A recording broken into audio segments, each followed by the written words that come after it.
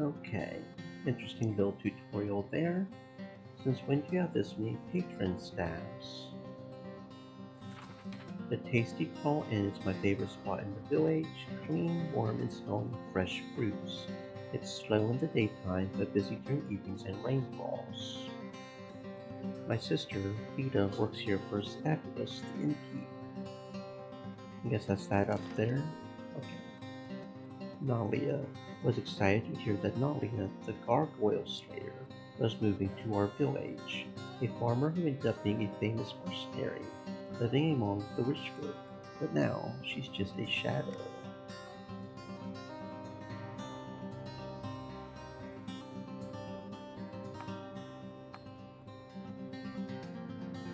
The news of Venus' deeds have reached the city. The merchants want to hire her. Having stabs in our village is Wright's blessing. He's full of ideas for silly meals and drinks, so I spend every evening at his inn, the Tasty Claw. Ivolo says the place is nothing special when compared to the city's alehouses. Makes me wonder. Thieves, I don't recall. I told you already, she. What a loud punch. I think I'll take the bottle back home. What else is new, ma'am? It's been an hour since you joined the merchants at the table. Keeping your back straight for so long starts to wear on you, but you were told only to speak when spoken to. You observe the others, but you can't follow their prattle. Something about a missing ship from the Far East, and a new spice that everyone just needs to try, even though it's as expensive as a sheep.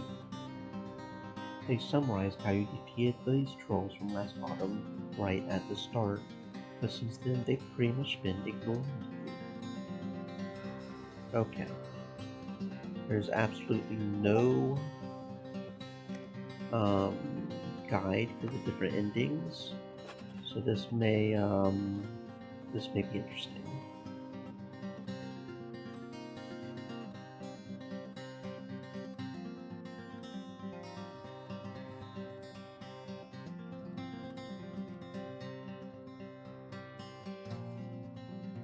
Yeah, there is absolutely no guide for how to get to the different stuff, so I would rather hang out with my friends. We were supposed to meet at the large rock behind the Pearl River. A slow, nice evening, even if not a very exciting one. So, Bina, how's your beer, Ebola? A kind of rich, the kid of rich spice merchants. His assistants handle work for him back in the city, while he enjoys his new effortless life here. He values peace more than dragons. You cast a glance at your dad, who manages to stay in control as always. Why can't you be that confident? My dad's a hero, the best hunter in the realm, no matter what anyone says. The beer is fantastic.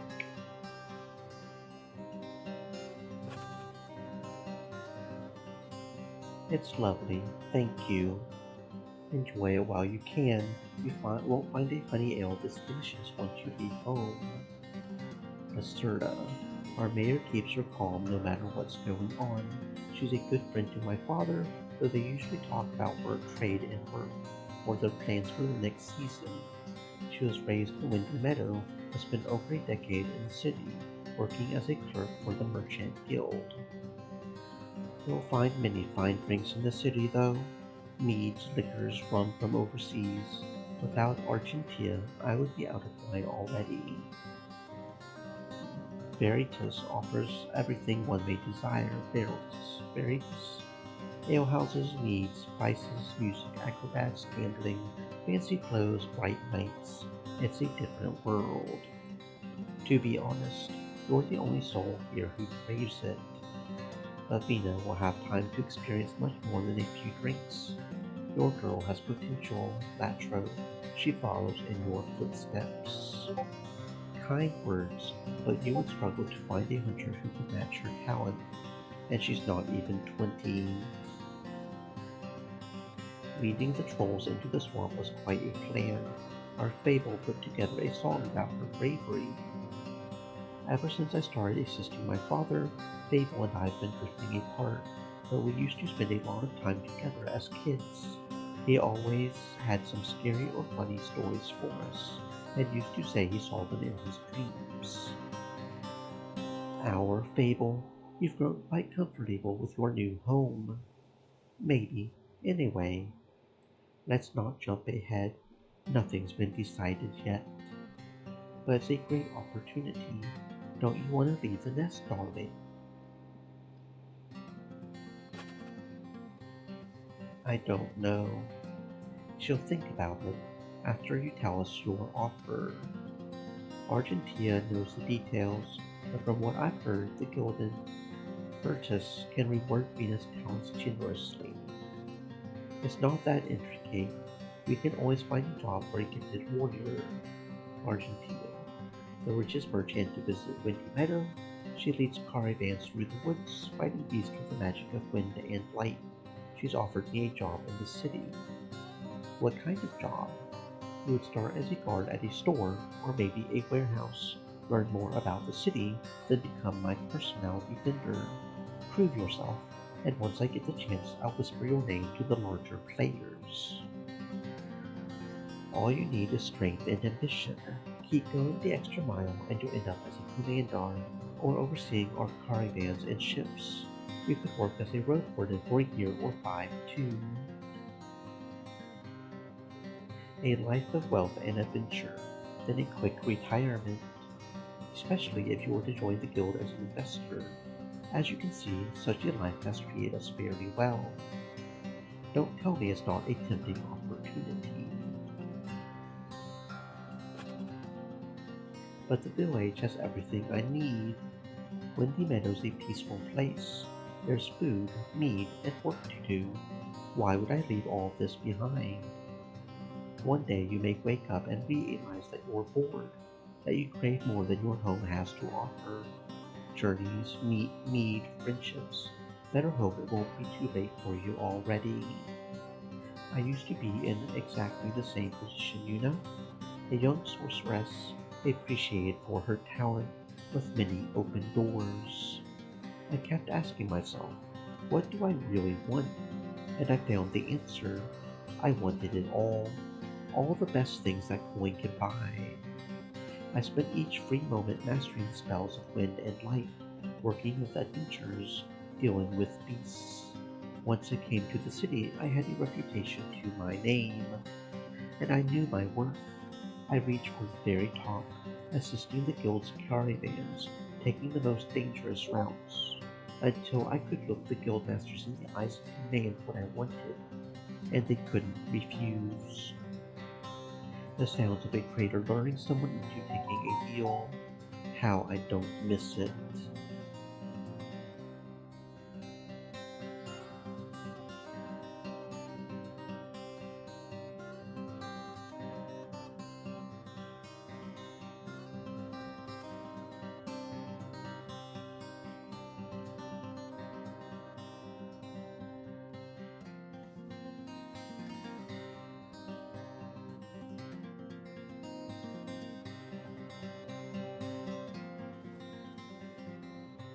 I don't mind listening to a master speaking about their craft.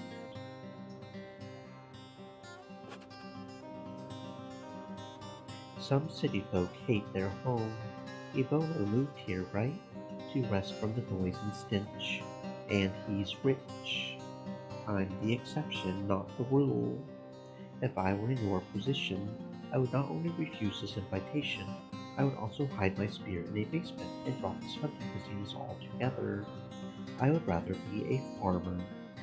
But I already had a life of luxury and worries, just like my parents before me, and they flourished in it. My dream was to live away from all the commotion.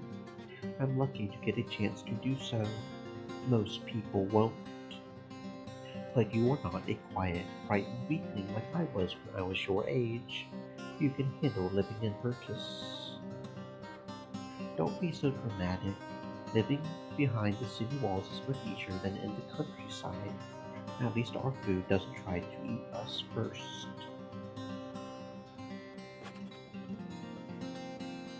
I don't know.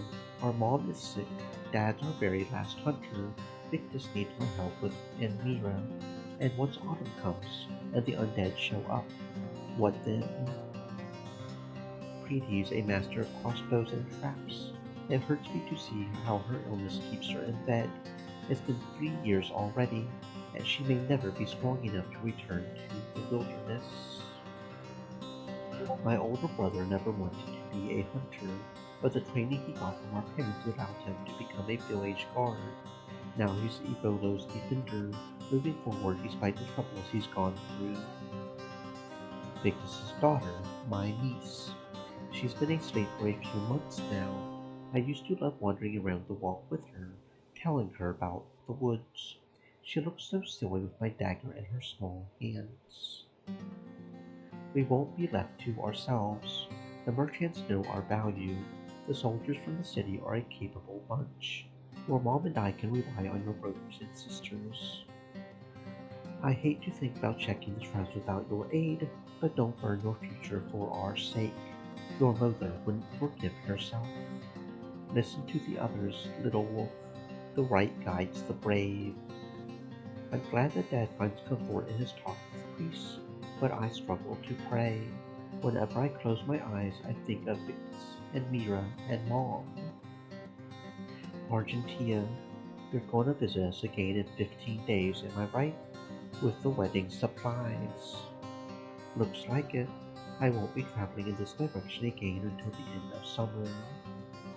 That's when we'll give you our final answer. Will you use a ferry boat or a cart? I have yet to decide. Just be sure to have space for a passenger. Deal? I'll figure something out. Like always, don't you worry.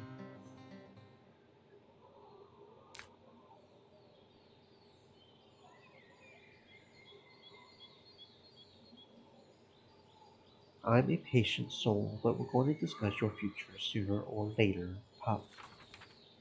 The woods in the east turn dangerous quickly, and, for the most part, only me and my dad have a reason to enter them. Recently, the lumberjacks have started to widen our clearings, letting in a bit more light.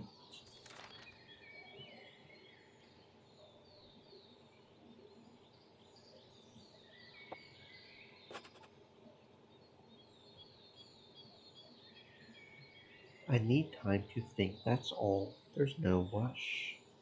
But there is. Taking Argentia's offer would take some planning.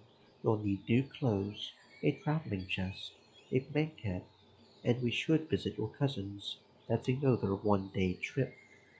I'm sure your mother would sleep better knowing what to expect.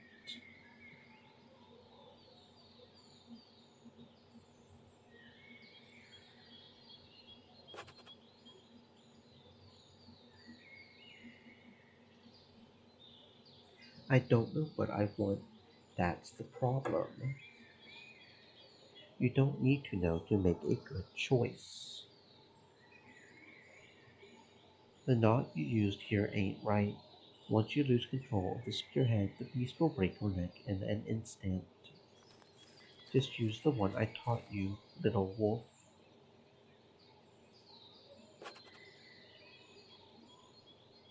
I learned quite a few knots from Limos. They're easier to use.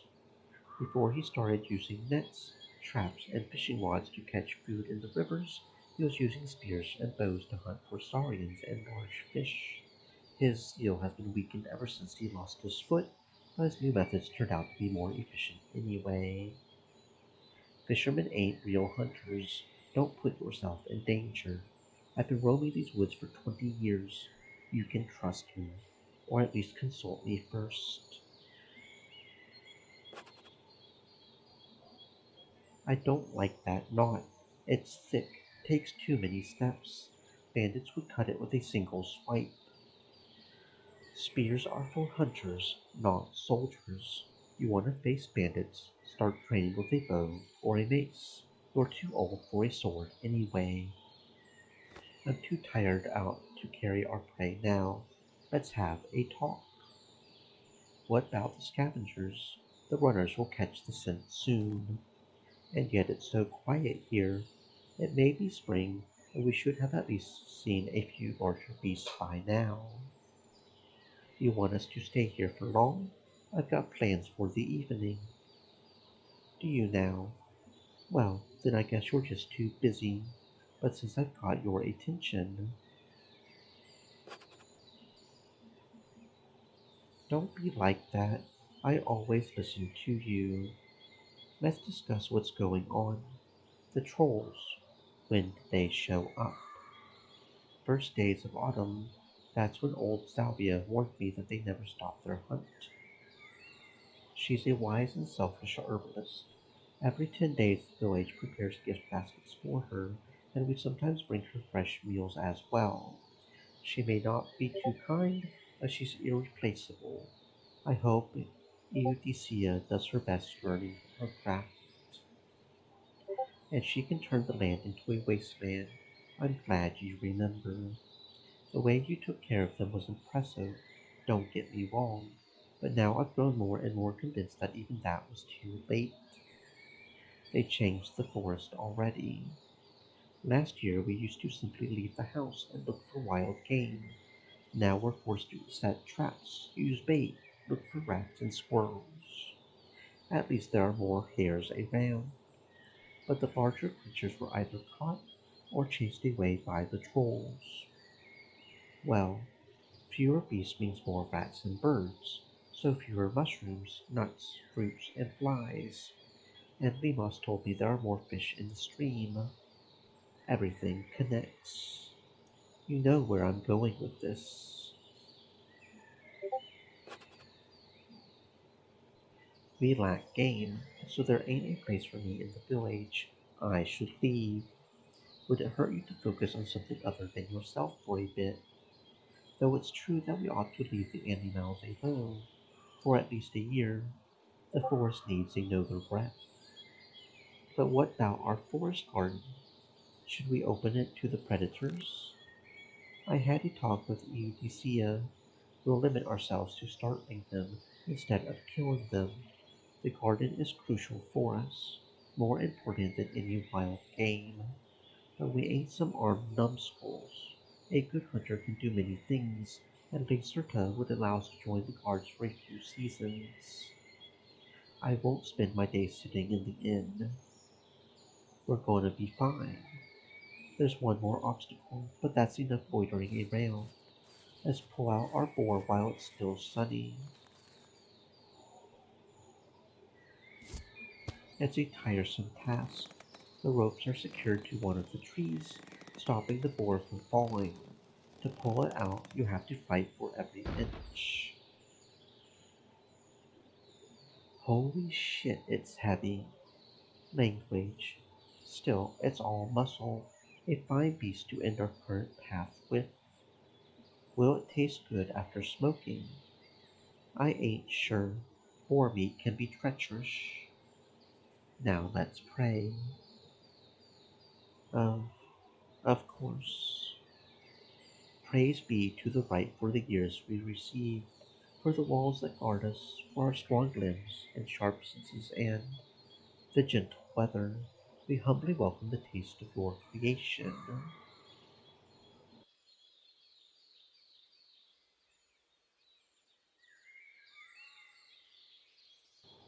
Help us spread your meat wisely in our family and among our friends, and help us sell the tusks and bones to the city folk.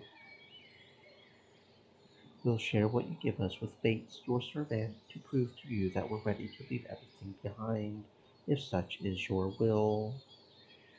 Once a roadwarden, now a priest, he used to patrol the paths connecting Windy Meadow with other villages, and folks say he was rather cruel in his trade. My father sees him as his guide, but somehow Bates doesn't try to shove his faith down my throat. I appreciate that. So be it.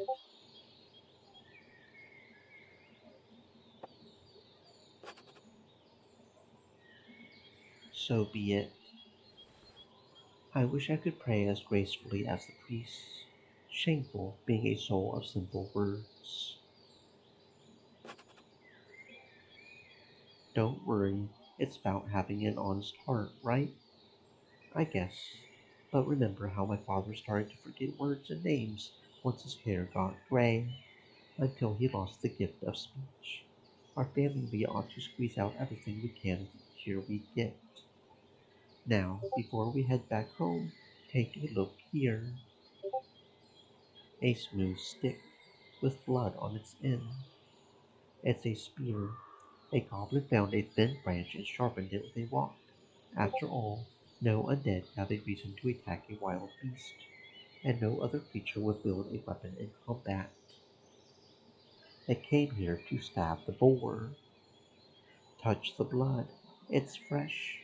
Goblins found the boar after it fell in the hole. They tried to jab it, but didn't stick around. The grass here is trampled, but I see no footprints. They could be slim from hunger, and that means desperate. I'm proud of you, little wolf. You would do just fine in the city. But goblins are bad news. Best case scenario, we're going to keep our tribe away from the woods. But who can be sure they won't attack the farmers or snatch our kids over the wall? Let's head back and warn the workers, and this monster will fill up a whole wagon. We've got a long day ahead.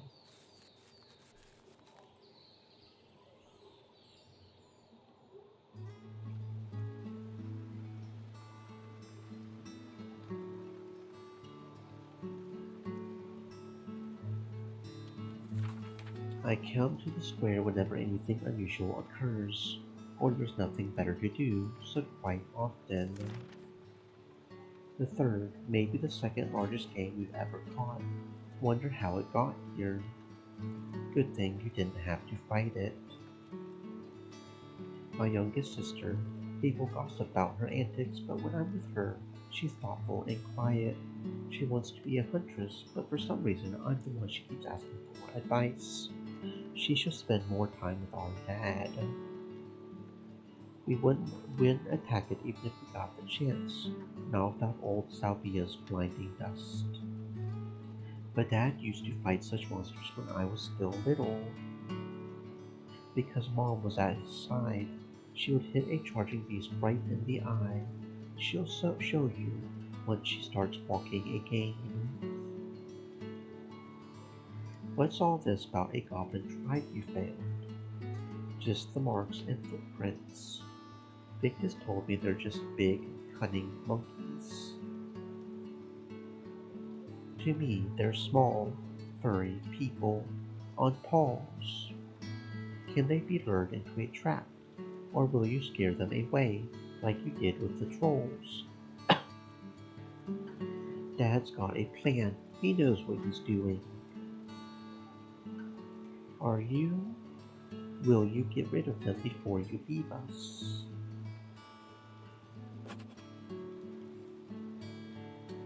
I don't know what to think of the city. Part of me wants to stay here. Dad says you'll leave for sure, that there's nothing waiting for you here. Dad says many things, but the choice is mine.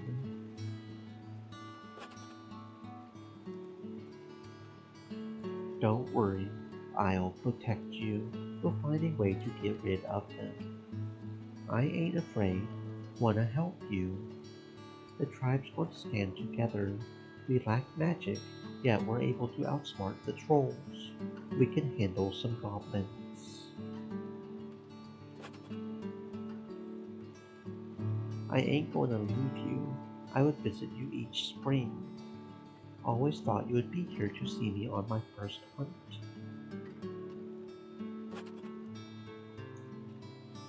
The right doesn't ask us about our plans.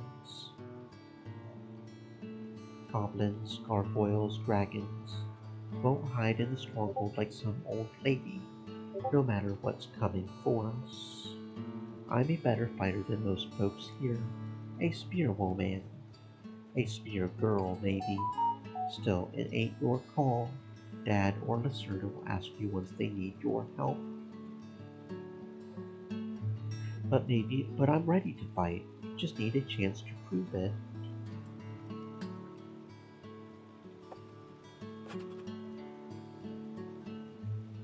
Be ready when the right moment comes. Don't argue with Dad, but keep your spear close and your eyes open. I will, and I won't disappoint you. I know, you're very brave.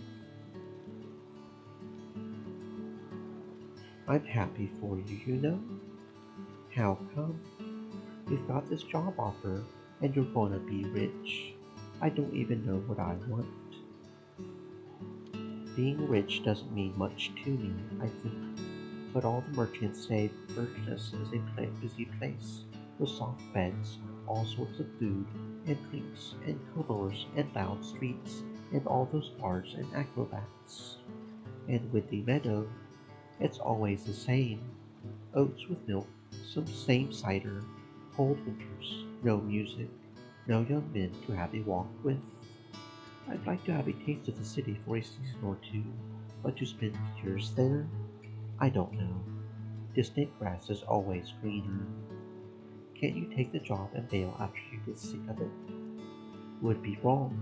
I don't want to quit unless necessary. Can't play with our tribe's good name. I don't want you to be bored, but, well, yeah, I would miss you too.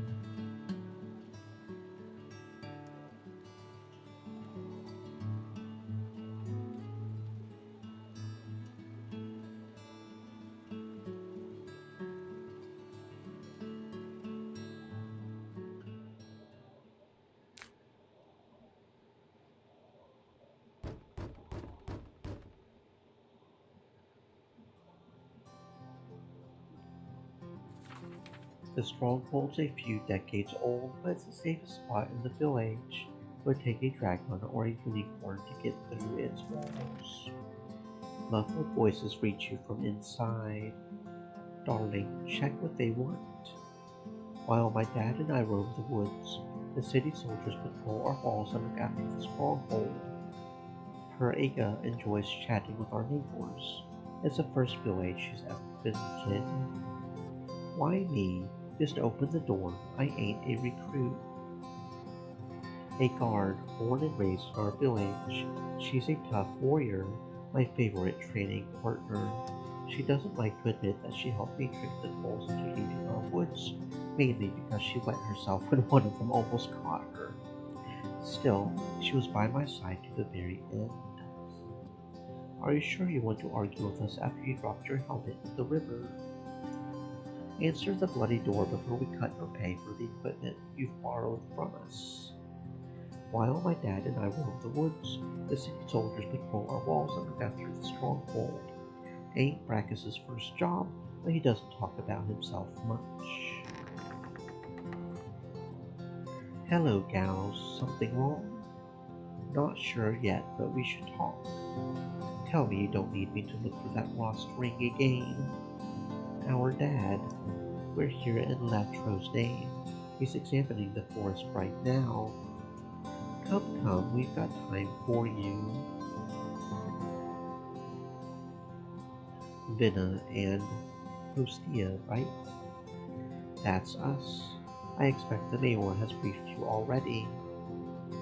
Only mentioned that we're to prepare the village for the furry shitheads. Ever fought a tribe of goblins? Not really, but there are lectures on all kinds of beasts in the city. It ain't like they're trolls, nothing to worry about. Unless there's 100 of them, they climb well, can get past the wall, and it won't be easy to hire a mage to help us. Let's think. We've got the three of us, and you, Vina, and your father. Would your brother join us? Sure he would. Victus is a bit busy, but he'll help us. Priest Bates too, and maybe we could ask the lumberjacks. Our mayor allows the city workers to cut our trees. They need to do it slowly, otherwise they'll anchor the beasts. You mean pay the lumberjacks? That's hardly enough, and I doubt we will get much use from arming the rest of the village with spears. Have you learned anything about these goblins' weaknesses? I mean, we've got fire if nothing else. Not much to go with, is it? Better prepare the stronghold for the elders and kids. Bringing in the beds and furs from storage is easy enough, but we'll need help with collecting water and food. What about so much to discuss?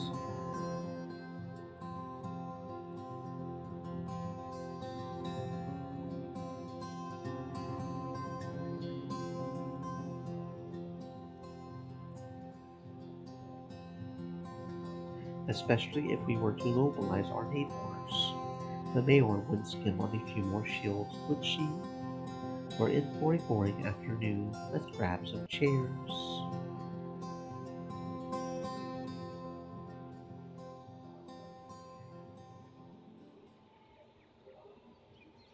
Finally, some fresh air. I'll leave the door open. Is it just me, or do you get bolder when the soldiers are around? Not that I've got a choice. They're not my best friends or anything, but they said I could join them once they head back to the city. They would recommend me to their commander, I think they're called.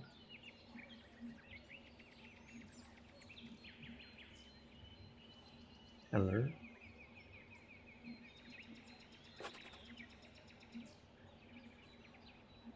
You could make quite a career. I'm happy where I am. I ain't one to go the extra mile. When I'm free, I would rather take a stroll in our forest garden or go to an inn with you. I don't need people looking up to me to know my worth. Though getting not iced was nice. I'm sure it was. Well, it's getting late. See you soon. Good luck. Are you going? Why even bring me with you if I've got nothing worth saying?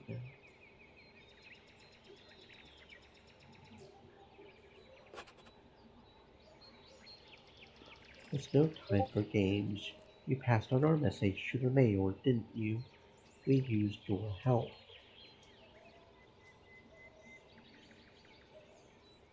still here. Father's waiting for you. My sister is only a year younger than me, yet we're strangers. Lately she called me a doesn't matter, but I think this time she meant it. I don't understand what divides us. What's wrong? We're having a family dinner. Victus is taking Anmira to the city to look for a healer.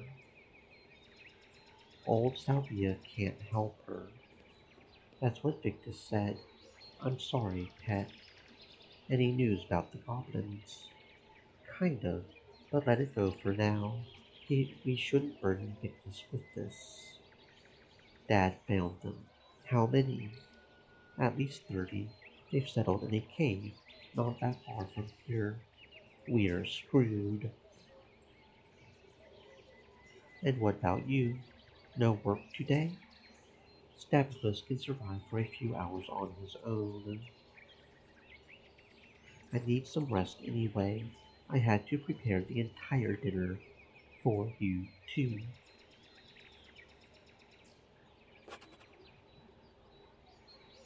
What we're doing ain't easy. The better our plans, the safer we are. So heroic of you. Just saying. It would be helpful if you could get home today without me having to give you a ride in a wheelbarrow.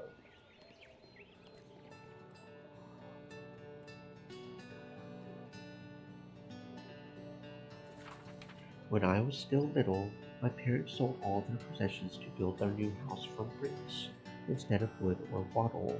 We keep placing traps around it, teaching beasts to stay away from this side of the village. So be it. So be it. So much fresh meat. Were we starving or what? This day deserves it. The boar was large enough to grant us a feast, and we'll share the leftovers with Vega, a farmer that lives next to us, together with Timnus. They're in debt to the city merchants ever since they lost their entire flock of sheep to a plague. Their daughters, Firma and Eudicia, can handle themselves, but Vega doesn't enter the village anymore, too embarrassed and shy. She often visits my mother, talking to her even if she's asleep. I got us a bottle of spice made casks too. Mina's husband, maybe the wealthiest farmer in the village, that welcomes everyone with a smile. He spends many evenings in tasty cloth, chatting with my father. Can I have some? Ain't it hilarious how Victus can simply decide to leave for the city once he sees he needs it, while Mina sits in the fence for half the season? You're too old for petty squabbles. Just saying. At least she was kind enough to join us, instead of stuffing herself at the end again. I don't even drink that much. Pay attention to other clients instead of staring at me like a hawk. I was talking to both of you. I said, can I have some meat too? In 2 years, little wolf. Let's have a talk before we drink anything. And Mira needs help, but I can't leave you with the goblins lurking around the corner. What did old Salvia say? Can't she help us? Eudicia told me that both herbalists have run out of ideas. Soon Edie's shell won't be able to swallow food. Old Salvia's pupil. A few years after her birth, her parents lost their flock of sheep to a plague. They had to look after the younger child, Firma, and since Eudicia's always been the weird kid, they asked Salvia to take her. Her eyes may be absent, but without her help I would have lost my eye to a werebadger. I'm happy to prepare our gift baskets for her. And while I'm grateful for your prayers, I can no longer wait for a miracle. You should still go to Salvia. For Eudi, everything's dark and hopeless. She's a wise and selfless herbalist. Every 10 days the village prepares its yeah, okay. Okay, so yeah. I'm sure they discussed it together. And she's rude and weird. So she's smart. We're not asking her to be nice. We ought to respect her and work as a team. Thank you, Vina. Yes, sometimes you just need to swallow your medicine and move forward. Speaking of medicine, right. Huck, you have your own set of responsibilities now. A child that's defenseless without. And what about the monsters? It was all a false alarm. I got spooked by 5, maybe 8 hungry apes. We'll handle them, Vina and I. Finally, some good news. But are you sure you don't need my help? Help me by bringing back my granddaughter. When can you leave? Ebola wants to hire the lumberjacks to escort us. If the right allows it, we'll hit the road tomorrow, just before noon. Dad lied to him? But what if we need his help? Victus has got the right to decide what to do.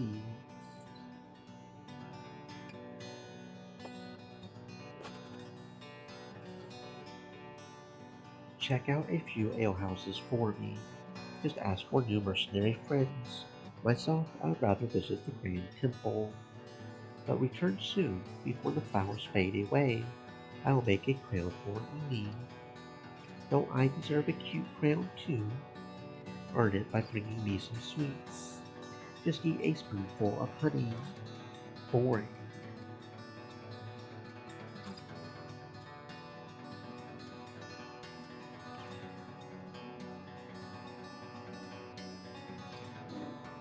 Wait, I heard something. Hi, Mom. She's awake. Great, you can say your goodbyes. I couldn't have hoped for a better evening. I had better head back to the inn. Hostia, the dishes are on you. Me, this entire mess. A huntress afraid of some dirt. Don't be a crybaby. It won't kill you. I'll go with you. Duh. What else is new? And what else would you want me to do? There's nothing fun around here. There's plenty of chores to help with, just nothing as easy as popping casks of cider. Keep the judgmental tone to yourself. Just say, I hope the city will excite you enough before you finish your path as a drunk loser you really are.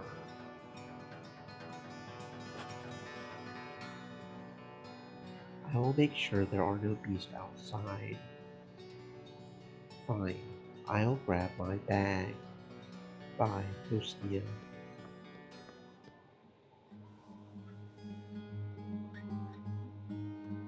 Hanging out with the older folks for a change. Our ironsmith, he made all the weapons my family owns and came here when he was about 30. Says he learned everything on his own with no master. The tools he makes from chitlin are weirdly light.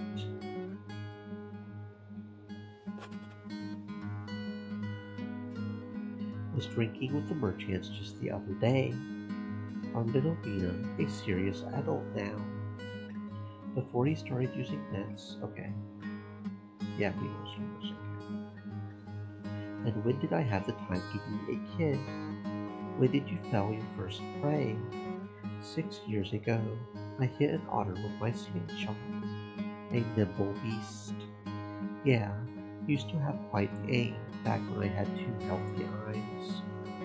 6 years, a third of my life.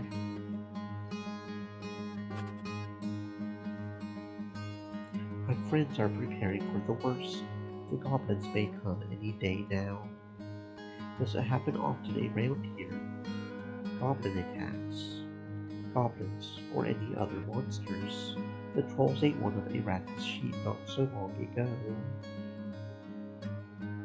A local farmer owns our tribe's last sheep and noble griffins. Her kids look after the pets of the rich city folk. She rarely visits the village. It's the safest village in this part of the province, protected by guards, rituals, and hunting traps. You'll get used to it. You just got spoiled by the tall city walls. Give it a few years, and a limb or two, and you'll feel at home.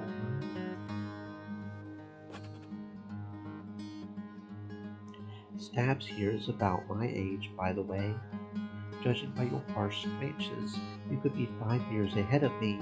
You're taller than me, too, and more muscular, don't forget. Flesh is one thing, the soul's another, easier to mature in the countryside. Definitely not a hard perspective, biased perspective. And some, like Calloway, won't ever grow up. And why would I? I swing a hammer, not give advice to youngsters. The woods are not too gentle for us nowadays, but how's the river?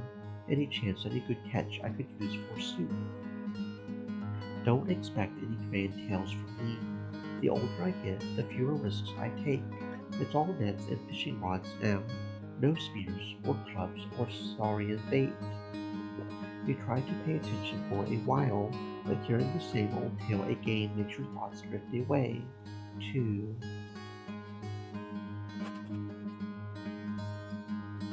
While I'm here, Victus is preparing for his journey. It was me who was meant to leave. Can't everything just slow down a bit?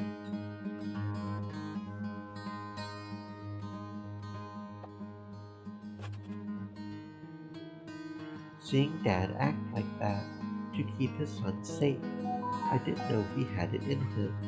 How often does he lie to me? Argentina left the village yesterday, but I can still catch a whiff of her plum perfume. Whenever she comes here, she looks like she owns the place. Confident, wealthy, gorgeous. Could I find all this in the city?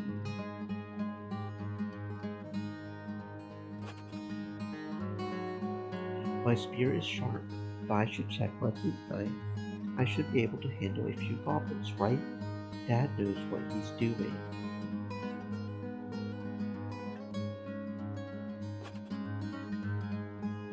Another loud day, and yet I'm forgetting it already.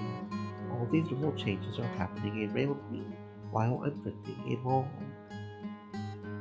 Will I end up in this inn tomorrow, and the day after, and the day after that?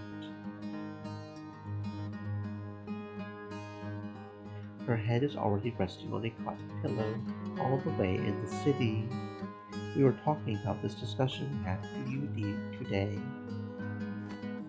Someone as good at hunting as she would have no problem teaching Meadows how to hold a spear rightly. He's a clumsy, lazy ass. Now you've got an issue with my ass? I would never. I don't know a thing about hunting all that much. It's a respectable trade, with a dose of responsibility attached to it. A duty, some would say, and you've got the talent for it. Maybe. Dad's been teaching me since I was a kid. I've got a strong shell, good for combat, and the sharp senses of my mom. But I feel more myself when I'm home, or with friends, or even here. Even here. Have some mercy. What would you rather do?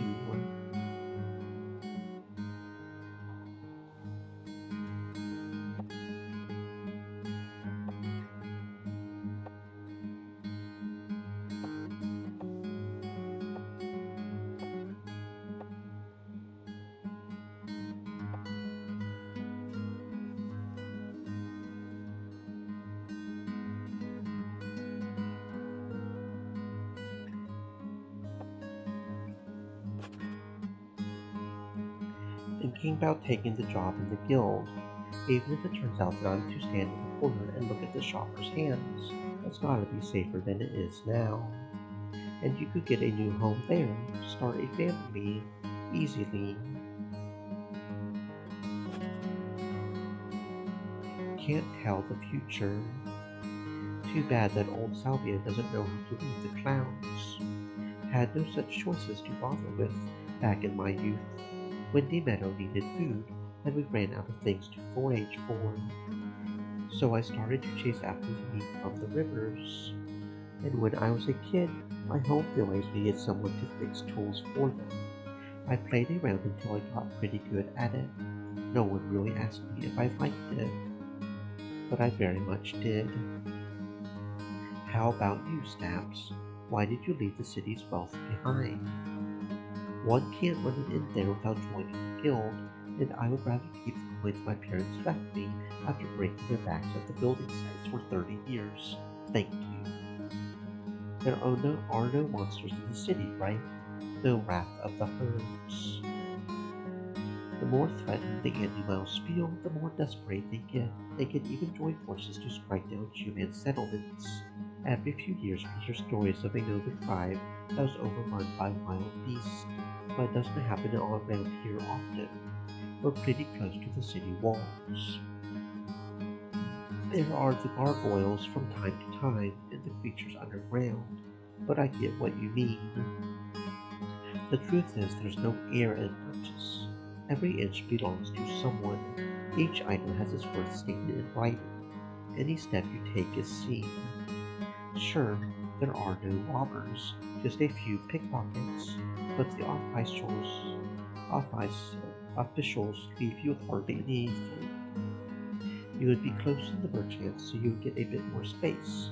Just be aware of the sacrifices.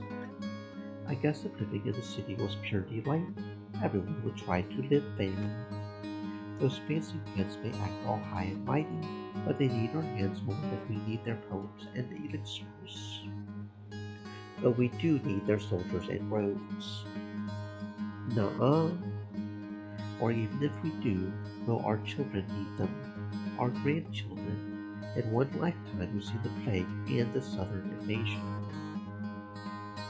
I guess so. Change is in the wind. Yes, no path is really safe, is it?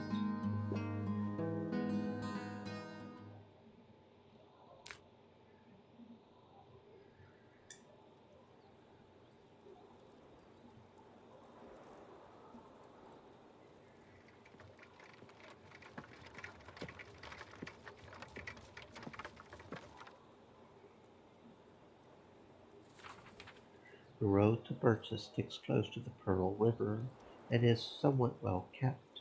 In just a few hours it takes you to the roadside inn that gathers news from all the neighboring tribes. May the right guide your steps. Thanks, and your tribe. I was wondering where you were hiding. I'm getting old. The commotion wears on me. How did your goodbyes go? I'll miss our neighbors. And you. Let's pray I get back before the leaves cover the roads. The chances are good. Can you get to the city in 2 days? 3, I would say. It's noon already.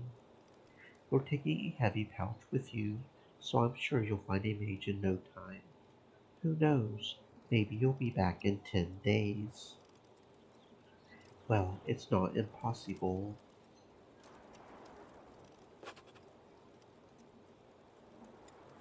A dangerous road ahead. Will you be all right? Ain't my first time on the road. Don't be dumb. The 100th trip is as dangerous as the first one. Wash your ears and mind the tree crowns. Stay away from hard drinks, especially at the roadside inns, and keep your eyes on the game. Fine, fine. But with our bags resting on the wagon, we'll save plenty of strength for the beasts. I trust in the right.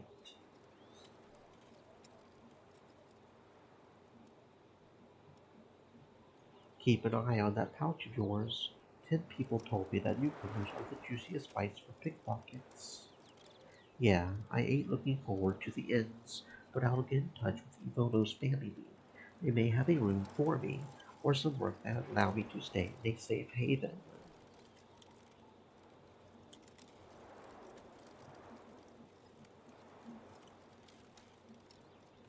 Feed Edie only once you make a stop. Take your time, don't let her choke. Seriously, I've been at her side long enough for you to trust me. And we do, but you never know which word you need to hear before you enter the woods. Any of them may save your life. How are you going to get back? Will your crew join you? I doubt it. We'll likely get assigned to work right after we pass the city gates. Worst case scenario, I'll join a trading caravan and stick to the main road until I reach the nearest inn. From there, I'll hire a few mercenaries or a roadwarden to escort us home, just in case we brought you something. It used to belong to Nalia, of course, I recognize it. Was excited to hear that Nalia, the gargoyle slayer, okay, was moving to our village. A farmer who ended up being a famous mercenary, living among the rich folk, but now she's just a shadow. You're crazy. I can't accept it. It belongs to our family now. If you have to, sell it. But it's made of cold steel. How much did it cost?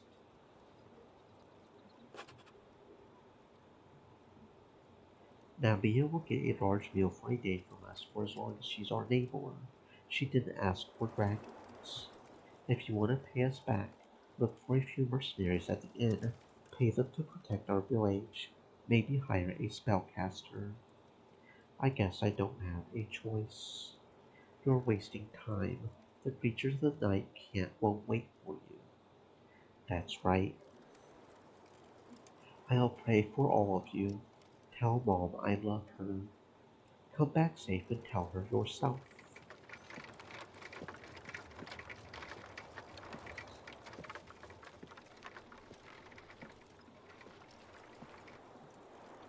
Well, time for our patrol. East. I ain't sure we should enter the woods anymore. Let's set some traps by the western bank and secure our cabin. These goblins live by a creek, so I bet they'll try to overtake the river sooner or later. Right. When might they attack the farmers? They are hungry, so any moment now, we've got to take the initiative. Recently, Hostia's been all too excited about facing the goblins in combat.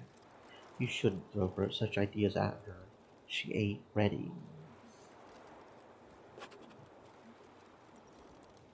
She's quick, she's nimble, she trains all the time. She ain't a warrior yet, Venna.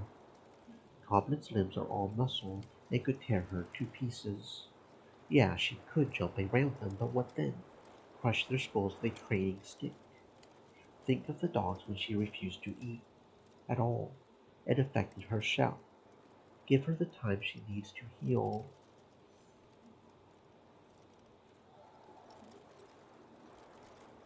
She needs more duties. She's almost an adult. Let her be responsible. She ain't like Lita or Victus. Your mother's illness pushed her deeper into her own thoughts, not into action, and we weren't there for her. If you force her to become someone she ain't, you'll hurt her. Have patience. I'll keep her safe. Don't worry about her. Don't take on more tasks than you can handle. I need you to protect all of us, and having Hostia at your side would be a distraction. You want to prepare for a hunt? Teach her how to dress a duck, or take her to a rat hut and help her hunt down the rats on her farm. What happened to you when you were her age was extraordinary. Be glad she has a year or two of childhood ahead of her. Don't you have as much as a shred of respect for my judgment? You ain't allowed to undermine my authority in front of your sister. Your mother and I are responsible for her. You want to direct another soul through their childhood. Start your own family. Let's focus on the day ahead. We can't control it, but we've got work to do.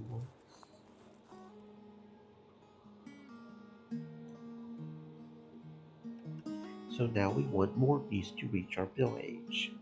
Never in my life did I think I would witness such a day. Let's hope we'll see runners, deer, and stoats, not goblins. I ain't looking forward to werecats scratching at our door.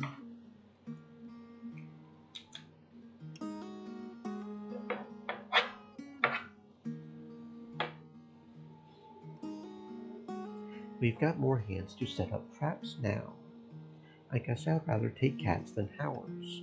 Let's not set too many traps. No pack of Howards will be as annoying as Victus on a diet. Or you when you catch a cold.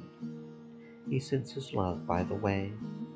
Tell that pup to say it to my face. I did, Mom. I did.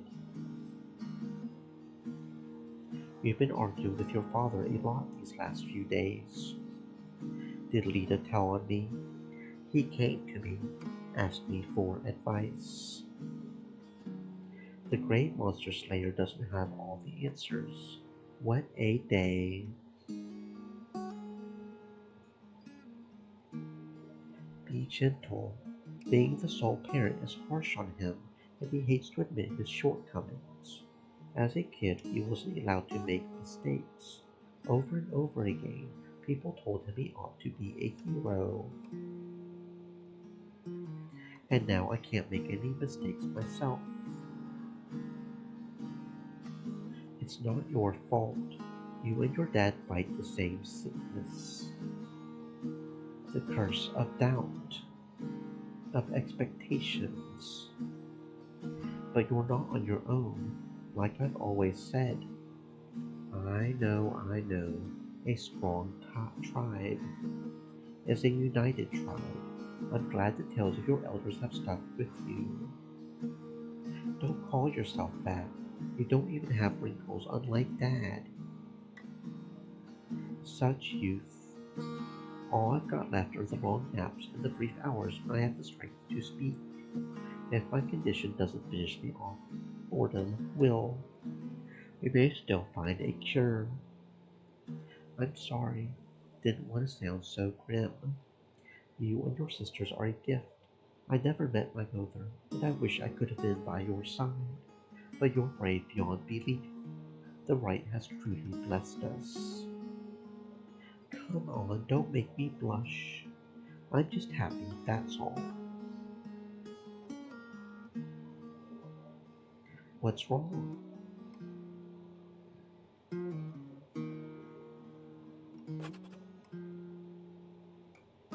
I don't know what to do. Because you can't enter the woods anymore, or do you mean the goblins? I want to go, but I don't want to leave. You spoke with that merchant, right? Did she rub you the wrong way? Argentia's fine, full of herself, but that's not unlike all the other witch folk. Dad acts as if taking this job is the easiest thing in the world. He says you've got no reason to refuse, but there are plenty, such as...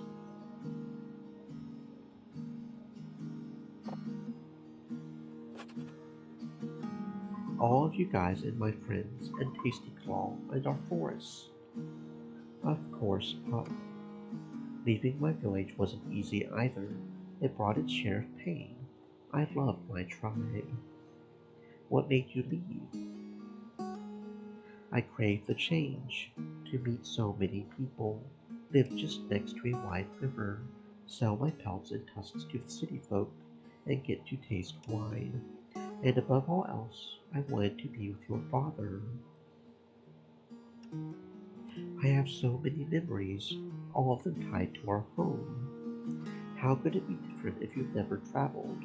You would be surprised how adaptable humans are, even though we're so afraid of the unknown. Stream elements. Set. Do you want me to leave? Stay moist, my friends, hydrate. What makes you ask that? I want you to say yes. You're free, Vina. I don't want you to listen to your parents. The choice you're going to make needs to be your own.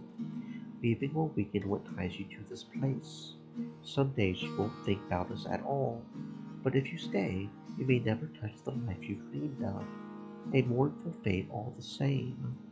And who can say your choice will make any difference? Stay here, and you may die in a fire or from a plague. Or maybe you'll get an even better offer in a year. Or we'll find a treasure in the lake. Leave, and you may die on the road at the hands of the undead. or get robbed in an alehouse, or lose your job after just a few days and return to us with lips rotten from resentment. We make choices and deal with their consequences. Our moments of bliss and pain are often undeserved. Most of the time, we ain't in control. Don't look for the right path, or your own path. Chasing after one's dreams is reserved for a mere handful, but the lives of everyone else are just as valuable. A starving orphan will seek their next meal, not happiness, when you look down on them because of that. My greatest joy is that you have a choice, but no one can point your life in the right direction. There ain't one, and you won't avoid suffering. My remaining days will be little more than staying grateful for the good life I've had and for sharing my misfortunes with the love of my life. Your shell is strong and young, and your soul is kind. You now only need to sharpen your will. Mom, this babbling makes me hungry.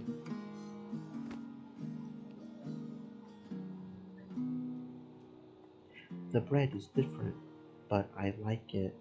Nina got a few tips from Stadfus, then asked her for the details.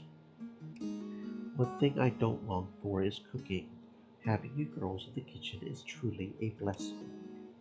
Should I mention the last time you tried to whip cream on your own? No reason to remind us of such traumatic events, little wolf.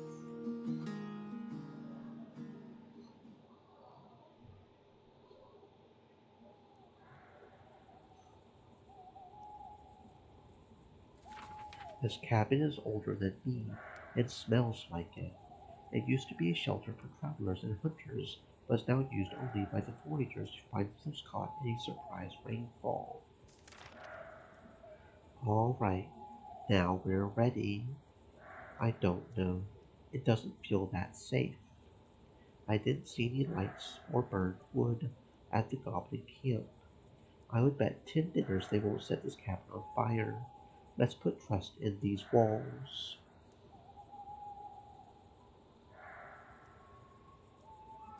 All we've got to do is wait for the tribe to get into range of our spears. These gaps and windows are perfect. I would rather have the guards with us. Our scents could scare them away and would mask the bait of the raw beef. I don't have more blood and slices to scatter around the woods.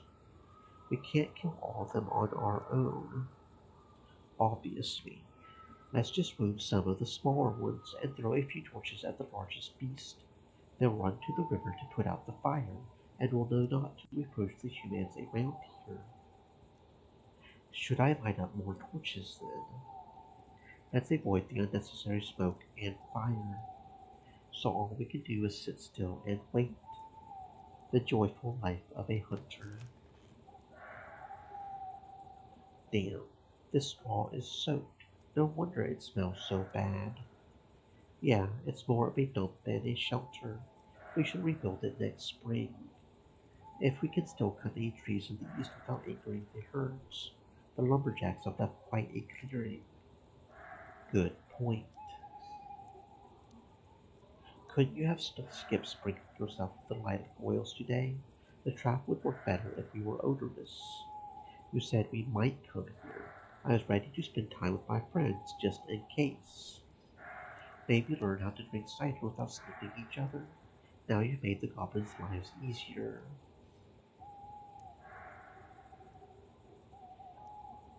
We were told, Goblin, next time give me specific instructions.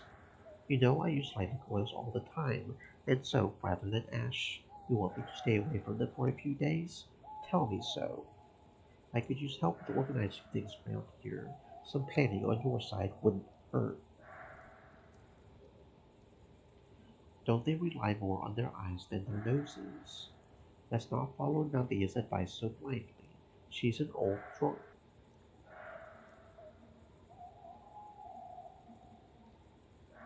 Listen to your elders. I've heard that countless times, and Nalia's a famous adventurer.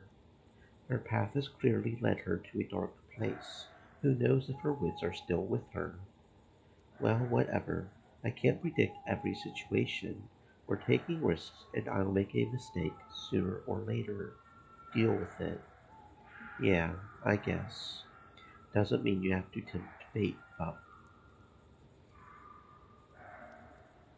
I can't be perfect at my job. All I can do is promise that I'll try to do better, but show me some patience.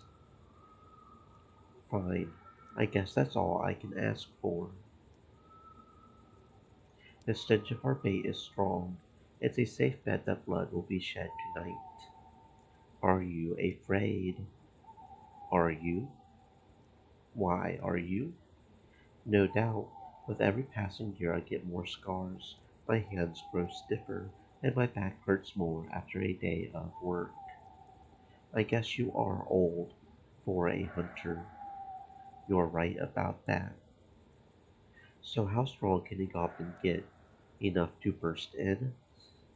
About as strong as a human, I reckon. So they could make a hole in that thatch above us. They're too dumb for that. Are you sure? Sure enough to risk it. It'll be to pack us anything. I can spread a bit of honey on some slices of bread, if you've got the stomach to eat right next to a rotting pile of meat. I've eaten raw snakes and ravens. I'll manage.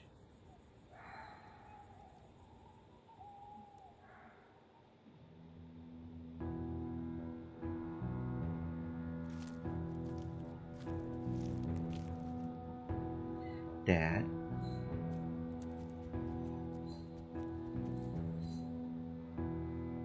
Right. Ready. May the right's breath be with us.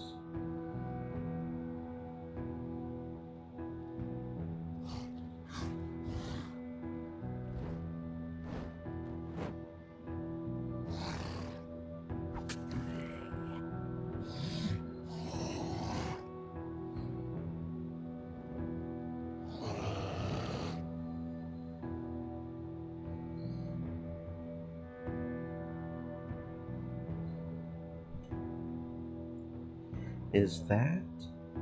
Did we win? Why ain't they running to the river? Wait, they're scattering over the shrubs. What have I done?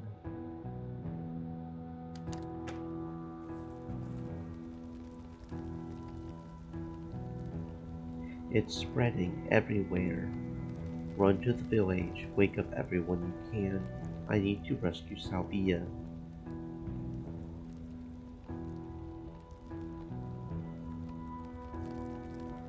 Be careful and stay away from the beasts.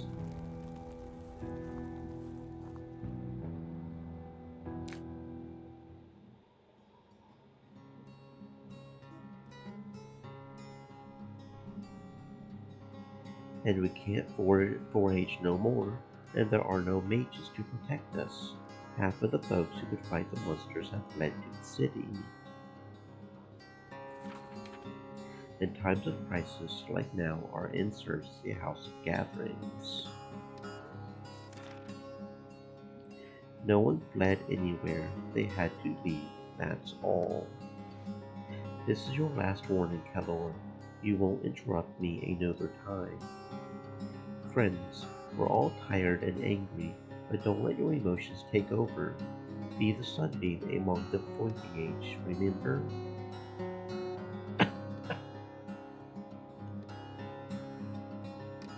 None of you is held in Windy Meadow against your will. At the same time, I won't order an evacuation without good reason. We have the sick and the elders to look after. I can't force them all to seek refuge in the name of our fear.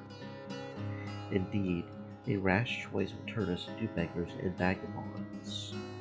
Let's discuss the threat at hand. Step forward, Latro. Why ask him of all?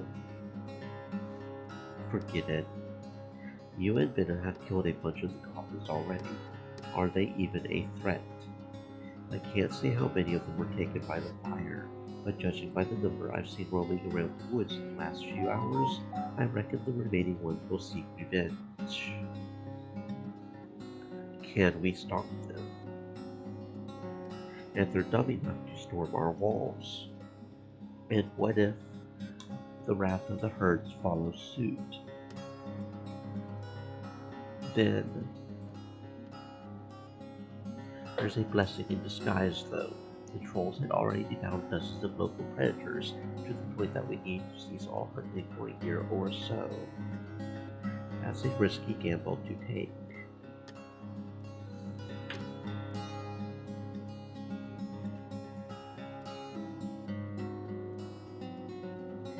This is our land. We can place traps, stop the onslaught before it reaches our walls. Even if it were a sound plan, surrounding the entirety of our territory with boats and spikes would take years, and we have only a few days to act at best. My question is, what went wrong? How did the fire get out of control?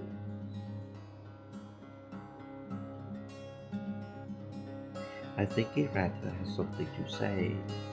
It's Latro's fault. That's what Melius said.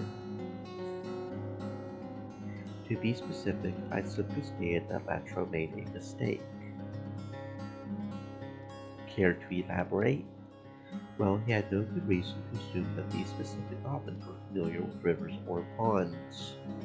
I guess nowadays the goblin packs are smaller than they used to be before the southern invasion. Back in the day, learning how to confront 100 of them was crucial for any fighter.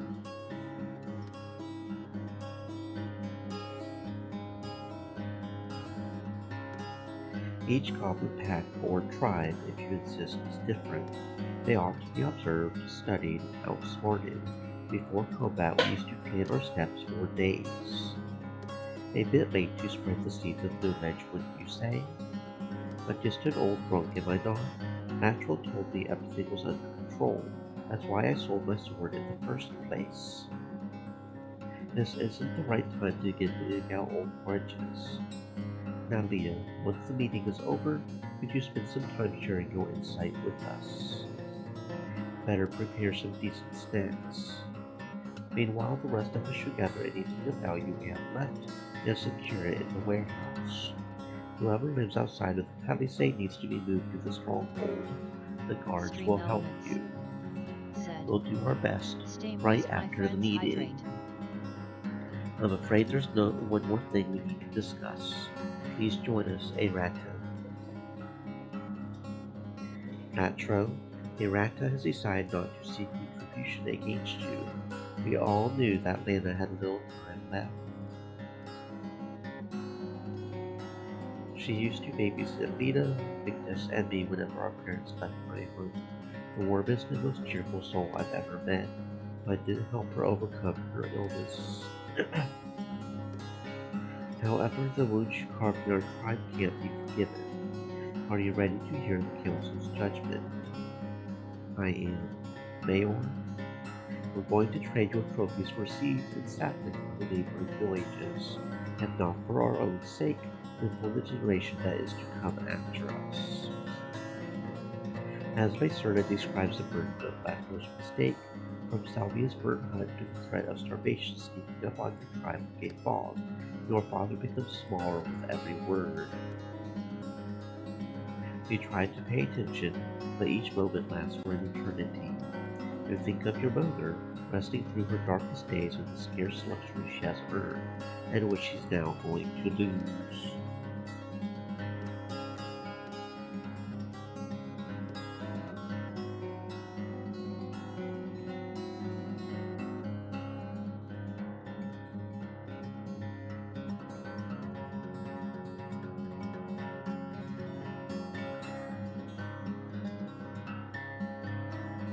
You think of the chaos that's going to once again push Hostia into distress. Who knows if she's going to recover from it this time around? Or of Meadows' angry glances, and the wall that grows between you, of little Mira and the desolation she's going to find once she wakes up. Of Latro's legacy, now shattered. Anger makes your breath warmer and louder. If you refuse to pay, you are to be branded as an outlaw. All tribes within reach would hear your banishment. Do you accept your fate, or would you rather take it to the judges and furnace?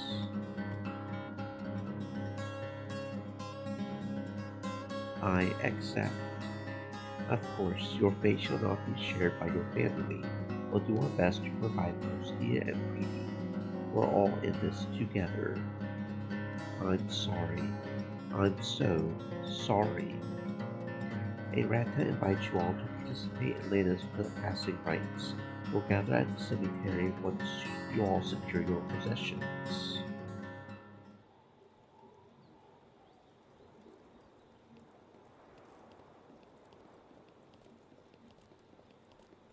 For the first time in years, your dad remains quiet, observing the alleys of Windy Meadow with gloomy eyes. You stand idly waiting for his command, but it doesn't come. Where to next? I ain't sure. I need to tell your mother what I brought on myself. Gather your sisters, won't you? Let's meet here in an hour. He's taking it pretty well. He's got only himself to blame. He made a mistake. He can't escape the truth.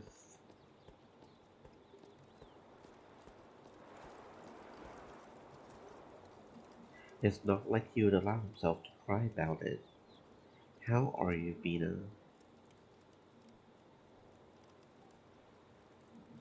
I'm fine.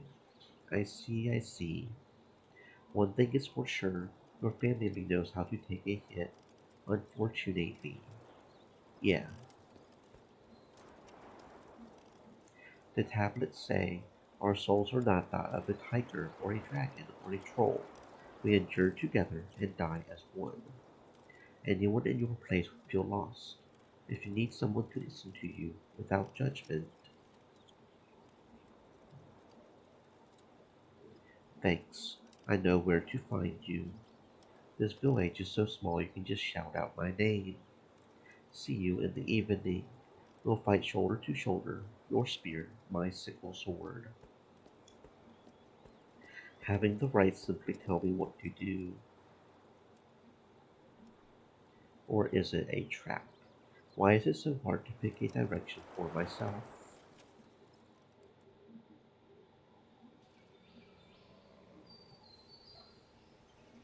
You know what? This ain't the same sheep. It has brown dots on its back, not black ones, and a white tail. So its sister has lured us to her, as if to distract us. What a cunning, fluffy beast. Great. Now I'm being outwitted by sheep. At this pace, we should be done gathering this herd in 10 years or so. Are there no magical plants that could lure them to us? A sheep nymph. Let's ask old Salvia. If she ever had such a thing, it's now lost to the fire. I would rather not bother her. So how can we find the others? I ain't sure, pup. Let's just do our best before sunset. I bet most of them died in the fire. Well, yes, but the hills kept the flames from spreading west, and the sheep knew how to swim, though they can't outrun the cats and dragonlings that roam our woods. And are we gonna outrun them? The beasts are still in shock, so right now the woods are safer than ever. Just focus on the sheep. Don't worry, she won't go anywhere. Ain't that right, my pillow? Hate to admit it, but Venus sounds wiser with every day she spends away from a battle. What's your problem this time? Just say, please, wolves. This herd is worth 300 dragons, if not more. The more of them we find, the closer I'll be to paying off my debts. Flock, not herd. Sheep gather in flocks. Doesn't really matter. I'm a dumb brute and I couldn't possibly memorize another word.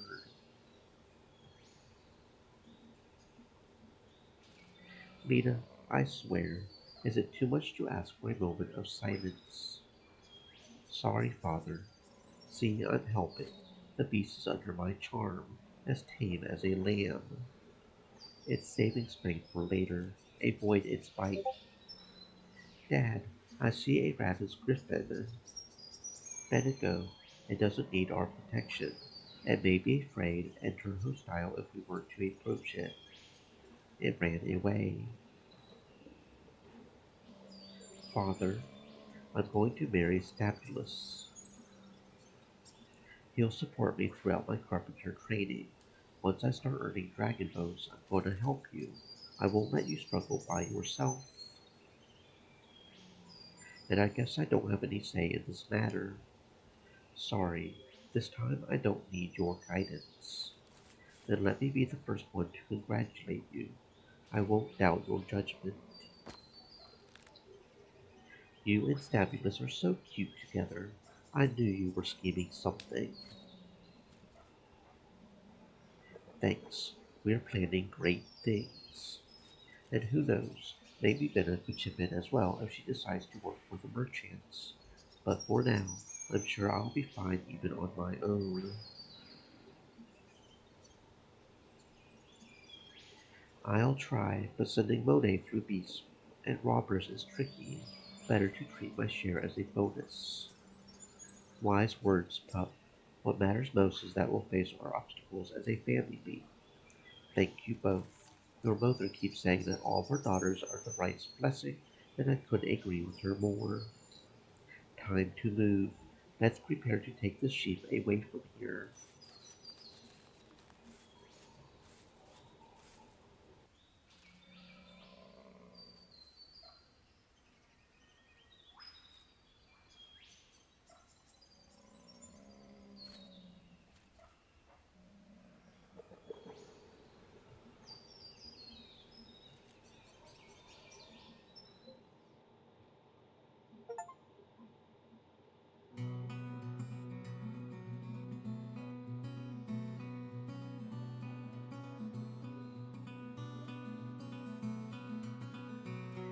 Okay. Huh. So I got the achievement, the humility. Benna and her father have stuck together. I made a small assumption based on how the achievements looked that each ending would give us two different achievements, and I guess not. So I guess each chapter has four different endings, just in general. There is absolutely no guides that I can find for this. So I don't know if I want to try and muddle through this and try to figure it out.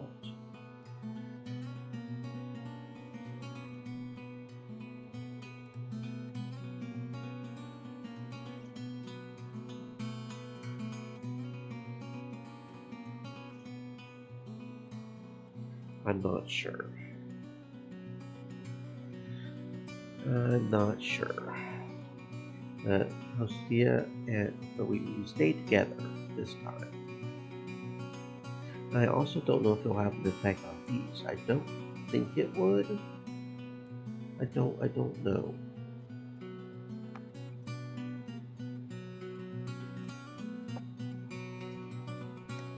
I don't know.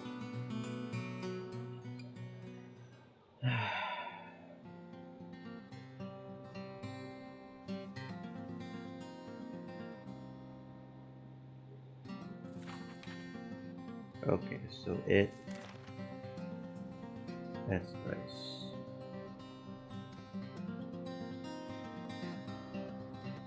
So if we do that, it doesn't even realize that we've been through this before. Okay, yeah, it does. Okay, here we go. And it should only skip the one you see. I don't know. Um,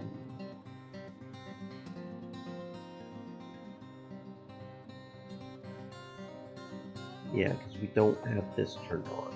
That would skip unseen text, so it wouldn't.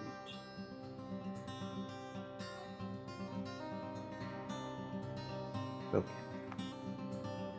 Um, okay, so the other three achievements are for Bina and her father to grow apart.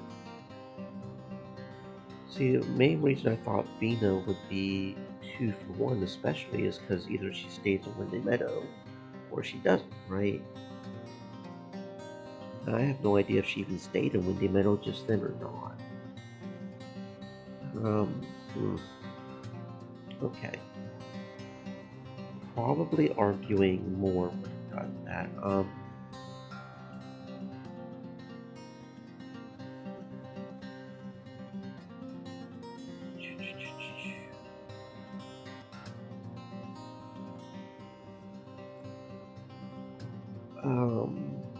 the longer I'm here, the easier it's going to get. But at least you're getting used to their fancy accent. But would it kill you to talk about something other than Monet?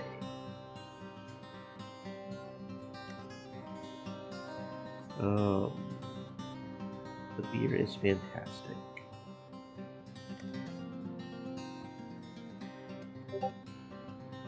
I would love to.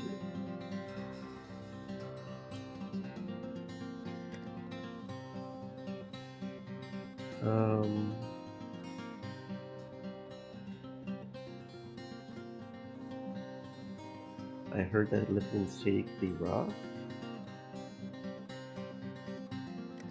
It doesn't. Okay.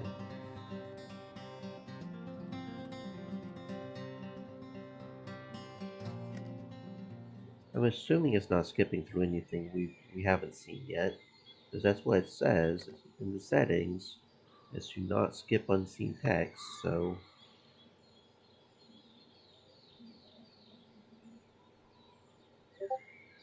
okay, yeah. So we didn't make this decision. Okay.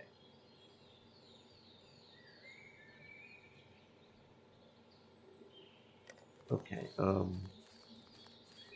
Your knot is awkward. Okay, so there's a lot of just.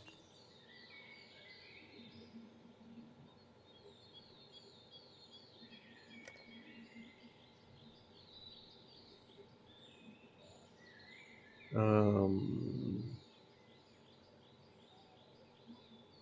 you want me to leave?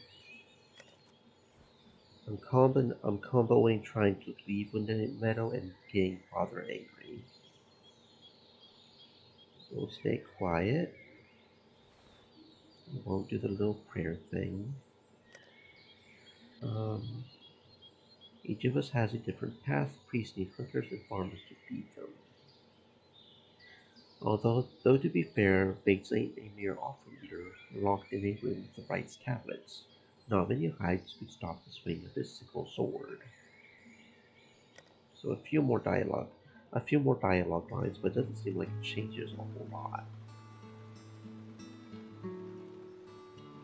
I'm not leaving you. I'll visit. Me too. I want to be there. You know that. You know I would.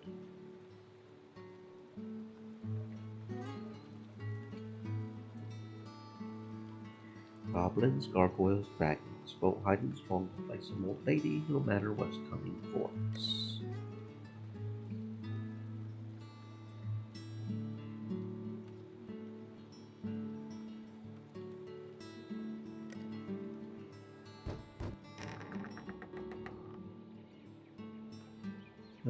Congratulations. Feels like a yeah.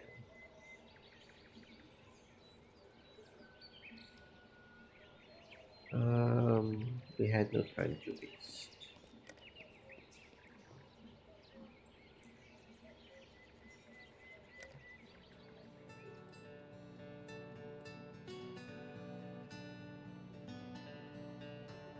I bet squabbling with our sister will do a lot. A cabin ain't far away from here. We could go there and have a little talk. Salvia knows what she's doing. If she believes the UD is ready for the duty of aid to our tribe, we'll respect her decision. EUDC is my friend, and she's helped Mom a lot. Pup, you have your own set of responsibilities now. The child that's defenseless without you. Dad, you told Lita that this goblin tribe is huge. Shouldn't Victus stay? It's dangerous to split up. Is this true? Son, I can't just leave you with those beasts. Well done, Dina. You did it again. But we need to stick together. Let's take Amy to Osalvia instead. Silence, all of you. You've got to go. I would do the same for any of you. The healers from the city couldn't help Mom. And even if the right does guide them to help Mira, do you want me to bring her back to a pile of ashes? It's good. Shut up. You said enough already. But Dad, leave this to the adults, sweetie. Go to your mother. Are you serious? Shut up. Adults, what's wrong with you? Yeah. I'm sorry. I'm confused and afraid. Let me fix all of this. Pup, please let us talk for a bit. Victus and I need space. And forgive me, Vina. I do hope you can see you've made a mistake. Fine. I'll go. Listen to me, little wolf. We'll be all right. You have your own duty to handle now. Don't surrender to fear. I ain't ready to make this choice. You are. I trust you. Do what's right. I...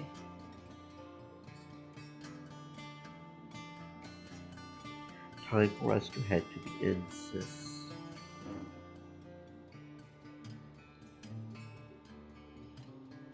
I'm sorry, we're opening a fresh cask of cider, not that you'll taste the difference.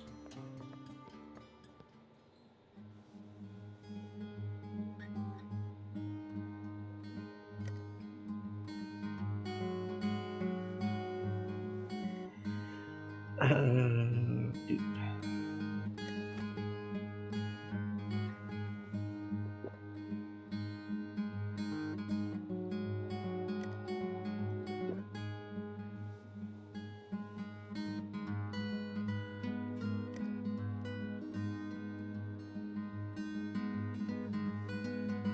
It'll be a rough night at home. I'll sneak into bed without talking to anyone.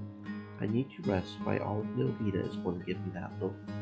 Maybe I'll stay here a bit longer.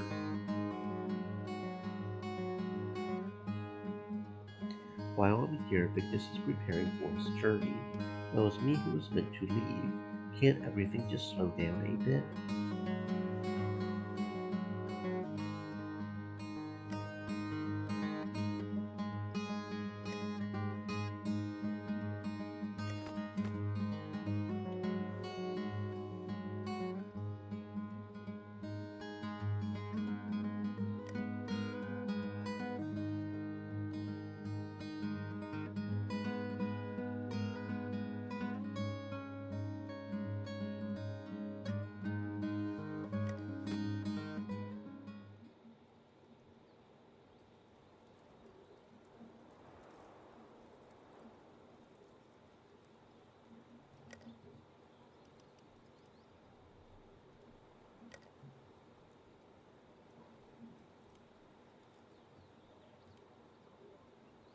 What matters is you can now sell it for a small fortune.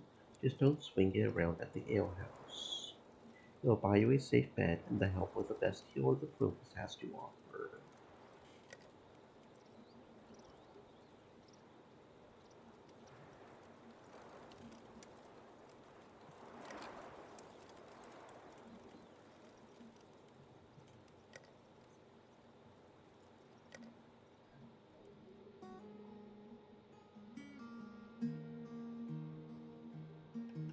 It's been a rough few days, that's all.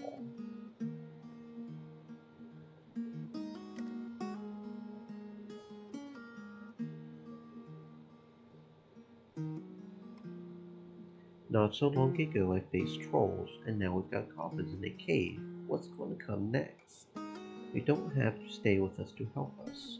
You can whisper in the merchant's ears or convince the officials to send us another few soldiers. I have so many memories, all of them tied to our home. How could it be different if you've never traveled?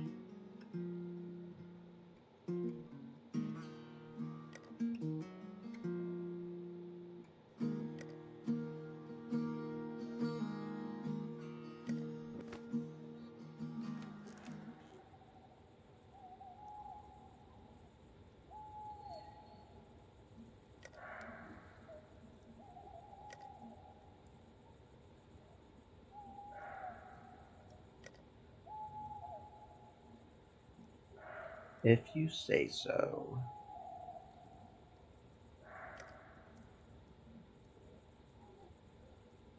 Are you?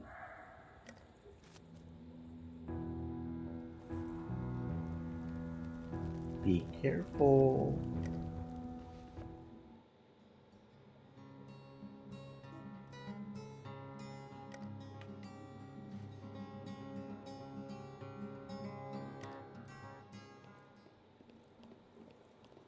What now? Now I need to bring the news back to your mother, then we're back to work as usual. Errata needs my help. I'm sorry, but I'm going to need your assistance, at least for the next few days. Will we be alright? You and your sisters will be fine. You heard the mayor. It's me who's responsible for all of this. Bring them here in an hour, won't you?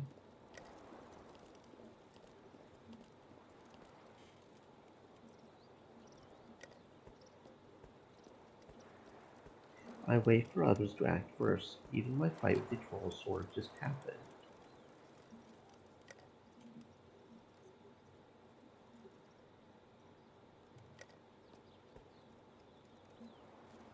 I can pray on my own. I'm asking more as a worried neighbor and your parents as friends. If you ever decide to give it a try, I can assure you that everything will stay between us.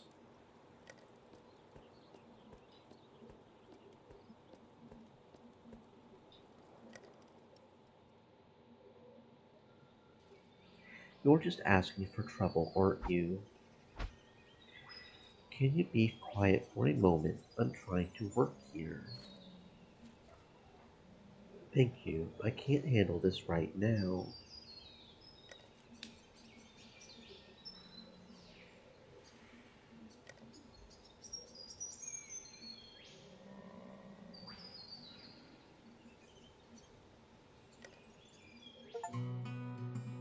Okay, so that's got Binna and her father have thrown a cart. So then how the heck do I get... Huh.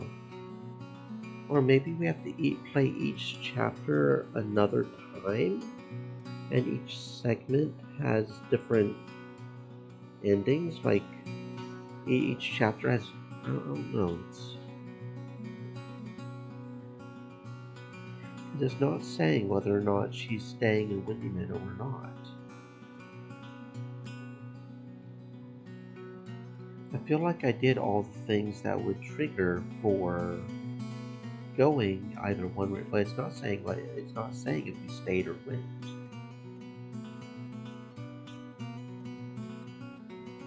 Okay, I'm going to go ahead and start Fable in the story tower. I'm not sure. 10 years ago. Okay, so this takes place in the past. Focus on my voice. Once I set you free, we've got to run. Run. Is that clear? Don't take anything with you. And Nanny? She'll be fine, sweetie. Think about the jar of honey that's waiting for us. What can I do? Keep watching. Shout if you see anyone. Fable, is the fire close? Can you breathe? I don't know. I guess. Stay calm. That priest is fighting them off. Almost done. Yes. Let's get out of... Whoa, shit. Oh shit, on a break. Now, what are we here? Going somewhere? No, I'm not afraid. I can fight. Sure, pal. Want to stay here? You don't even need these legs. Should have run when you had the chance.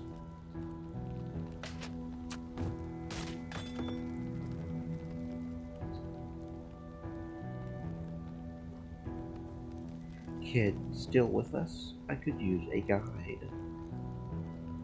At least you're breathing. I can't carry you around or the raiders will kill us both, and you won't make it through the woods anyway.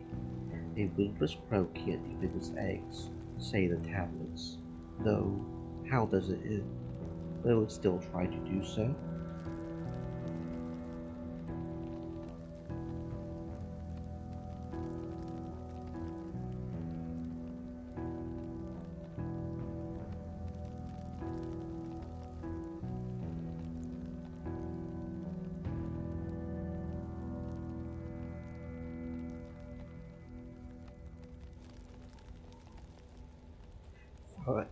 Fine, but once we get jumped by beasts, you're on your own.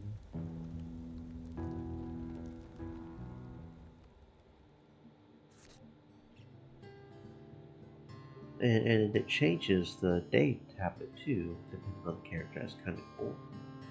Is this really the best time for daydreaming?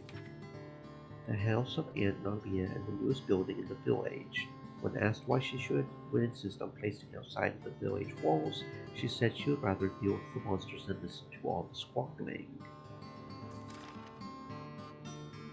She's Bates's sister's husband's mother. Bates's sister's husband's mother, I think. She moved to Windy Meadow a year ago to set her soul at ease, but now she spends her time either sitting in her house or at the inn, sometimes accepting visitors from other villages. Bates says she's smart, but refuses to tell me about her past. Is this really the best time for daydreaming?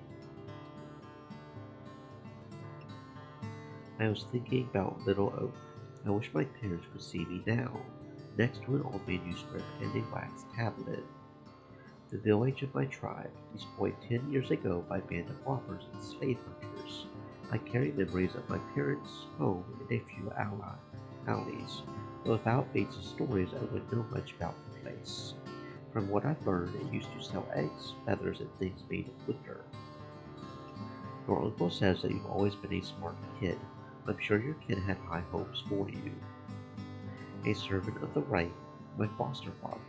When I was 6, he carried me to safety from my burning home and brought me to his house, miles away. It was the right thing to do, he says. He doesn't talk about himself, but since he used to be a Roadwarden, I've no doubt his hands are stained with blood. I don't care. He's wise and humble. I wish I could be less of a burden to him. If so, why is it taking me so long to learn how to read and write? Is it? It was even more difficult for me. Go on. It took me more than a year to learn the basics. I used to travel with a scholar, never mind his name. He would show me this and that whenever we shared a table at an inn.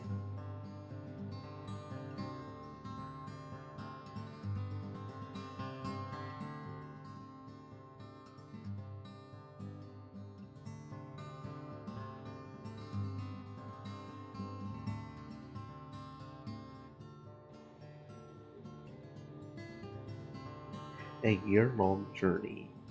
I want to hear that story. Sure, as long as you won't ask me to go into detail about the days I wasted waiting for the herbalist, I was protected. They had to pick the plants at just the right time.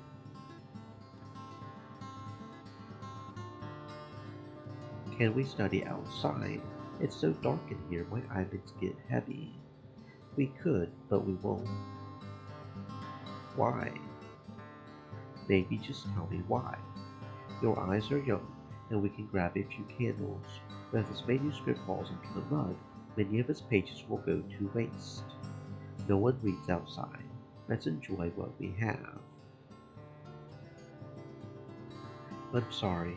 I'm getting tired, but I'll pay attention. It is getting late, but be proud of yourself. We're making progress. Were you able to keep up with my dictation? I'm trying to make the letters smaller, but can't find enough space to fit them in a row. That's completely normal. You'll figure out the proper shapes and sizes with cacti. Time's on your side. Can't I use a bigger tablet? We've got plenty of wax in the village. It would slow down your progress. You would get used to shabby letters. Also, clearing the old letters is a pain. It takes me almost as much time as writing does. And it would only take you more time with a larger tablet. It's alright, Fable. No need to rush yourself. You're doing fine. Nothing about this is fine. Could someone care about my time? Why can't Bates practice with me instead of sending me to someone who knows as much about teaching as I know about swimming?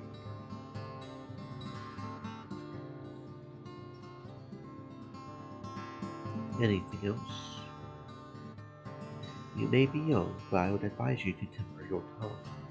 Don't force others to deal with your shit. I don't want to lie to other people. You expect everyone to be constantly curious about your feelings. I just want to have an option to take off my mask from time to time. I'm exhausted by this forced kindness. Kindness doesn't have to be a lie if you truly respect the other side.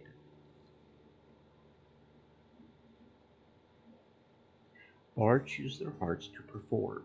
I need to be truthful, otherwise I'll sound fake. I have no idea who told you that. Art, songs, and tales are all beautiful lies. Remember the storyteller who visited our village last summer? I had a long chat with her. She said that lies are like nails piercing our tongues, that her tales portray the truth. Bards get better pay when they're seen as more than entertainers. They want you to think their tales are valuable. Don't be too trusting. That's all I'm saying. Can't I be honest with you? We're a family. Family requires trust too. I've known you for how long? Half a year? Forming bonds takes time. I'm sure your tribe told you plenty of stories about my past. I was told to ask you about them directly. Is that right? I guess I owe them some gratitude. If you want to have friendly, honest conversations with me, earn my trust first. I want to apologize. I didn't want to. I know, it's fine. And I think we're done for today. You could use some fresh air. I should filter out the sediment from my brain here. Say hello to Bates for me. Your aunt says your name quietly. Her voice is clouded with doubt. You called me Aunt Ty? We all have our limitations, but feeling guilty about it won't help you. You're trying your best. You'll figure out how to read and write in no time.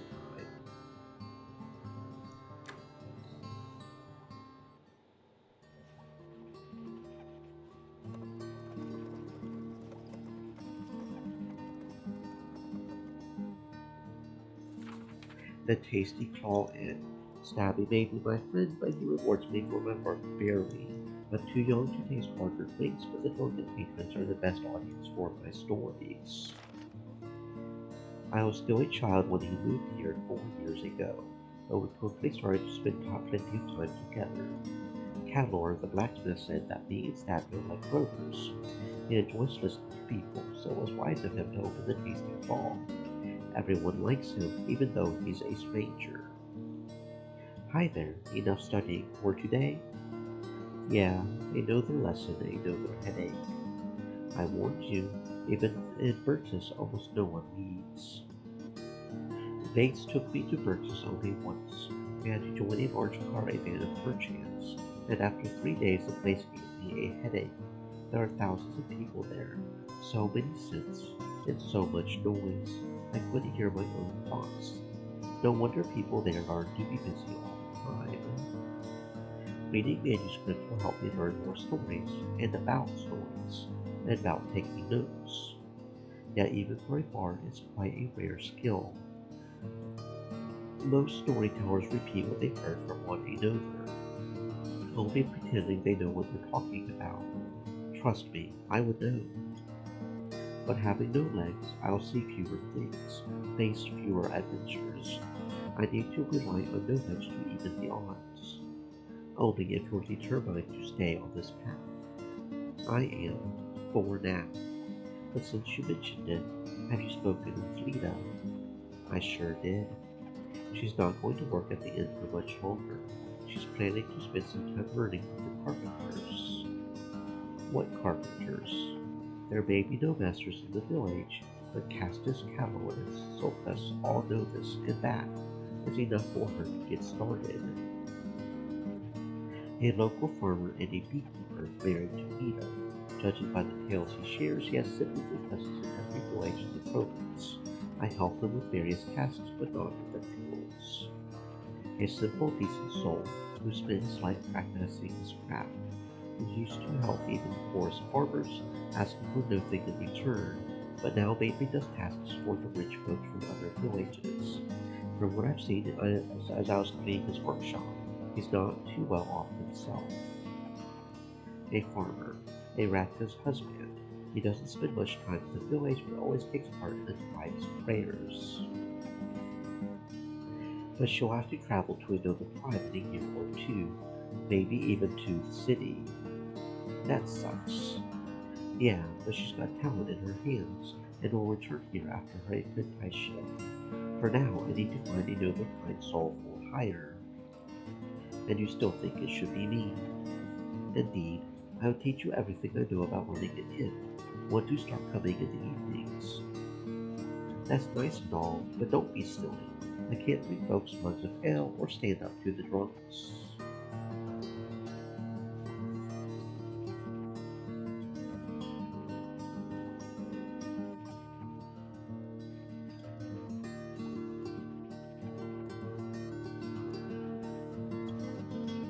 I thought you just wanted me to help you clean up the rooms every now and then.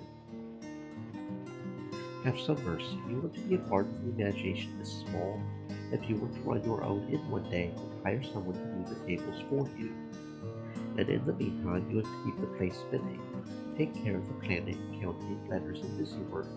Talk to the guests. Tell them stories. You would save quite a few coins.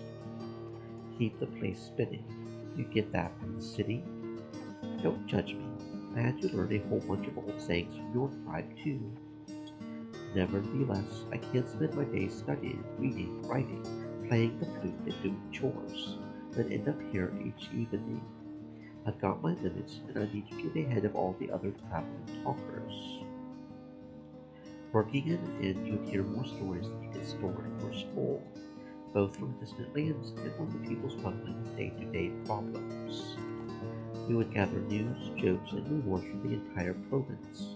For a storyteller, there's no better place to be than an inn.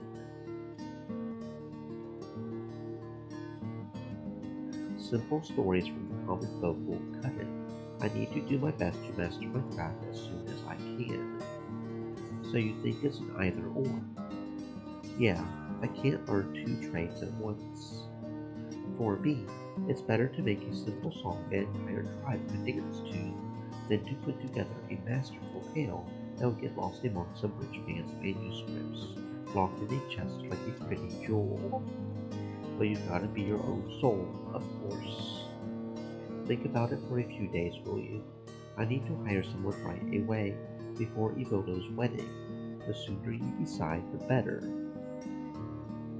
He abandoned his wealth and moved here from the city to have a simple, pleasant life.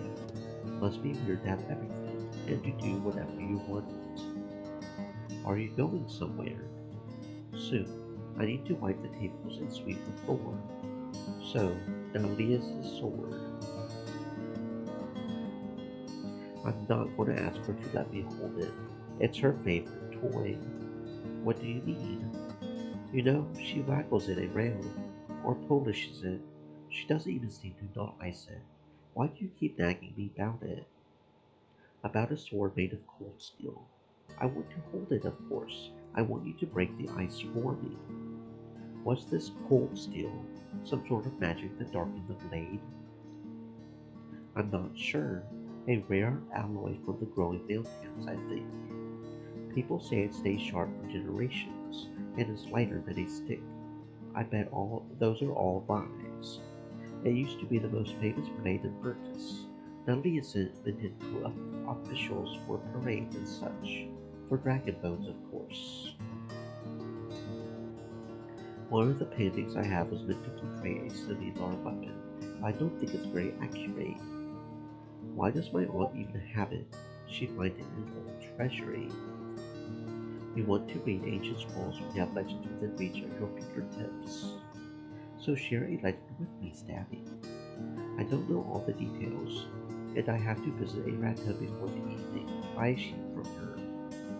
I sometimes work on her farm, as the road is wide enough to make the trip. She raises sheep for meat and parchment, and griffins for company and protection. Can't you make up a fine story on your own? I need my stories to carry some truth in them. Others would mock me if they were to catch me mumbling nonsense on the stuff I know nothing about.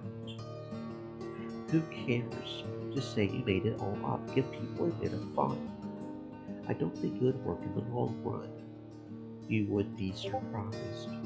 Well, see you soon, Runt. Enjoy dusting the shelves, big guy.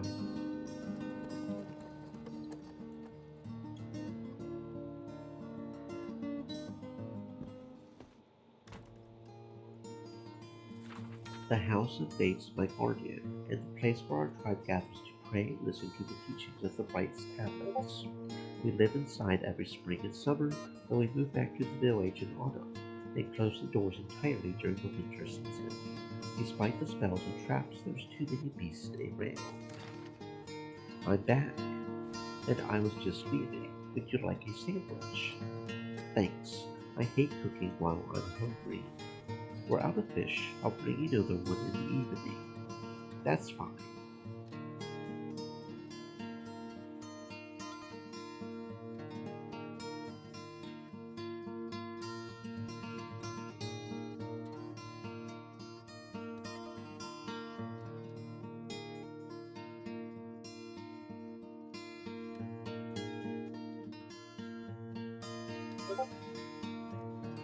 How was your day? Slow as always. I helped with flour grinding, went for my lessons, and had a chat with Stabby.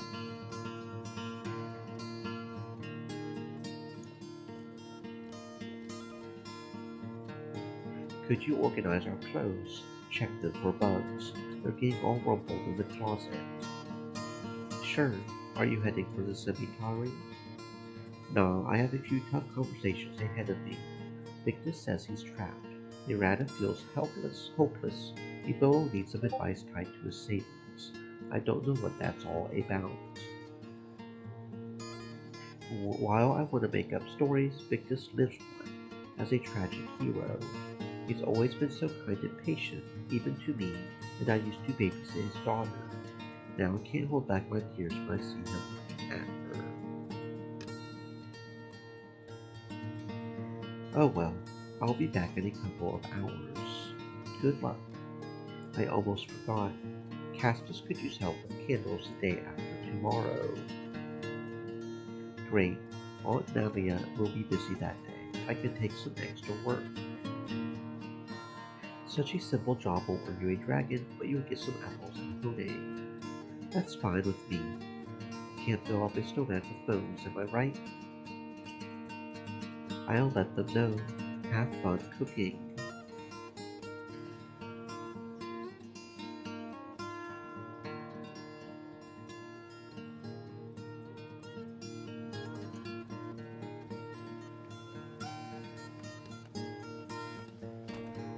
Still awake. Good, we need to have a talk. I ain't done with my chores yet. I'll help you finish them. For now, let's go to the backyard. I want you to pay attention.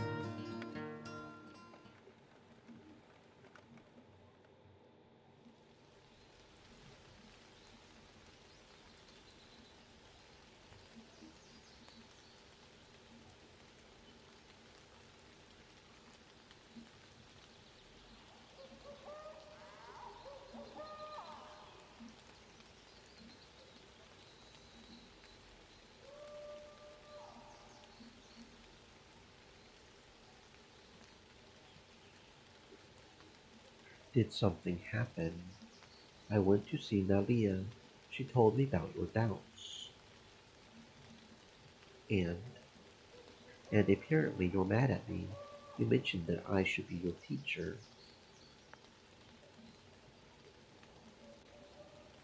I mean, why won't you teach me? The cemetery can handle a season without the daily cleaning. I'm wasting my time with Nalia. She and I don't agree on many things, but it's foolish to underestimate her wit. Has she taught anyone anything before? I asked her about her children, but she changed the topic instantly. She tends to teach people by allowing them to mimic her movements, like a combat instructor would. She used to be quite an adventurer, and faced more nightmares and wonders than you could think of. She's not a scholar, but has her own unique tale to share. She doesn't really tell me much about storytelling.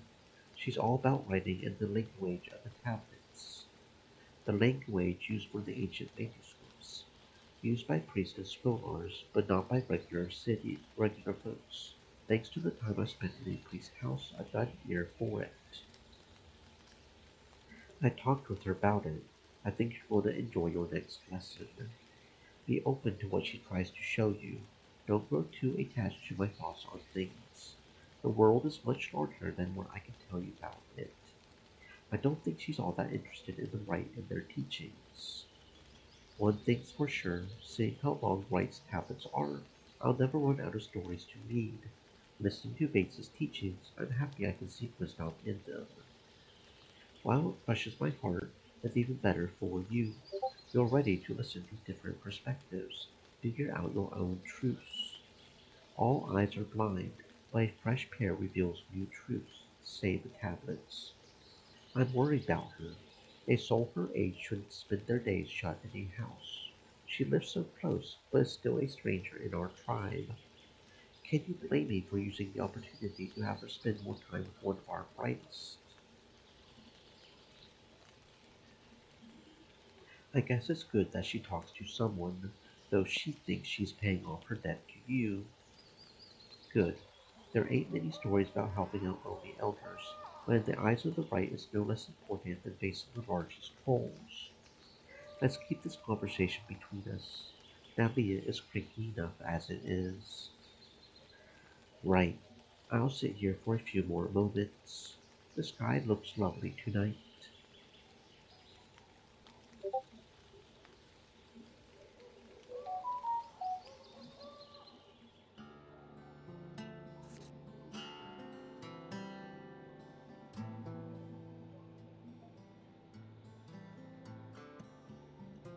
Feeling any better today? I ain't feeling worse. Truly, you're indistinguishable from the rest of our family. I would offer you a juniper drink to lighten up the mood, but we should keep our eyes clear for the lesson. Tabitha says that the real scribes drink mead and ale daily, and even wine, especially the monks from the orders of truth. Manuscripts are too valuable to allow such negligence.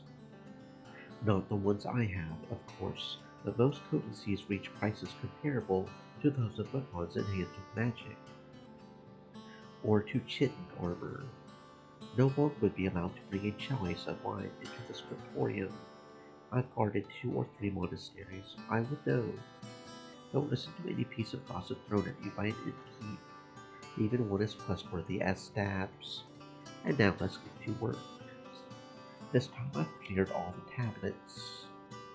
That's great, but today we're going to do something special. Quill sharpening? Better. I prepared a few interesting stories for you, ones much more complex than our regular reads.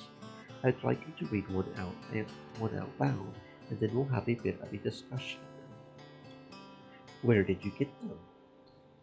I brought a few tales I enjoy, as well as my own notes.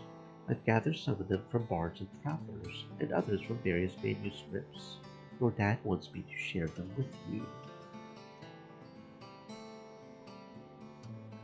So, what are my choices? Let's have a look. The first one is a legend about a king from a distant realm of sand dunes, far away from here, and about his treacherous architects. People call it the ever-waiting city. I brought these parchments from a retired adventurer. Back then I was but a young mercenary. I marked the second story with a bookmark. It's from a journal written by a traveling monk who used to study the southern tribes. He described a tribe that believes all beasts and humans are reborn at every sunrise. But since he was infamous for his lies, well, we have here maybe the only remaining copy of his work. The pages are much older than the cover. My daughter had rebound them some years back to protect them from further degradation. The last tale is, I'm not sure what to call it. I don't want to spoil the surprise.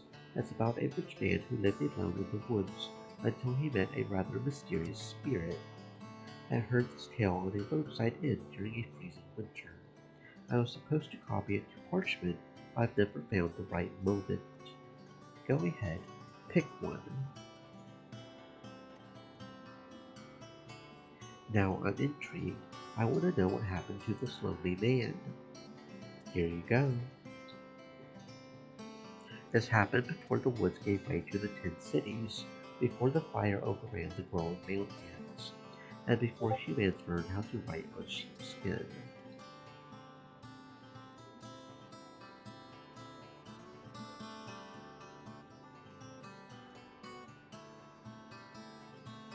Try to summarize the tale. The most important bits will do. It may be difficult without quoting it. It's a fairy tale, but not like those people say to their children. It was written with great care. Try your best. Focus on the events, not the style. It takes place in ancient times, somewhere in the deep woods. There was this brave young prince, a warrior, who grew disgusted with the wars and greed of the tribes. He left them to themselves and decided to live as a hermit. Something important happened before that. Right. Before he left, his father, the chief, insisted that he should take precious gems and rings with him. At first he made a tent out of a spruce tree, then a cabin, then a stone watchtower. He turned his lands into fields and pastures and hunted for many fish. He had many visitors eager to learn from him, but the stories they shared with him were filled with cruelty. The prince was convinced that he made the right choice. He was also warned about the strange dwarf, a man more cunning and treacherous than any human, who robbed many local villages.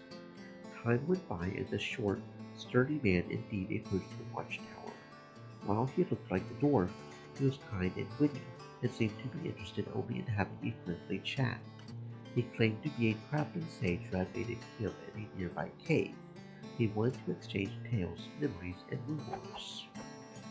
The hermit kept his distance, talking with the traveler only from the top of his tower. They had discussions about farming, about the songs of birds, about virtue, and about the nature of the spirits. One day the prince heard a pained scream. He went downstairs and opened the tower, only to find out that the man was fighting a large bear-folk, bleeding and without a chance. The hermit rescued his friend and took him home. That's when the dwarf drew his dagger and cut the prince's throat. The fable even mentions that he bled out like a boar, even though the previous parts are much more whimsical. And from that point on, the tone changes completely. Indeed, it stops being a fairy tale and gets awfully specific and direct. The last tablet describes how the dwarf claimed the prince's possessions. His tower became a bandit's hideout. The tribes had the option to either join them, aiding them with supplies, or to get pillaged and lose everything they had. The dwarf became a powerful king, and his dynasty rules to this day, waiting for the day of judgment. Why did you quote that part? It concludes the entire story. Seems important. And what do you think this tale is about?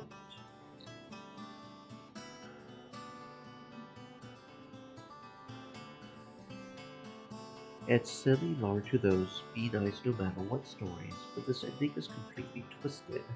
It feels as if the ending was written by a different scribe. I know for a fact there was only one author. Spend some time thinking about the shift in his style. Maybe he had a purpose you can't see yet. Think about Wright's tablets and the amount of death and sacrifice in them. Think about pagan fairy tales and how dark they can get, or about the songs of the final days. Great stories are often filled with violence and despair, yet many heroes find no reward, while evildoers avoid any responsibility. You're right, I can think of a whole bunch of examples, though I'll admit that the ending feels a bit jarring, clumsy even. I've actually hidden a very important part of this tale from you. Its title. The bard who shared this story with me was this author. It's a tale about the first invasion that the 10 cities and their emperor waged on the southern tribes, including the bard's own people. I've heard about it from dates, but it happened centuries ago, correct? If not 1,000 years ago, maybe there's a manuscript that recorded the time of the first strike. The dwarf represents the 10 cities, both us and our rulers. The prince stands for the tribes who joined us against our common enemies, the bear. With our combined strength, we crushed our enemies, and then we betrayed our allies, stealing their lands and treasures. That is how we cleared our path to the south. I've heard people saying that the southern invasion was the right punishment for the sins of our ancestors. I won't pretend I know if that's true. Still, other tribes don't see us as we see ourselves. Their children grow up afraid of the sea, knowing our soldiers may once again land on their coasts, seeking loot and slaves. Try to remember it. So, what do you think about this tale? Did you like it? Its real title is The Rise of the 10 Cities. I'll have to think about this one. It had interesting parts, but the ending especially was a bit messy. I guess that's what happens when you try to stick to the real events. Indeed, it can be a limiting inspiration. We'll return to this some other day. We'll see each other the day after tomorrow, correct? I'm looking forward to it. Ask Bates to give you some time to practice on your own. I won't have much time to spare. I'm going to help Castus and Mina with candles. A local farmer married to Castus. Like me, she used to be a part of another tribe. She never skips an opportunity to ask the travelers for news, but on the other hand, she never joins us during our prayers or rituals. She's so vague, and she's married to Castus though, bruh. How convenient. For our lessons, we'll need a few tallow candles. Just tell them I don't need any of those fancy wax ones. I will. See you. Right.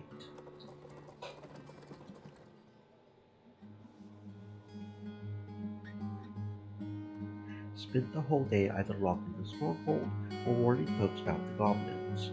I'm still not done. A village guard, just a year older than me. She trained how to fight without much assistance from her family, having a lot of strength even as a kid. She's so tall I can hide in her shadow. How bad's the situation? Fairly bad. We just discussed it at dinner with my father. There's a few dozen of them. Stabulus's girlfriend. We used to play with wooden blocks and carving tools, but she's grown to be so serious about everything. I think even she doesn't know why she's so upset all the time. So no more gatherings at the big rock. Our favorite spot, right next to Arata's house. It's a bit difficult for me to get there on wheels, but it's a quiet place and it's clean. May want to stick to the walls for the next few days. At least you won't have to wash mud off your part.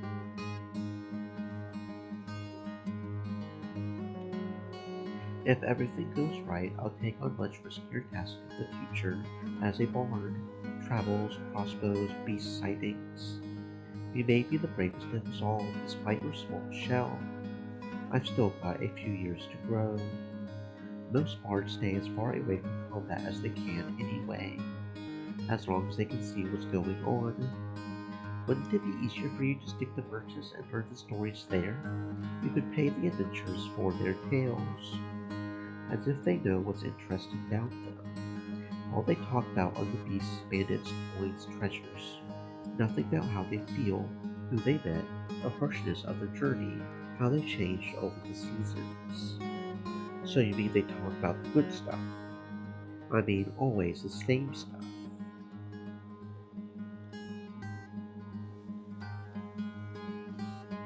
Oh well. Got some news for you. I'm hearing some promising glee in your voice. Guards told me they would help me get a job in the city. No way. With Mina? She and her younger sisters used to be my closest friends. She's a valued huntress who always dreamed of wealth and adventures. Those are simple wishes, but at least she's honest about them. I like her. Nah, nothing like that. Or maybe a bit like that. They want me to join the army. A pretty big deal. Would be. Not that I'm going to take the job, though. You scared me for a moment. But still, why not? Liking it here, simple as that. Don't you want something? I don't know. More? Like what? You would finally get out of here, see the world, experience an adventure or two. When was the last time you saw me bored? Got stuff to do and always will. No matter if I'm here or elsewhere. You would get to know new folks, and not just farmers and hunters. Farmers and hunters are my best friends, thank you. I would sooner get looked down upon by the rich folk than get invited to join them at the table. The things you've got to do here ain't something worthy of a story. Have you never dreamed of being a hero? Would rather face a long, quiet life than a loud death? Really? Can't you think of anything? If I have to come up with something, would like to get more spices from overseas. I'll second that. In winter, all we've got are dried herbs. I've known for so long that I want to be a bard, and even more so, I want the life that goes with it. I'm young now, but after another few years, I don't want this place to choke me. Most days are the same. I've got my food, a warm inn, friends. Life's good. But what did I scare you with, Lita? You're one of the last few souls here that don't annoy me. Good to know you're staying. Ain't you a flatterer? I like our neighbors. They're friendly and don't hold grudges for long. But they make stupid mistakes. Just saying. And learn from them. We won't get much more from the other tribes. Some tense moments at home again. They hardly ever end nowadays. Edie can't wake up. Mother needs washing and feeding. Father is either in the woods, at the inn, or talking to priest fates. Hostia still gets into her sad days. A few months ago, a snake bit Clegg, and she remains asleep to this day. I used to babysit her for her dad, Victus, and to share the tales of my tribe with her. She's always been so curious, yet never asked me why I'm a cripple. She used to be a great huntress, but that was brought down by some mysterious illness. Her kids, Victus, Vina, and Hostia, are very attached to her. She always had smoked meat with her, and often offered me some scraps to chew. If you were to describe this great hunter without mentioning his flaws or small shell, he would resemble the heroes from legends, with a house filled with animal trophies. His large family has overcome many obstacles. Vina's youngest sister, a dumb brute that wants to be another huntress. She thinks I can't hear her when she laughs at me in front of humans. I stay away from her. And Vina is, let's just say she doesn't help. And how are you holding up? I'm good. Hopeful. Unlike our dear Firma here, I ain't going to take things as they are. I'll either fix them or make them change. Kind of why I'm hoping you're going to work with Stabby after all. It's good having you around, Fable. I don't think it would make me happy. I get it. I want to make chairs, cut wood and all. I don't want to just be. Still, an opportunity. It is. But it ain't the same as storytelling. Is that really the only path for you? Either you get to be a bard or live unhappily. Quite the weight on your shoulders. You see, it's because It's hard to explain it. I bet. Don't worry though, you're not on your own.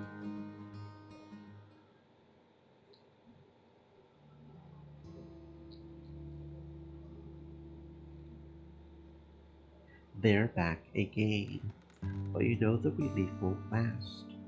What a great night to run, to jump, to fall, to rise. But after all this, you wait, for the next part always comes. You can't escape it. They want you to do something, but offer no explanations. Each word brings pain, but also comfort. You're getting closer to the shapes, yet can't help but fear rejection. You're alone even before the crowd leaves you. I shouldn't be here, but then again, I am.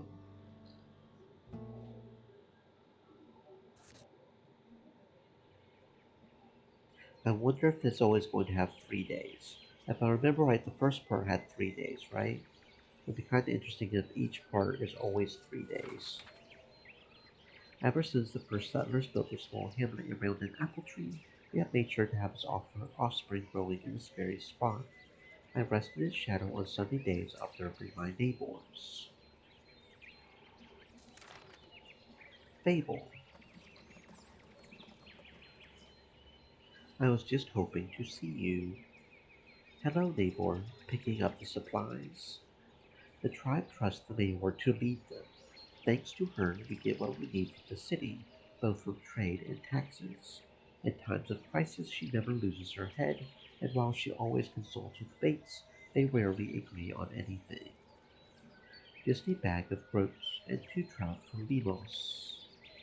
He says he's been eating a fish for every meal he's had in the last 40 years, but he also says he killed a gray saurian with just his paddle. The fisher repeats himself over and over again, but at least he's kind. Just boring. Good to see that you're keeping yourself busy. Other youngsters are getting anxious, but life must go on. I I assume you mean this thing about the goblins. Indeed, but don't worry. So far we've got it under control. It seems like this pack is more used to water than fields and clear land. Even if they attack us, we're going to be ready. Natural plans to flush them out before they settle in for good. On the good side, if the troll assault wasn't enough to inspire you, you may have another opportunity now. Well, it's true that the troll story is a bit short.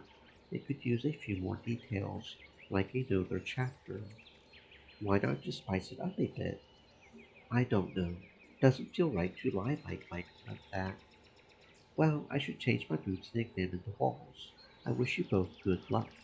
See you at Tasty Claw after dusk, Evolo. I'll be there. I wanted to ask you for a favor. I'm listening. You're coming to the wedding, right? I'm helping with the preparations in the morning, remember?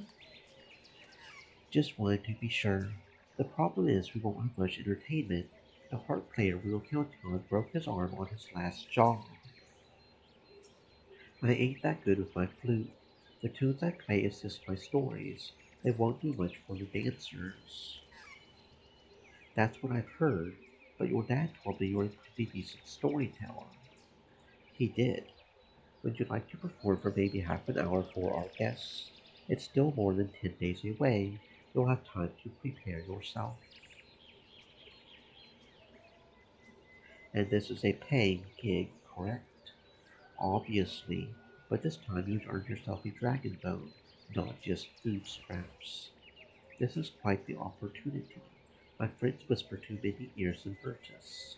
And if you were to make a bad impression, worry not.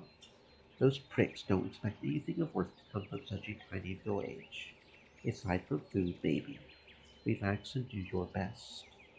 More like get anxious right here, right now. Thanks. Would be worse if I were to surprise you right before your performance. I guess. I won't keep you any more. Ropes and trouts, you said. Tell the traders I'll cover the cost. Buy yourself a few prunes, too. I ain't confident Bates would be happy about such gifts. Nonsense. Treat it like a gift basket for a priest. To stay away from the mead. Thank you. Though I should hurry now. I'm expected to work at the candles today. Watch out for the hot tallow.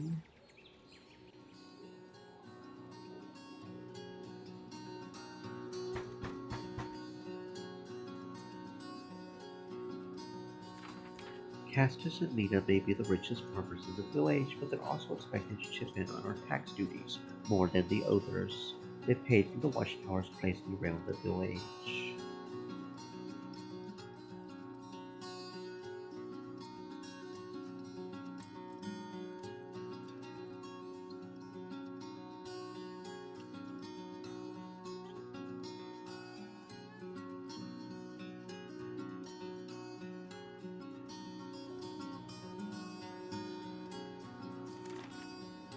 right on time. Hi, a brute and a simpleton. Whenever I think work for Castus and Mina, I hope he'll stay away. Even though he's 2 years younger than me, he towers over me and rests his hands on his sides to look even larger. Afternoon. Am I late? Not at all. Fable, we just started earlier. Make yourself comfortable. Aunt Nadia mentioned she's also in need of a few cheaper candles. Bates, on the other hand, needs the yellow ones for the wedding rites. We'll manage. I'm working with beeswax. It needs a bit of care. You'll handle the tallow. And we're preparing some nice cotton wicks. Can't the priest use the cheap candles? No one will smell them outside at the wedding. It may rain, you know, but that's just how it goes. Before you enter this path, you spend more than you need to show that you're not afraid of the future. Still, the stench of tallow is quite something, so Fable will get good pay. Start whenever you're ready.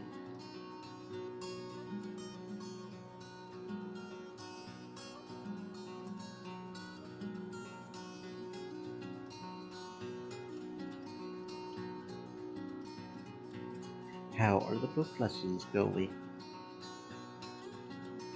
They're boring. I'm repeating the same tasks every day, and it still may take me a year or so before I'm done. I have to learn the language of the tablets, and all sorts of weird signs scribes use to write less. I knew it would end up like this. Don't be like that, love. Fable should be proud chasing gnomes like that. Did you know Castus can write his name?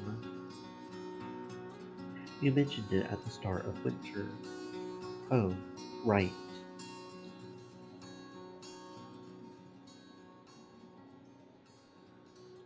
And how's your farm? Are the boars gone? So far so good. Nothing to brag about. Prudence helps a bit. The fields smell nice. Maybe after spring, the sheep droppings ruin the air a bit. They're good for dirt fights. Don't even start a game, boy. We'll start selling grain to the city folk, not just Hone. A few more years and we'll save enough dragons to buy us a few donkeys. Then we'll breed them and sell them to the other villages. Prudence likes animals. Would be his new job. I see. Still planning to be a bard? Folks are getting curious. I have yet to decide. I don't think I've got enough charm.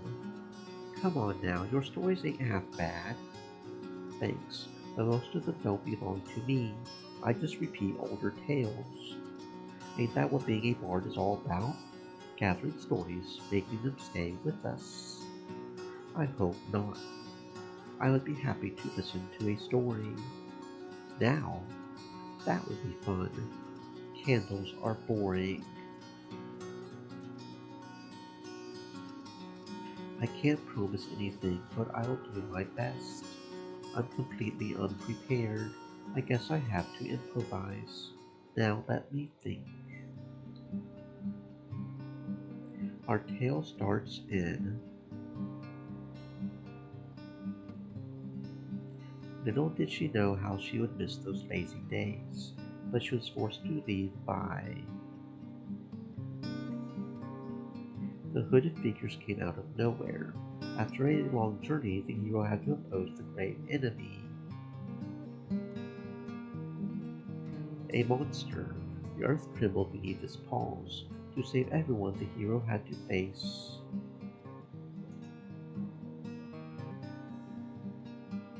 an impossible task. No one else was brave enough to try, and in the end, it was just the it was only the first of many great adventures. You take a deep breath and turn to your audience.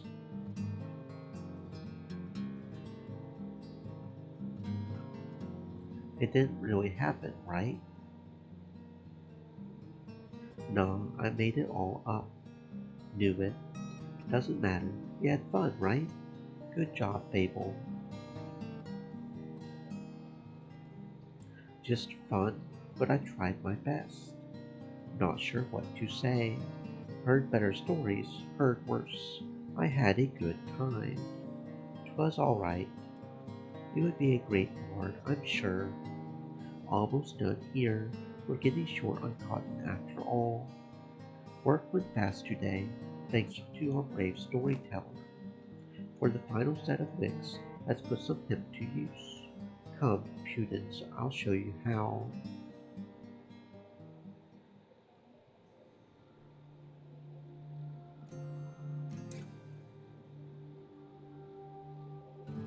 Why are you?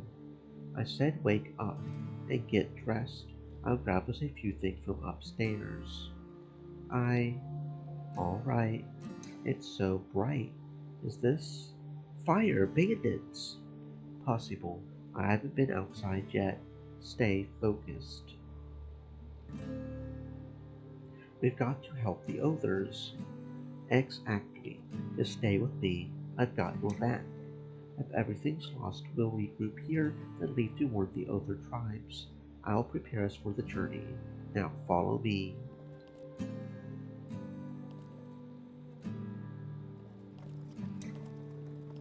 I hope you got some sleep. It's going to be a long night. What's the situation? Our forest garden is shrinking with each breath. The beast won't forgive us. We're doomed.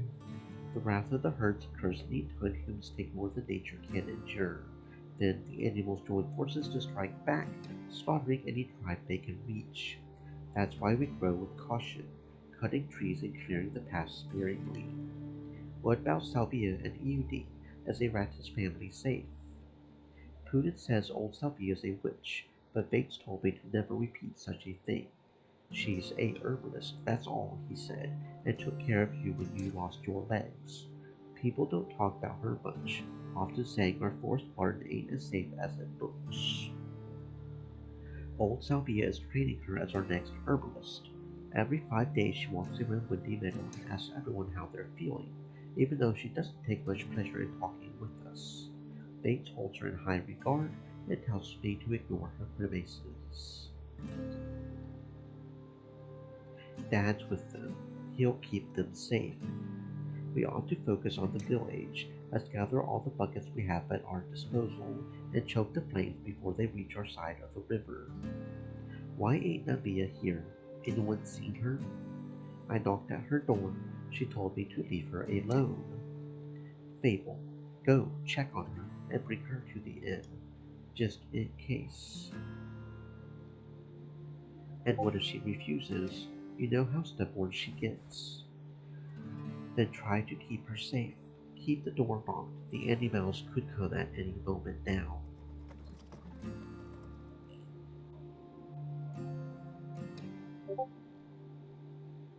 Auntie, are you there? Nalia, I'm coming in. If it's even open, thank the right.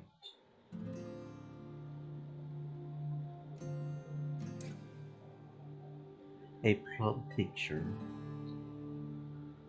Wake up, Nalia. Please, we've got to run. Come again. It's you. Are we going? Yes, to the inn. Get on your feet. Are we going to die? Please don't act weird.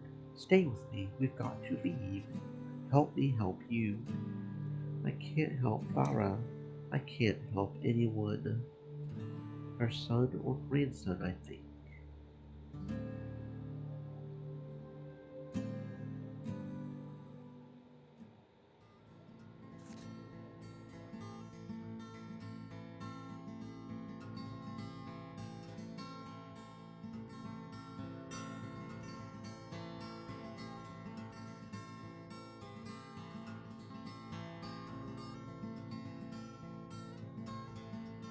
Or was it 4 days? It might be 4 days.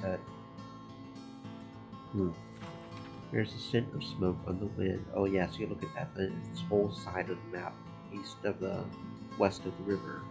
got burnt up. So the stuff I'm about to carry here is too heavy for you, but before the eve we could use you to pass messages, like back in autumn. I may need a bit more precise instruction than that, to be honest. Excuse us, weren't exactly preparing to be slaughtered by the beast claws. Don't be so dramatic, you oaf. I'm just about properly annoyed. So you want me to hang around the square in the afternoon to help you and the others stay in touch. Got it. Unless something urgent comes up. I'll prepare you a few meals for it, like always. We're in this together. We don't need to argue over scraps. You're right. I hope I didn't offend you. I guess I'm not fully here still. No matter what happens, things are going to suck from now on. We may not have the forest garden any longer, but Windy Meadows still has a lot going for it. The inn, the rivers, the hone, and the walls still intact. Let's not argue right now. I don't envy you, Fable, this being the second time this happens to you. Wouldn't say that the bandits were the same thing. Matters little if it ends with collapse. Don't open up old wounds. Cal, we're here and now, that's what matters. Yeah, would rather not dwell on it. No wonder. Forgive me, lad. No worries. Went through much worse.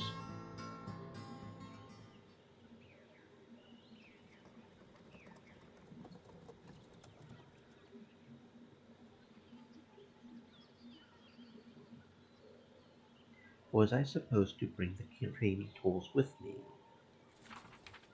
Even though Bates is the one responsible for guarding the cemetery, he rarely asks me for help. I can't say I want that to change, especially since monkeys have started gathering around the walls and throwing mud at visitors.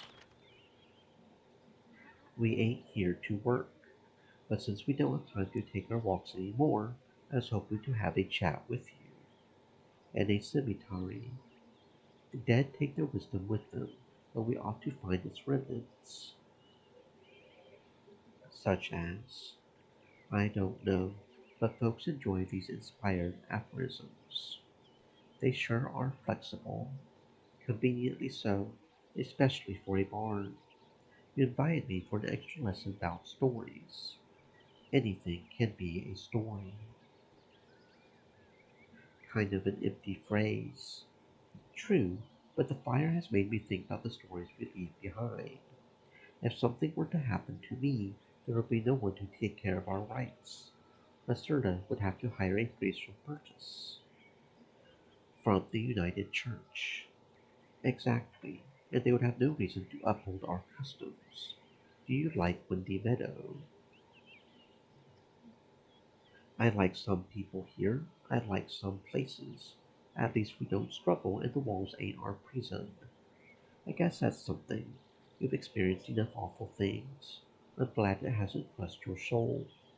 Before the fire, we had 10 lucky years without major disasters, unless you count the trolls from last year, and the gargoyles 2 years prior. Almost forgot about them. You're free to leave this place, and I'll be happy to support you. But just in case you were to stay, I'd like to teach you how to uphold our customs. The parting rites, of course, are of the greatest importance, for they bring comfort to mourning souls. Did did you just open an urn? Afraid of the ghosts? Don't worry, there's nothing scary inside. Unlike in Middle Oak, we scatter our ashes in the woods. It's called an amphora, though it doesn't look like the ones you would find in the old days. It's much smaller and of a different shape. No one in the countryside uses the real ones anymore. So what's inside? Something that people like you and I are meant to protect. A piece of parchment. Read it. No hurry, we've got time. I've made a lot of progress. I love three things in life: flowers, the moon, and flowers. Kind of like a poem. A farewell letter, humble and elegant.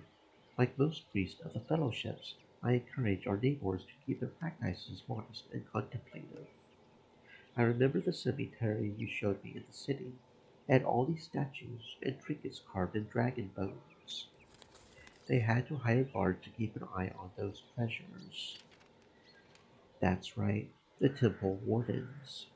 In the fellowships, we draw one's attention away from their wealth and status, and we don't place fancy tombstones. Instead, we suggest adding a message to their infora. Those who can't read ask their priests or friends for help, and if they die before they leave a message, someone could dictate a note in their name, but more often than not, they ask a priest to write down something appropriate. It's not easy summing up one's life on a scrap of parchment. So what's your trick? I've got none. I just try to come up with something pretty, yet appropriate. No one can be scribed with a single poem. And yet, it brings them comfort. This illusion that they'll leave a mark on the world, that there's going to be a story that will make their absence easier to explain. At the very least, it's a beautiful tradition. And you want me to help them with writing these parchment pieces. One such parchment is called Viaticum, the last meal for the road, Viaticum. I'd like to start a few short journeys myself, complete unfinished tasks. And truth be told, I'm getting old. I may not return. But if you were to stay in Windy Meadow, don't see my request as a call for you to stay.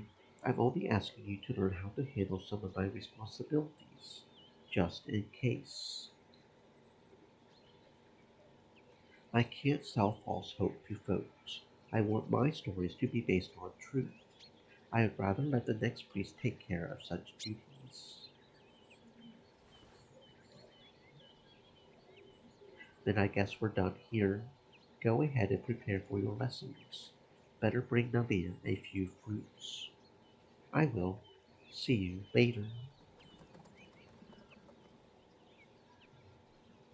About Nalia.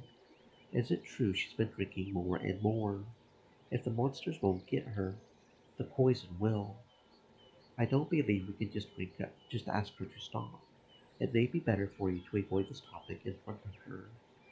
We'll see what we can do once the goblin threat is over. Alright?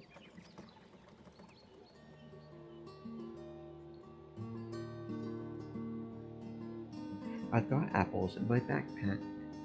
I'm not hungry, but you go ahead. I don't know how long we can stay in this hut, so we had better start our lesson right away.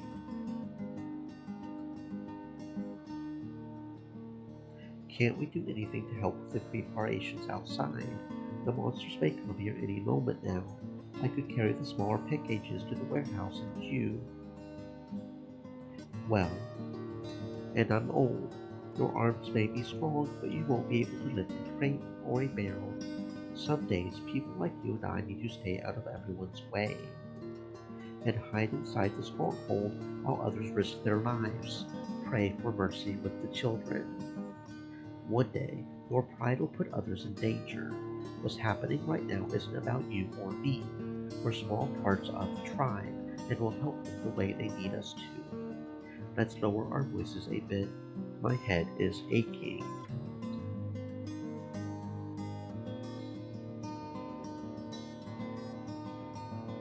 But how are you doing? Are you afraid?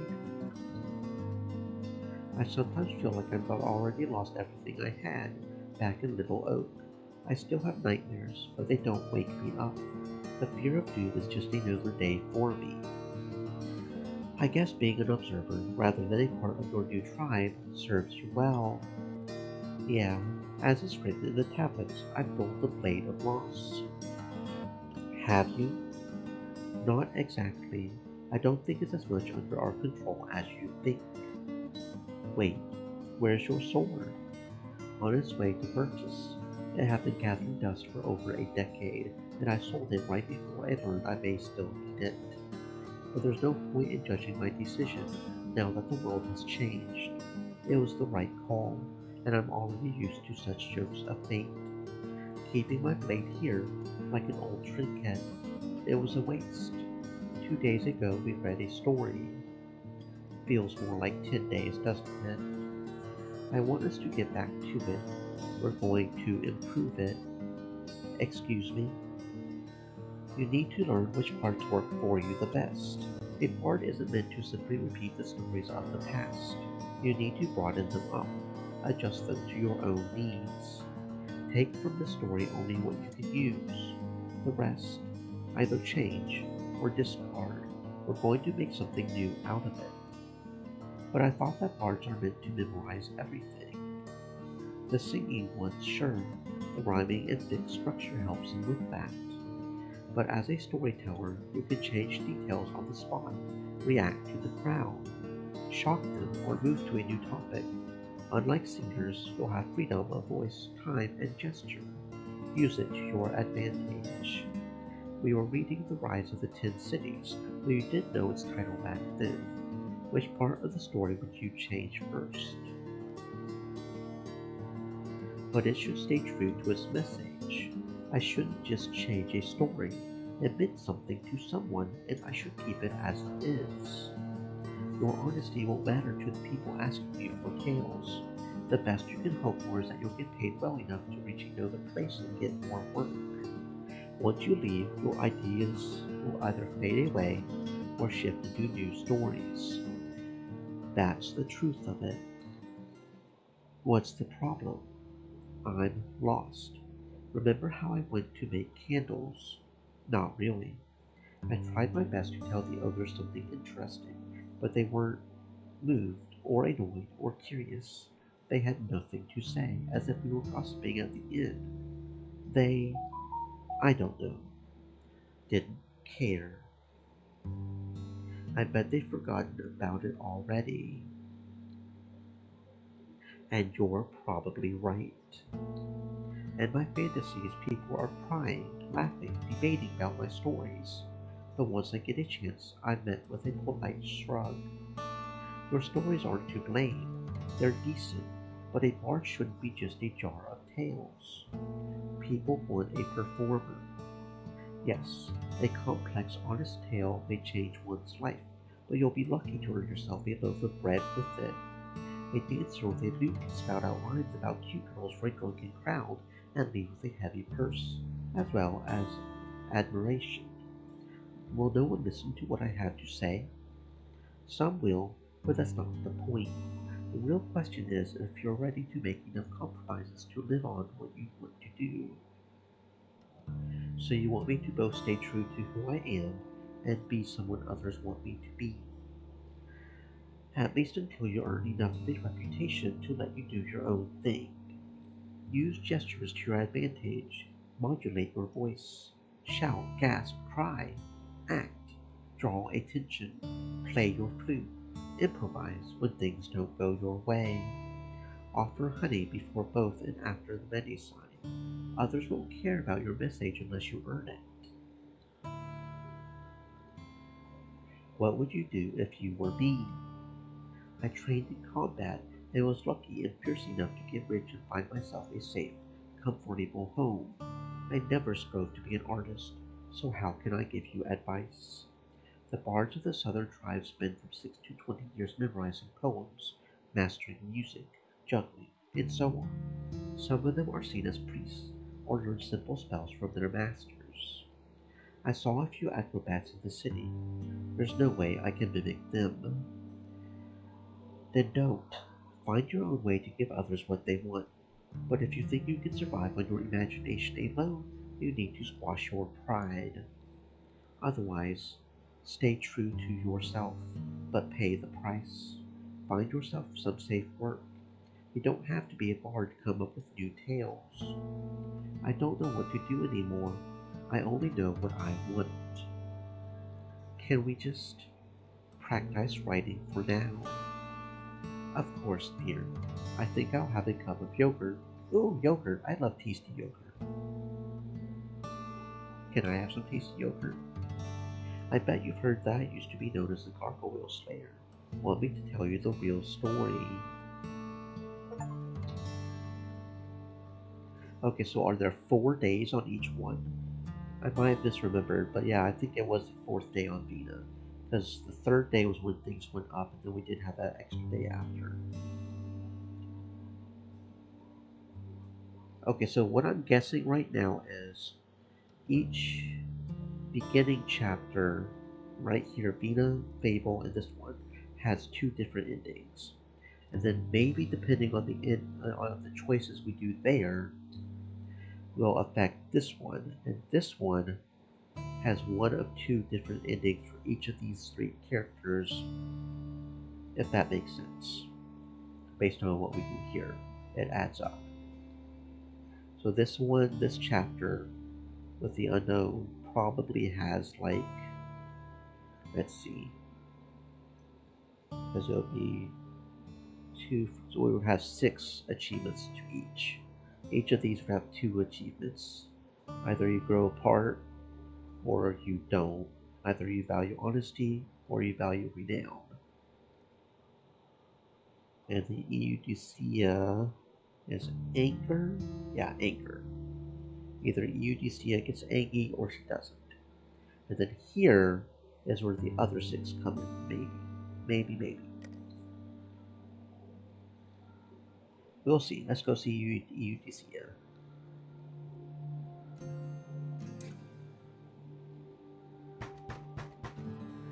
You're late.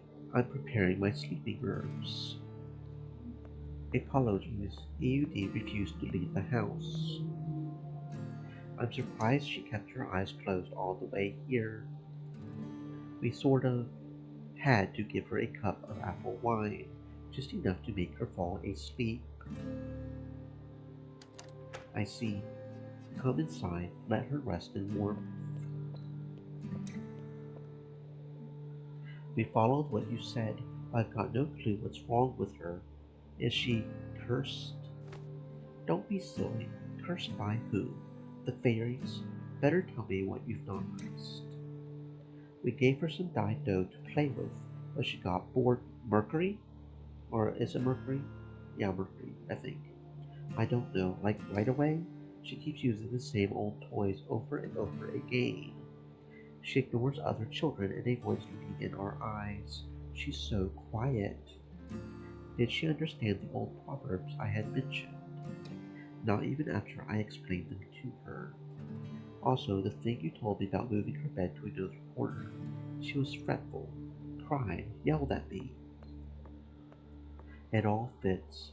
I don't think Eudycia is slower than the other children, but she needs a special type of care, a lot of patience. Wish I could give her all the time she needs, but now, with our flock gone, have you thought about our talk, Sylvia? I, and I agree to help you.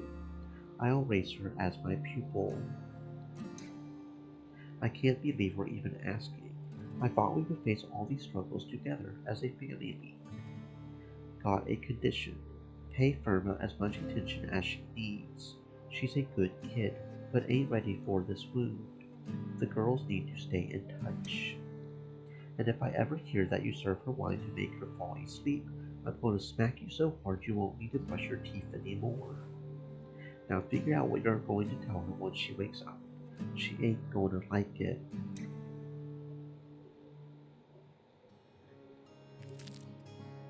Oh, and her day passing is branch herb thing.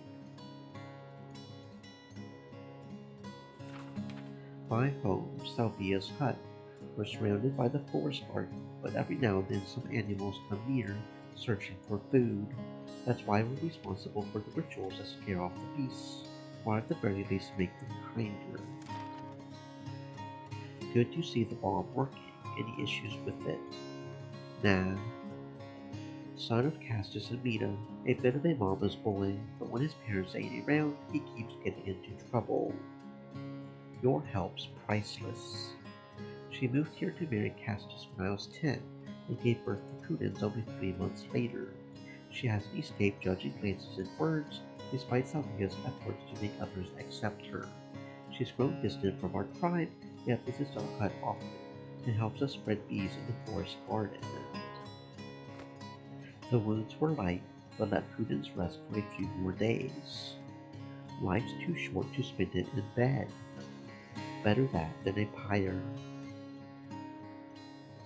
One day with your balm on, and he was well enough to sweep the floors for me. He's a brave young man. Great. Doesn't mean you should play around the Griffins, boy. You almost gave Errata a heart attack, falling into the river. Next time ask her which beast you can approach. The last shepherd in the village. A strong soul, but she's been looking after her mother for years now, and it adds wrinkles to her face. Poor thing. Yeah, I hear you. Did you apologize to her? Sure. Good. So, Mina, keep applying the balm for 3, maybe 4 more days. Come back if the pain doesn't fade away. Cheers to you, Lucia. We're lucky to have you. Anything else? How's the wedding? Go ahead. The wedding. All's well?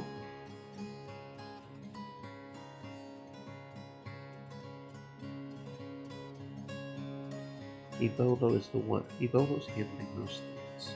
Unlike him, I've got work to do. Moved to Windy Meadow after he retired at work and scheming, and since he enjoys taking strolls through our forest garden, we grew close. Says I'm fascinating. He's a bit skinny and has soft hands, but keeping the smile on his face takes strength. He regrets many of the things that he did as a merchant. Yesterday, he ordered a set of beeswax candles from us. Your big day would suit the city folk. Evolo says that my city gives you safety and luxury, but takes away your freedom. I would surely welcome having no beast at my doorstep, but I would choose the serenity of our forest over the loud city folk. I mean, if it makes him happy.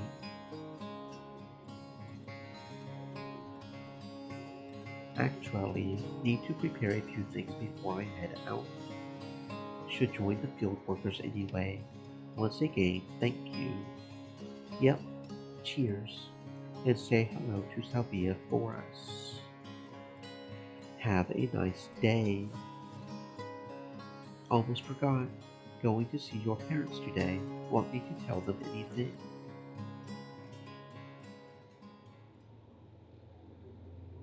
No, I don't. A basket from Mina. Prudence heals well. Heard everything, anything soft or moist. I owe her everything. Since she's often the harbinger of bad news, our tribesfolk don't realize how much she's helping them, even though she never asks for payment. After she overheard my argument with a few farmers, she told me that she doesn't need others to tell her who she is. 2 breams. Fish soup. I'll prepare the herbs before you return. Bring water. You don't let the boy walk all over you. Good. Don't like children. Just sharing what I see. You're good with them.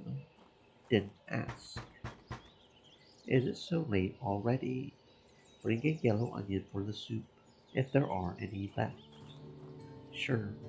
No, just the spot. Greetings. Right on time. Are you ready?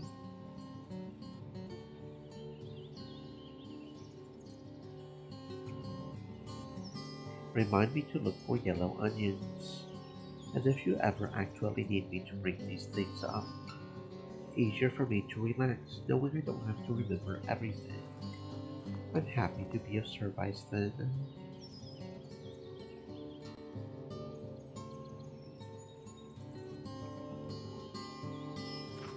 It took us generations to tame our forest garden.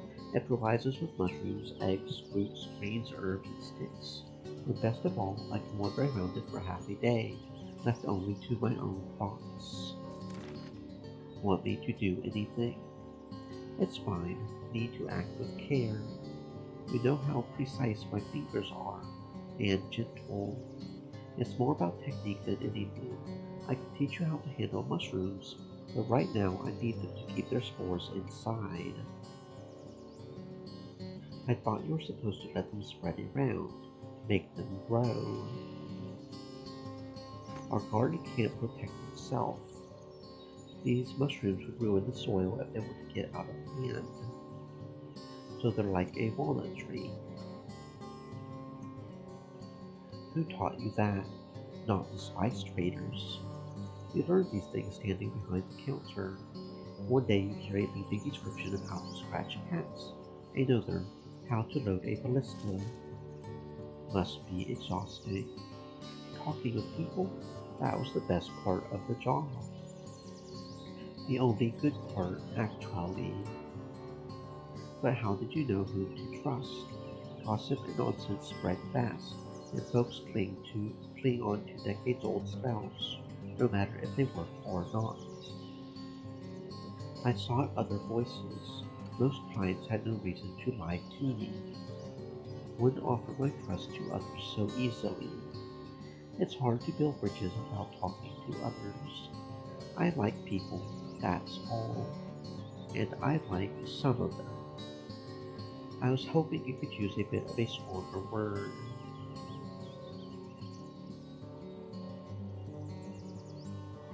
You're one of my best friends, second only to Victus. You make me feel as though things are going in the right direction. That's all I know, and all I can give you. My dearest friend, I would cut away my arm if it were to help him.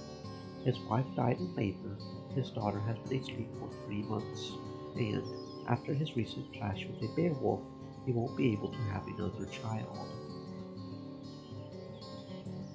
He's strong, but uses Salvia's drops to fall asleep. You're right. I don't know why I'm so vain. To me, your friendship is the greatest gift. I need you to help me with the wedding a bit. We should decide what to do about your parents.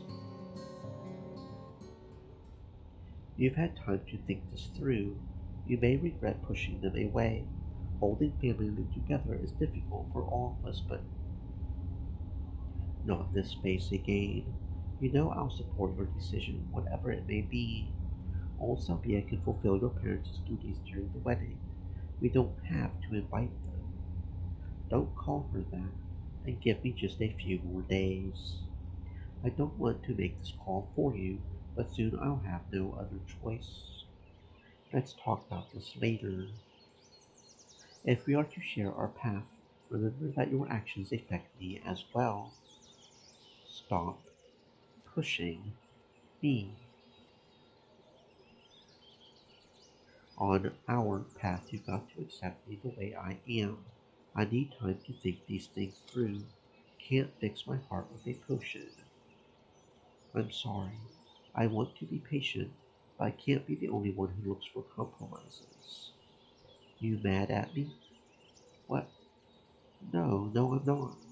Why do you ask? Hard to tell. I can read Salvia's face well, but for others, I need time to learn. Can I hug you? Of course. You've got as much time as you need, all the time in the world. Life doesn't wait for anyone. No, but I do. Thank you. Now, if you don't mind, back to herbs.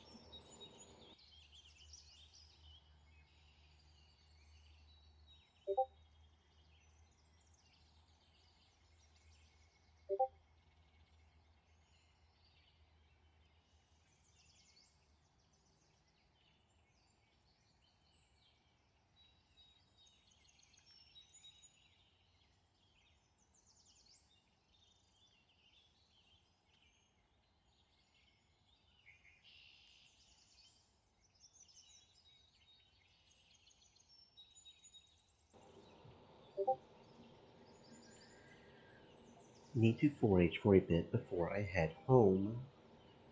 Lead the way, my lovely witch. And remember about the onions. Almost forgot. Knew I kept you around for something.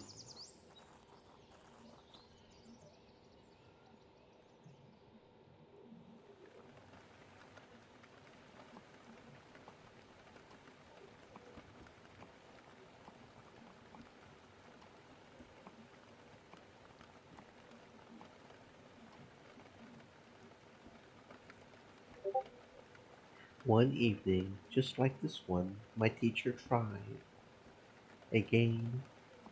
Let's just say, was this time when my teacher tried to cook 2 batches of fish soup at once, for our farmers were too busy setting up the new wall, and with you spilling them both all over the floor. I remember.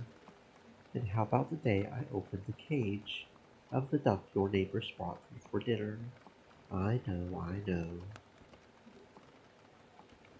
Too bad we can't buy a few more stories on the market. And since when have we got dragons for such luxuries? I don't really bother with coins. The gift baskets Salvia and I receive from our tribe are enough for us to live in comfort. I'm not complaining. If I were to seek more noise in my life, I would spend an evening in Tasty Claw, our local inn. There's more than noise to find there. A few mugs shared with your neighbors wouldn't harm you. I'll see them on my walk through the village. Ain't a little girl know how to make friends. Got Victus if I need a shoulder to cry on. To heal folks, you need to gain their trust, or they'll lie to you. From embarrassment, if nothing else.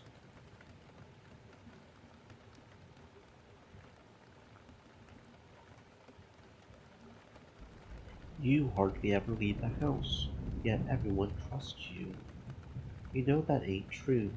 Some folks won't see me unless they're desperate, and the trust took time. You can't imagine how much of it.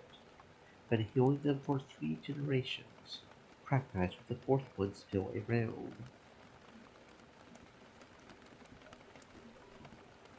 Back to my point. The tribesfolk ain't ashamed as I examined their wounds, pimples, crotches, and the dirt in their hair. Earned their trust, or at least honesty. I don't need to seek their friendship. Exactly what I want. Can't stand hearing about their burned dinners, discords, and the uncles from the other side of the hills. Be smarter.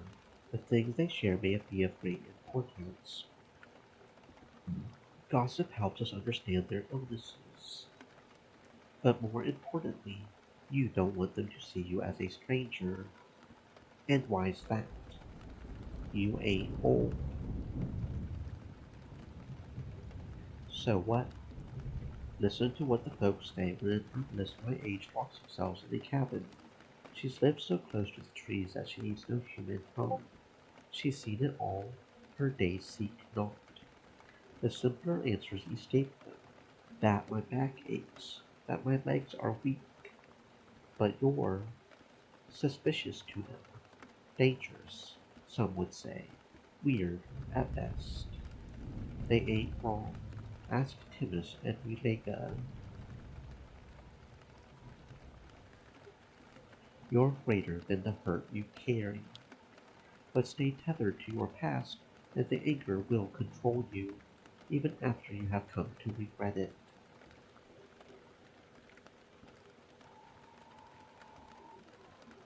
Can handle my feelings. If anything, I tend to keep them too dormant. There are ways to let them out without hurting those around you. You'll find them, but first you need to acknowledge your own rage. I don't bother anyone. If the others leave me alone, I'll be the best herbalist they can hope for. Got the right to stay on my own path. People don't work like that, Eugesia. You need to meet them halfway.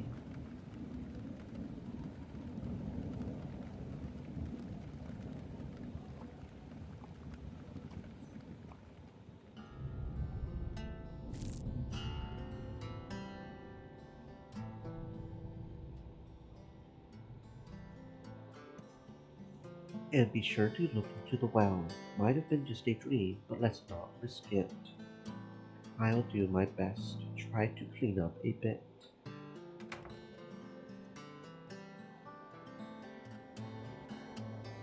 Just me and the clowns. A little slice of peace.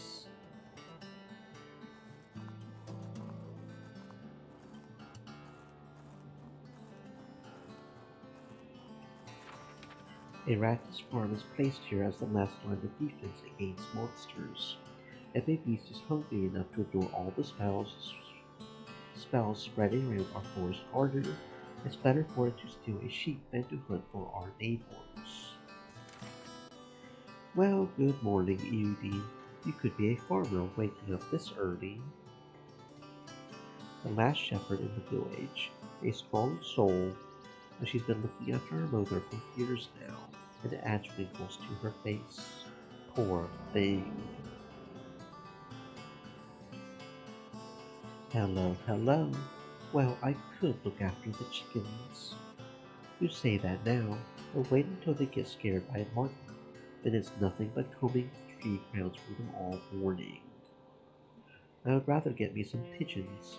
They hardly need any work. But every time we tried to keep them, they flew back to the hills. Say, how's your mom doing? Should I see her? Lana, a farmer and animal breeder. Half a century ago, she overcame the plague that killed thousands, and then she offered refuge to desperate travelers, especially orphans. Her shell has been frail ever since, and is now on the verge of death. Nah, she won't let you. She sleeps all day long. Whenever she's awake, she either sobs or shouts. Once we bring her some water and mashed apples, she stares at the ceiling until she passes out. And her medicine. Ah, you know how it is. A few drops here, a few there. It's so bitter. She says we're poisoning her. I don't know how to calm her down anymore. Her lungs won't get any stronger. She may need your honesty. Come on, girl. I can't be that cruel. Truth may help you both find peace. Mom has always been brave, you know. Of course, she's a hero. She escaped beasts, bandits, and tax collectors. Stream elements. What do you? Said. Her shall may still win. Stay moist, my Just friends, one more hydrate. time.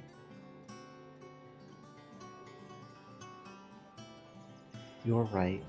Keep praying. Keep fighting. Right. She won't leave you with all these damn griffins. I still need her help, and I don't plan to give up on my quest to tasting all yet.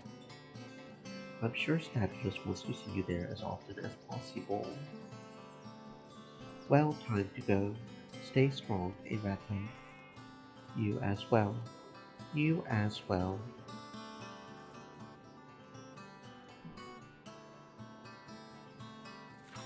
The cabin is about my age, and I used to rest inside before crossing the bridge.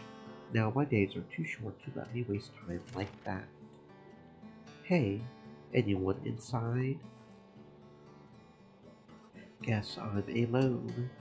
Still no wasps, but the raccoons keep peeing everywhere. Should talk with Lacerta about this spot.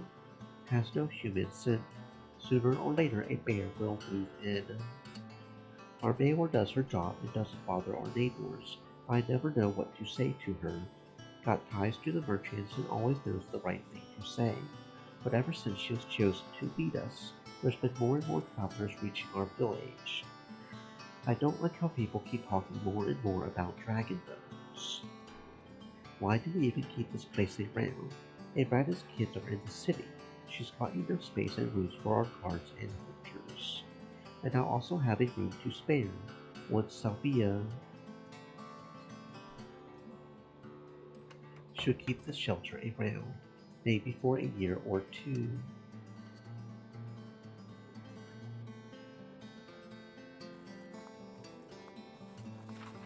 The stone watchtower is the oldest building, or rather the oldest ruin, in Rindy Meadow.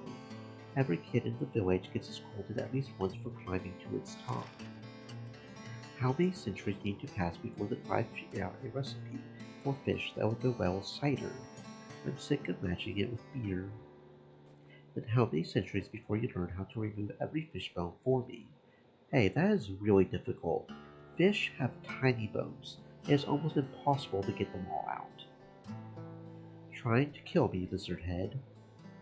Don't be a crybaby. A healthy diet and daily labor kept Limos in great shape despite his wooden foot. A bit of a windbag, but he's kind. Open. Good day to you two, feasting on the regular, I see. But am I catching a whiff of malt? Want to join us? We're celebrating. What's the occasion? Our anniversary. Just take a look at these new fish hooks. Real beauties. It's nothing. Back in my day, all we needed was a pile of sharp sticks. I bet Vina could still remind you how to hunt without a set of fancy rods and nets. Our blacksmith's arms and lungs grow weaker, so he limits the time he spends by the furnace, being selective about the orders he takes. He feels the safest when he's surrounded by a wall. Her skills are valuable, though she pursues some risky goals. Not as calm as her older brother, Victus. While she's more into the pleasures of daily life, her heart is in the right place. A good friend to Firma, my sister. Tell me if you feel any pain. I would recommend avoiding the old fishing methods for someone who's missing a limb. Just an herbalist opinion. He's just an oaf, always chipping in, blabbering on about things he knows nothing about. At least the wooden leg keeps you safe from the leeches. Even in the old days I wouldn't fish with just a wooden stick. You would need allies, and you would throw half your catch to saurians as a bargain. I'll take the new methods any day. Doesn't hurt at all. Thank you, darling. Say thanks to Salvia. This one's on her. Yeah, we should visit her. I've just been so busy the last few days. Folks open their sheds and find all these broken tools. She would appreciate it. Maybe you need something from the smithy. Doubt you've got enough iron to spare for a new ladle. Maybe not, but I could make one from wood and shells. Now, wanna join us? The air's fresh, the beer cold. Another time, got the entire tribe to look after. Suit yourself. To me, moments like these are worth more than a sack of dragon bones. For a sack of dragons, I would totally ditch you. You wouldn't know what to spend it on.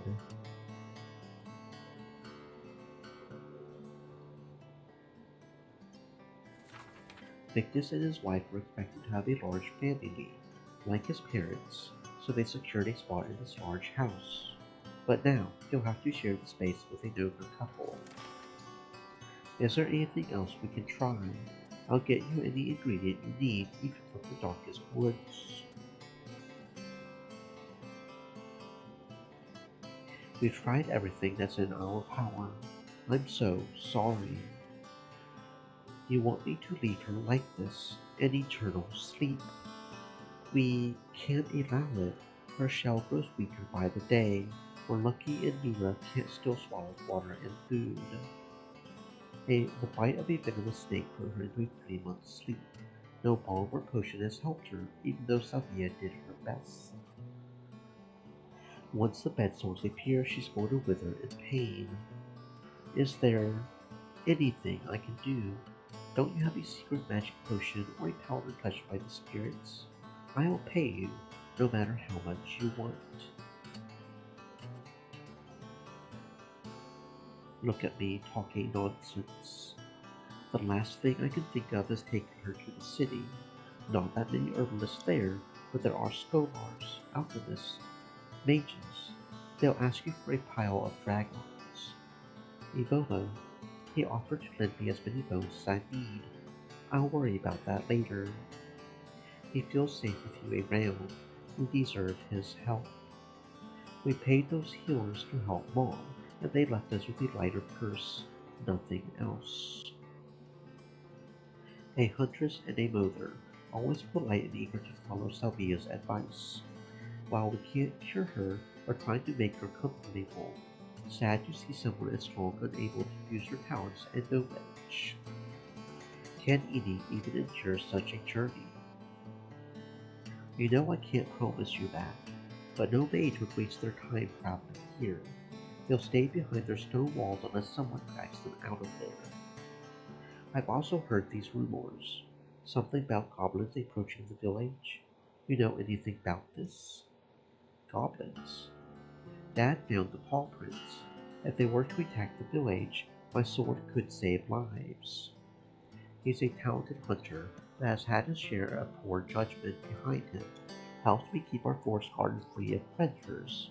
Since his wife got sick, he drinks a bit too much. Don't be dramatic. Some big apes won't threaten our tribe. For now, focus on your own problems. You're right. Should speak with Bates and Ebola, and my family too, to help me decide what to do next. The priest has led me a full life, knows how to listen, how to lead, and how to stay honest yet polite. I envy his empathy, though I know from his conversations with Salvia that he struggles with doubt and remorse. Great. If they have any questions about Edie, tell them to speak with Salvia. One more thing. You ain't going to agree to this, but I still need to ask you. You freeze, thinking about being torn away from your home, about the endless disasters it would cause, a rockslide of threats, losing your hut, woods, rituals, and familiar faces, your last moments of comfort, of breath. Can't leave our tribe without my help. Salvia's too weak to look after them, can barely walk. You're right, I'm being selfish. I'll ask around. Maybe someone else would be willing to join you. You're strong, Victus. You can do this. I simply have no time to despair. All I can do is put trust in the right. The woods hide no gods nor spirits, just the howling wind.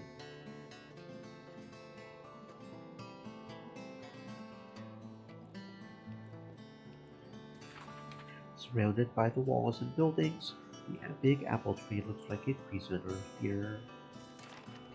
Nambia in the village before dusk.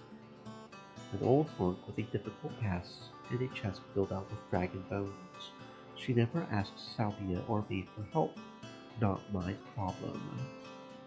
Yet still talks to no one, keeps her distance. Mean. She did ask me not to bother her, too. Good day, Nabia. I'm sorry. Oh, greetings, herbalist. Need any help? Medicine and such? I'll pass. Maybe with your cat? I'm not sure. It's kind of just sitting there. It doesn't even cry. It's been 2 hours already. Does it have a name? Not really. Kind of a waste of time naming a pet that lives so close to the woods. So many gluttons here, and foxes, and badgers. Badgers are slow. But you have grown attached to it. No doubt about it. Still, no name. Names are inventions, like words. It's not like a cat could understand them. You sure about that?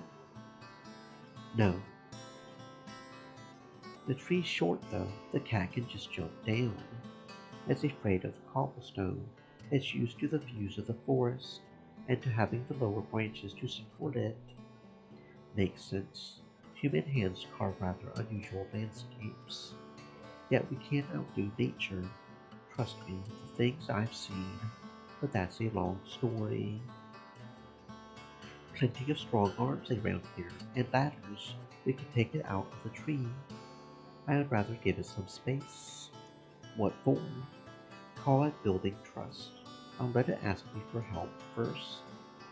Got the patience for it? At this point, I'm past patience. I'm going to out-stubborn it. You sure I can't do anything for you? Well, do you know anything about cats? It started peeing around the house. This and that. Could grab some gloves and have a look tomorrow. I would speak with a rat tattoo. She's our beast master. Thank you. I'll see you around. Yep.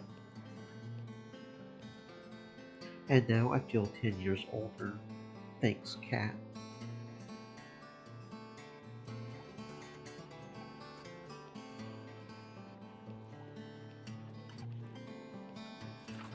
I kind of enjoy spending an evening in Tasty Claw every now and then. but most of the time I'd rather be back home preparing for the next busy day.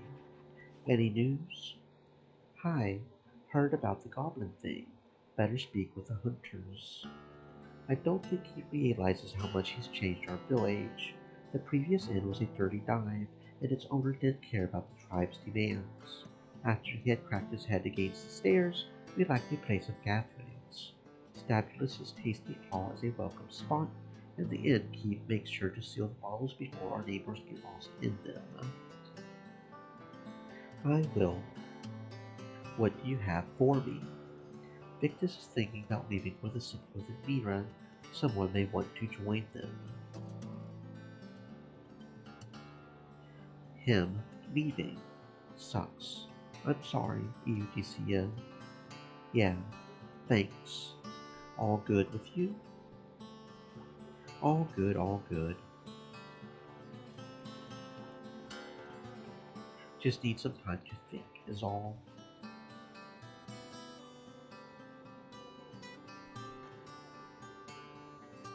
What about this one? I never come here unless I need to speak with the priest. An empty, haunting field, and snakes like it too. Looks similar, but is poisonous. The color and shape are right, but the cap used to be round. Well, this time I only made 2 mistakes. Good job. Soon I'll be ready to put my finds in the stew without your help. Teaching others is a part of my job. Just spread some knowledge on your own. Make my life easier. May not be easy to sprinkle the mushroom hunting lesson on top of my sermons, but I'll do my best. Truth be told, the mushrooms are just step 1. I wanted to move on to the berries next, once they show up on the shrubs. Can't you just bring them to our hut, like all the others, or pick them only from the plants the foragers look after?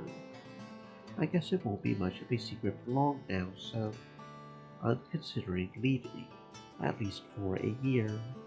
And since I no longer have a goat beast to ride on, I'd rather take an example from the wayfarers. Hoping to fill up your stomach with berries and mushrooms. Good luck with that. Better safe than sorry. I only know the local plants, and a year sounds like a long journey. I hope to learn some patterns from you. I won't memorize all the berries, but I could figure out which types to avoid. Fine.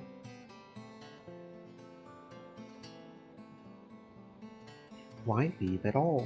Roads are rough. Hard to explain. Let me see.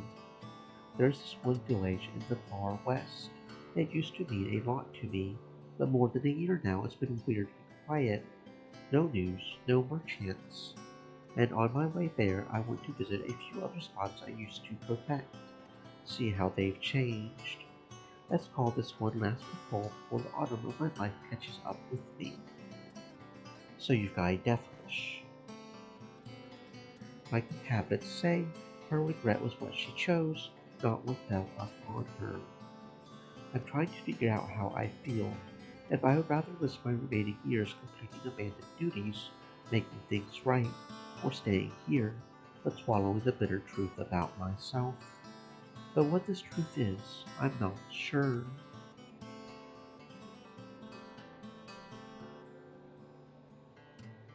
That you've got flaws? Silly, how such an obvious truth stings so much, isn't it? But speaking of soul searching, you mentioned that Victus needs to talk with me, and I'll go to him soon, of course, but since you two are like siblings, how do you feel?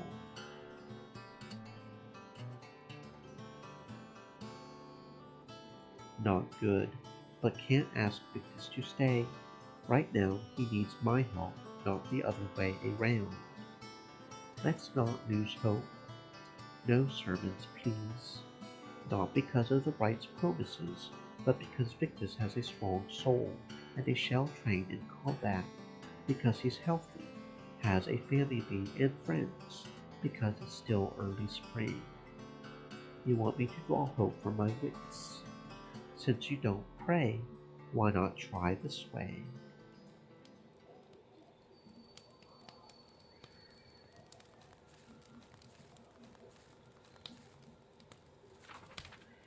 The city needs wood for some sort of temple, I think, but they've been cutting our trees a bit too eagerly.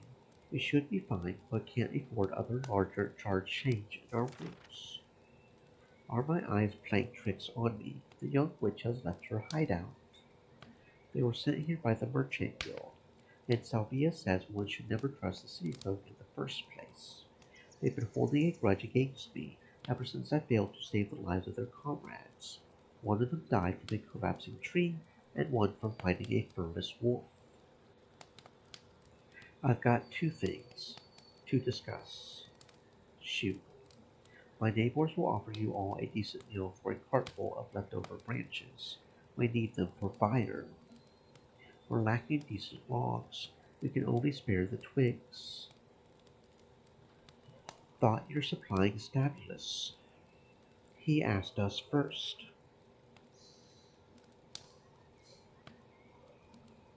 Next question then. When will you set off? We've got an important delivery. Tell us more. Victus and his daughter. Oh, I thought you meant like a letter. So I misspoke. Could you leave tomorrow? We're waiting for a car van to pick us up. The guild will send a few empty wagons and a full squad of guards, and we're already behind schedule. You could pay us, I guess, for mercenary work, but we'll split the coin with our bosses, so we won't be cheap.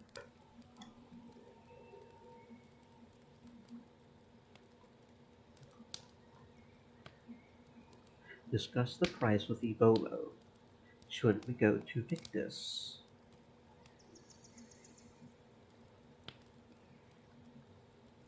Victus has other problems to deal with. Please go to Evolo first. Very well. Cheers. Won't bother you any longer. No problem. Apeshit. Seems like we'll miss your big day. We'll save you a bottle of mead. Too bad I won't get to see you in a wedding dress, though. I bet you can't wait till the ceremony. You try to ignore the strange gaze, the flickering flames, the loud creatures of the night, the long walk home that's still ahead of you. Despite the cold night, sweat is gathering on your forehead. All you want is to get away, to leave the weight of this long day behind. We, I, bye. The loony Udi, right?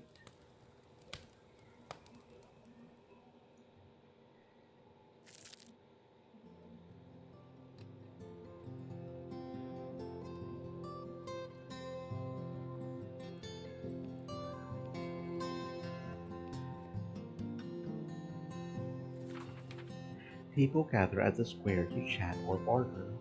Wish there was a spot here where I could hide. How are you, Eudi? My younger sister. While my parents have cast me aside, they've kept her under their roof, and she's still friendly to them. Since she's a guard, I guess she's got enough time to restore her patience. So now you're saying it just to annoy me. Great. Have you considered that? Your name's kind of long. So what's next? You'll call Lacerda Lacey or Argentina Art. A rich merchant from the city, a bit too eager to buy Salvia's leftover remedies. Got the feeling she sells them in the city for more than she's willing to admit. Maybe lazy and arguing.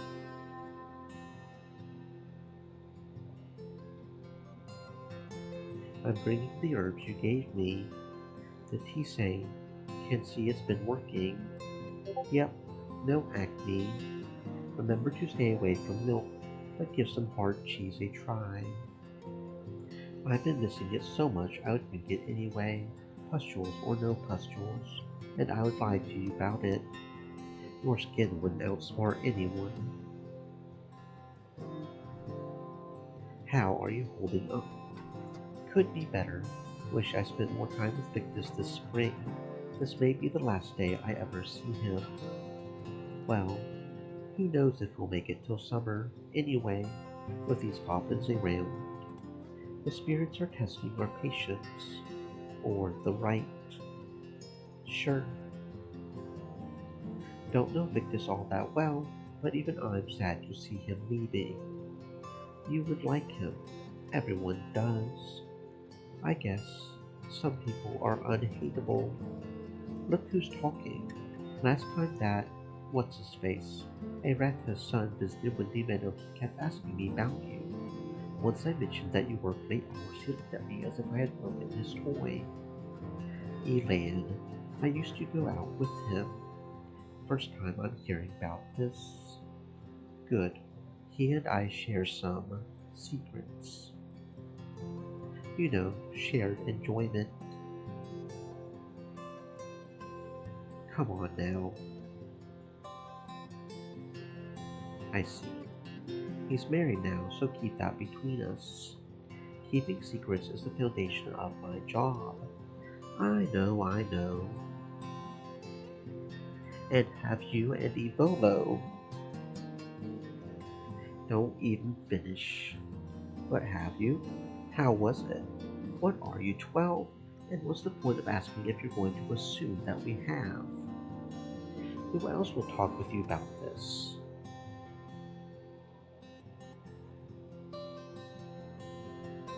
There ain't much to talk about. We had fun. He was cute and clean. That's all. It takes time to open up to each other and learn how to have fun together.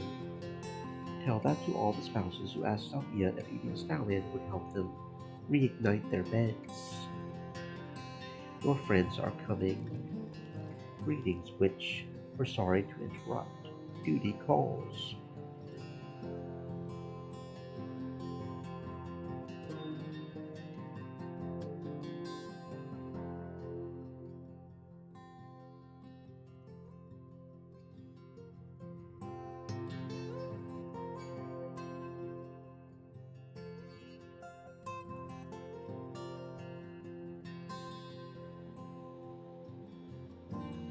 The soldiers come and go, replaced by new ones every year or two. Ain't much better than mercenaries. We need them, and they take us for granted. I'm ready to go. What's your plan? Or is it a secret? Have no fear. Latro and Vina will set up a trap in the forest garden. We're heading there right now to have a look around. Must admit, Kraega's hair is spectacular. Okay, interesting. Guess I won't have a chance to forage anytime soon. At least not without an escort. Can't say I approve of you staying at the hut. Maybe try moving your master to the stronghold. Nights may get violent. Can't even convince her to cut down on the herbs she puts in her pipe. Her routine is sacred. And let's hope those furry dimwits stay away from her. So, bye, oh wise witch. Want me to say anything to Mom and Dad?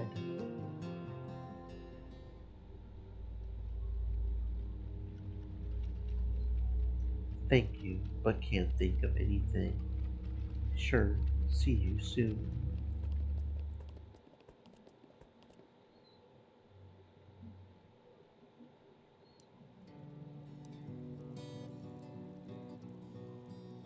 Question. Listening. We saw what happens to a village that falls to the wrath of the herds. We can tame only small parts of the woods. If our presence shakes the beasts around too much, too quickly, they unite themselves to strike human settlements, bringing back the lost balance. That's why our forest garden is already generations old. It takes patience. Not really a question, is it? Tell me about it. Afraid of the goblins.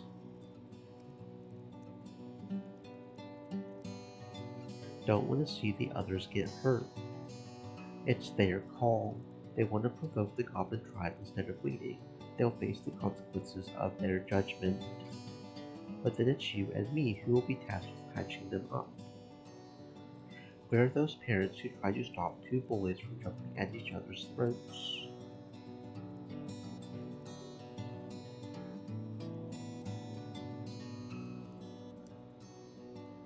Those memories are now lost to the fog. I remember the days of hunger, angry looks, people crying after our caravan was robbed by bandits, and our carts taken away by slave hunters. We lost so much, was sure I would leave my home for good and seek work in the city, but our elders decided to clear a chunk of the woods, secure a new pasture, risk it all. The beast showed up before the last tree had hit the ground. The runners and dragonlings hit the clearing and the fields, tearing our youth to pieces.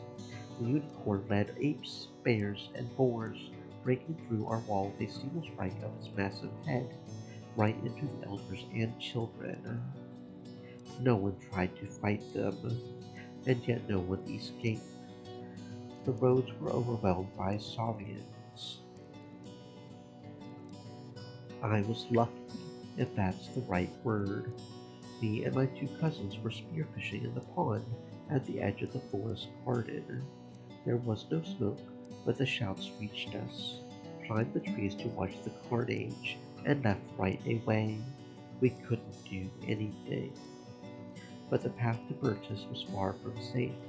We were shown a healthy dose of mercy, but we couldn't all find work.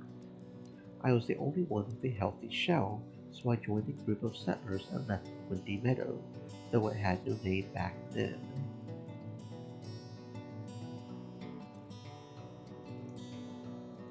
What happened to your cousins after that?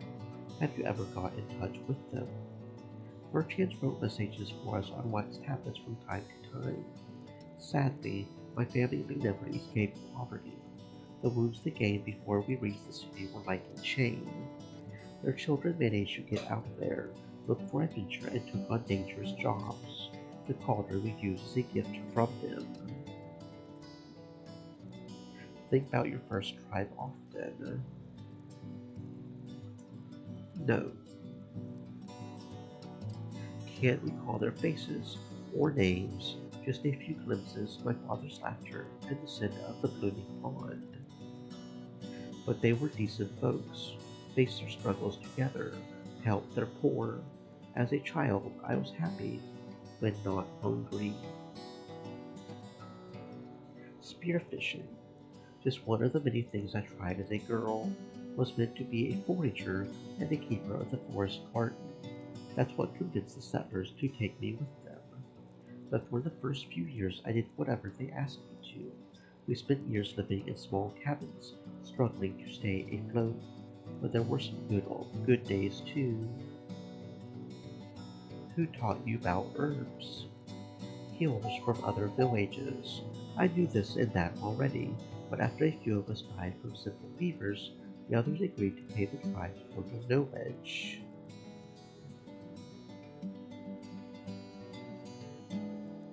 We then returned to Fabor. That's why you had a roommate for one summer. Yeah, one very long summer. So there were times we didn't shun meeting new friends. Since when are you so chatty? Even when I was 10, you had visitors from other villages. Herbalists, mages. Now there are one or two messengers a year. I'm old and tired, and so are the people with whom I used to share knowledge. Dead, sick, or just caring about other things. As my thoughts and dreams get slower with the years, I find comfort spending time in my head or counting the rest of our forest. Friends leave us, sooner or later, but feeling lonely on some days ain't the worst thing in the world. But what's behind this loneliness? You know the answer.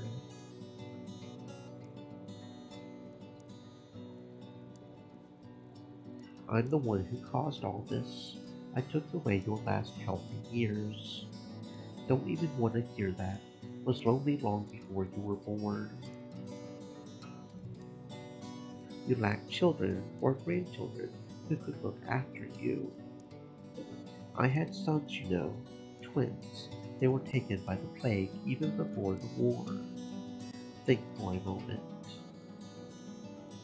Well, for years now you've been insisting I should get married, as if it's something you missed on your own path. Is that a don't want you to repeat my mistakes I'm hearing? Mistake may be the wrong word. I could have married a terrible soul, or a kind one that would have died young. Right, can't be sure your life would have improved at all. Yet you shouldn't plan each step you take based on the dream outcome. Too much chaos, too many tragedies. I've seen many of them, yet my life has been peaceful for the most part. I regret avoiding responsibilities, waiting for an accident to bring me my children, and having no one by my side as I went away in a pyre. Getting old, thinking that maybe, one day, I would have a change of heart. Rejecting friendships, wanting to make sure I wouldn't lose my touch as a herbalist, and my heart would break if I were to see yet another village lost to a disaster. I would rather be tribeless. I said these very words. I won't say that I've wasted these years or that I've no peace in me. I would just prefer if things had ended up differently.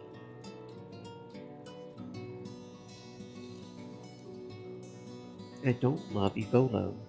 Never felt love. I sometimes crave intimacy, but I don't think I would feel good having it only with my betrothed. I care about you and Burma, but don't dream about having someone to hug as I wake up, or planning my future with them, or making sacrifices for them, or growing old looking in their eyes. I just don't know. I try to give it a shot, try to understand what others want. Doesn't look like I'm like them. You may not fall in love easily, but you can get attached to someone, build a new routine with them. What then? Get married? Hope I would fall in love with my spouse in 5, 10 years.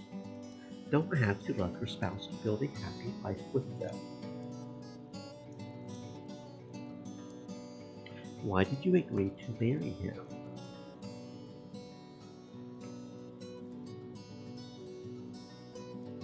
He's patient, polite, generous, knows what he wants, a good friend to Victus, a bit pushy but I'm also a bit stubborn.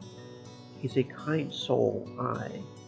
Feels as if I'm about to buy a sheep. That's how you sound. Have you decided where you would live if you were to go through with the wedding? His place. It's nice, very clean. I wouldn't expect him to be the one running around with a broom and a dust cloth. Pays others to do that for him. His parents should have done a better job teaching him to pick up his toys. But I already know what's going to happen. He'll get bored with me. I'll get sick of him. What then? The good thing is you're both busy. You two will be a pleasant distraction for each other, not the root of your lives. Would be nice to have someone to talk to in the evenings, especially after I'm gone. You keep saying that, but you're the healthiest old lady I've ever seen. An herbalist is never just an old folk. I've got a few more tricks to teach you. What a mysterious witch you are. I'm brewing herbs, not dabbling in curses. As if anyone can tell the difference. I could eat something. How about cookies? How about actual food? Go ahead and make some yourself. Don't talk to me like that, young lady.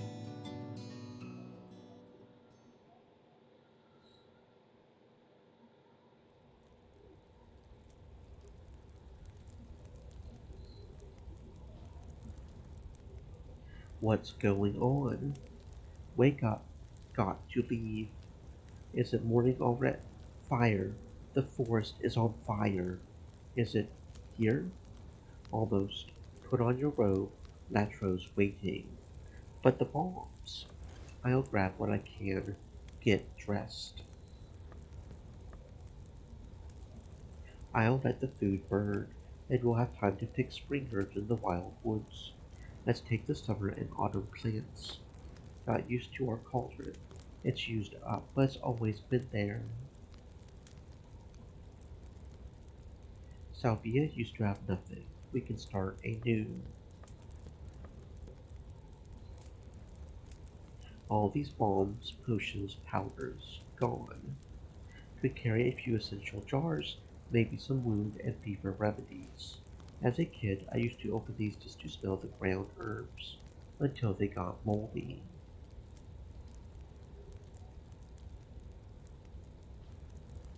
Still love their scent. Never cared much about clothes, and neither did Salvia. I'll borrow something from Irma. We're so similar, she and I, yet she's so close with our parents. Trying to support her, though she doesn't need me to.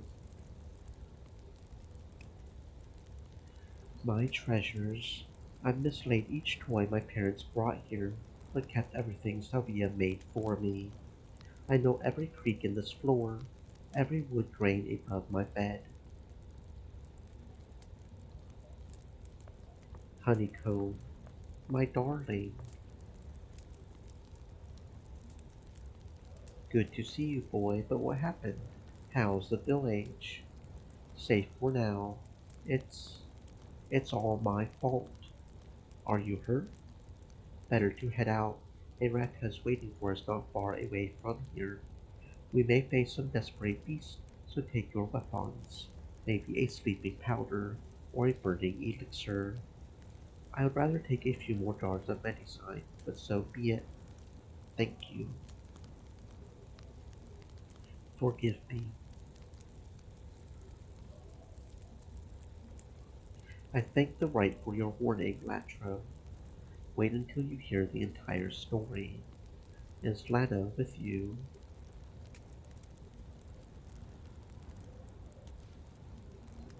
We should go.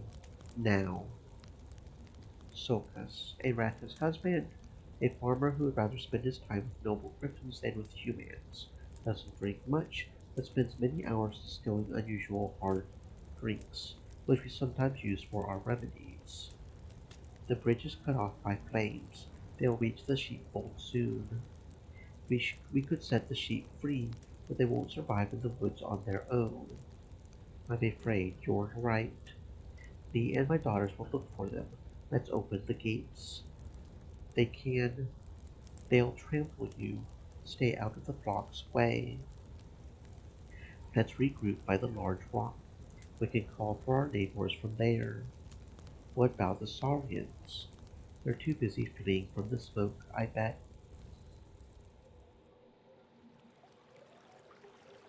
Well, there they are, though I don't see Atlanta. Start with Salvia, Latro, and Ereka. They need to speak with the mayor as soon as possible. If anything happens, go up the river. I'll be looking for you.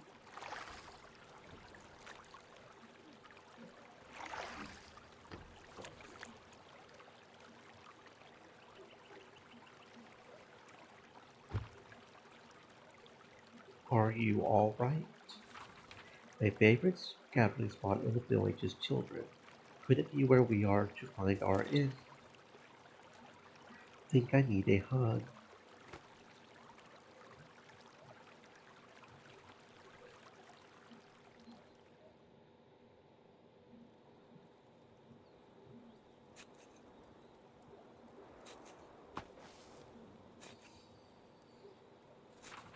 I know it makes sense that a wooden cabin wouldn't last.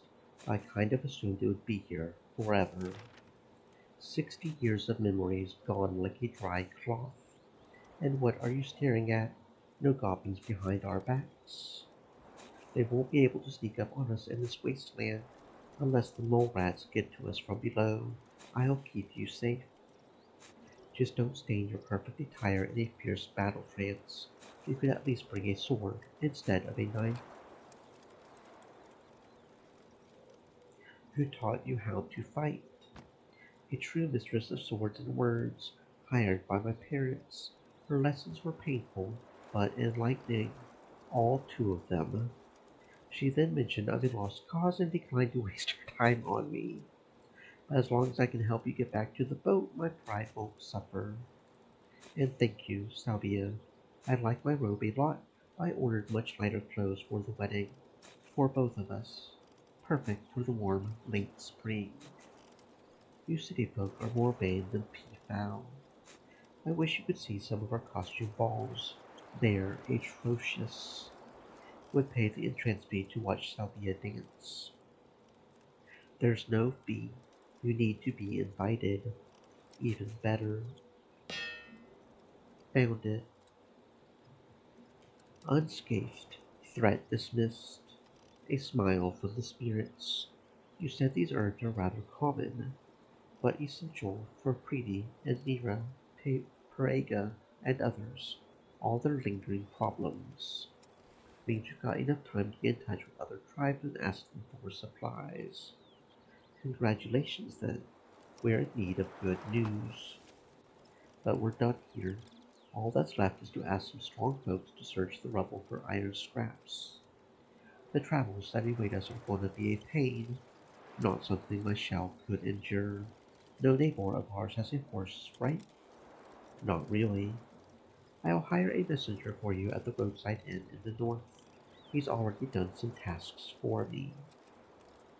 And, of course, I'll be happy to cover the essential purchases for the neighboring villages. Yet the cost of all this, I want to be a part of our village, including its troubles. Yes, my next year or two will be a bit lean, but my busyness in the city is doing better than ever, mostly because I'm not the one pulling the strings. I'll be fine. Thank you, though don't expect to get even more gratitude from me. Ever since you offered me that spare room, you've got all the things I can offer. I don't mind. We'll be a family soon. What if I wasn't going to move in with you? Do you plan to stay with someone till the wedding? Quite a pious gesture from you. Not sure there will be a wedding. You said you had thought this through already. If I were to go my own way, would you throw Salvia out? Wait. Forgive me. Should have said something sooner. Didn't want to hurt you with my doubts. Ivono didn't invite me for your sake. We've made a deal, he and I. What do you mean? I won't wait 20 years for another hut and another forest. Every season may be my last.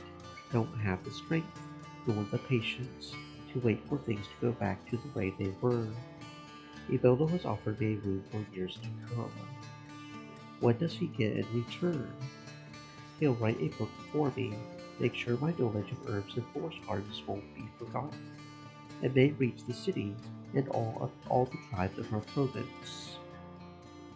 I would rather pay a monk to turn our notes into a decent manuscript, but yeah, these tales will be worth a fortune, and I could hire a scribe to make 5, 10 more copies of it over the next few years. Send it to other cities for a good price.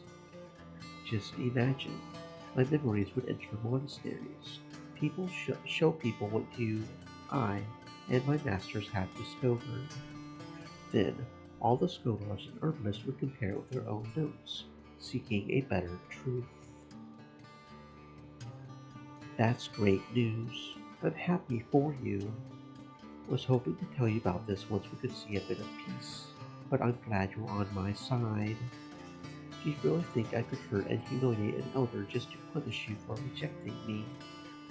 I mean, since there are no goblins in sight, I'll make sure the boat is still, what's the word? Moored, I guess. Join me once you're ready to head back.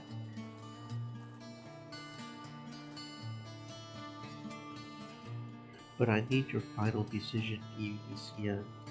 Today, if I were to send someone to the inn tomorrow morning, I could still contact my family and guests and return the wares and supplies I ordered for the wedding.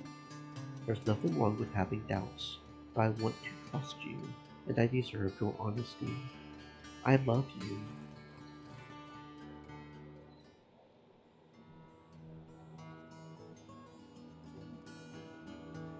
want to compete in feeling sorry for oneself.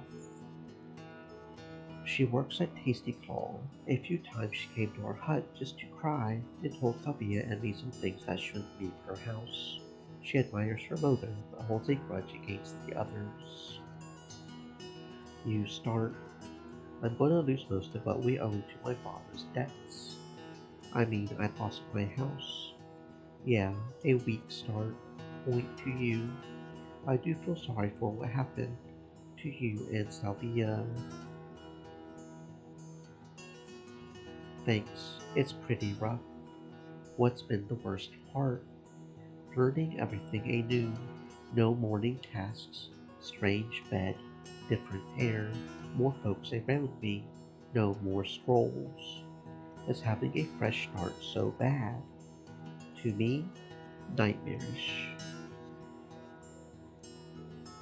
Is it true plants grow well in ash? Depends. Not all flowers and shrubs, but most trees like it, especially evergreens. Which ones are those? Those with needles and cones. Right. Well, next round. I'm on the verge of breaking my betrothed's heart. Oh no, want to talk about it? Maybe once the dust settles. Still, can't relate. Just yesterday I agreed to marry Stabs. You did? Yeah, he's the warmest soul I know. Never gets pushy, never uses tears to control me. But you do work for him.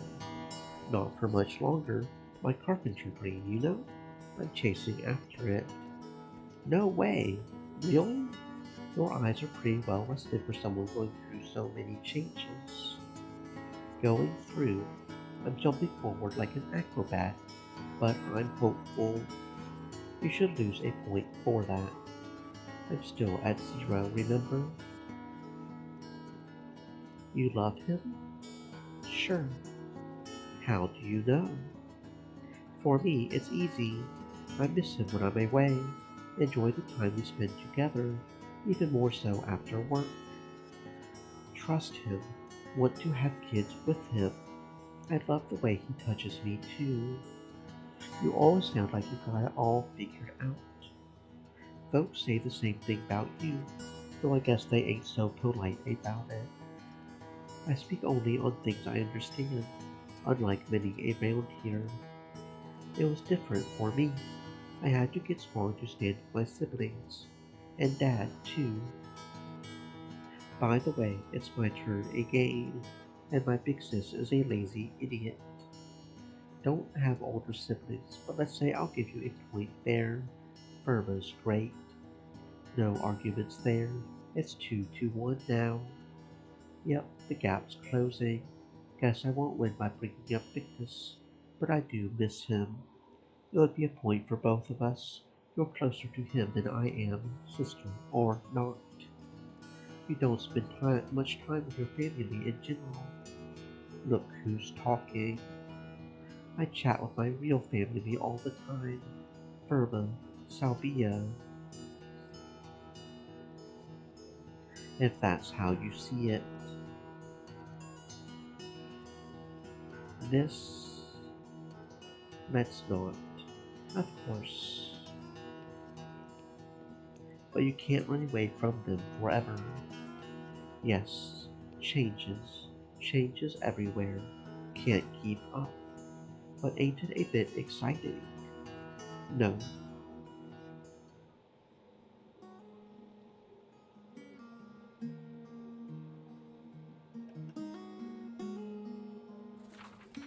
The stronghold's meant to protect us from most beasts, but won't stop the wrath of the herds.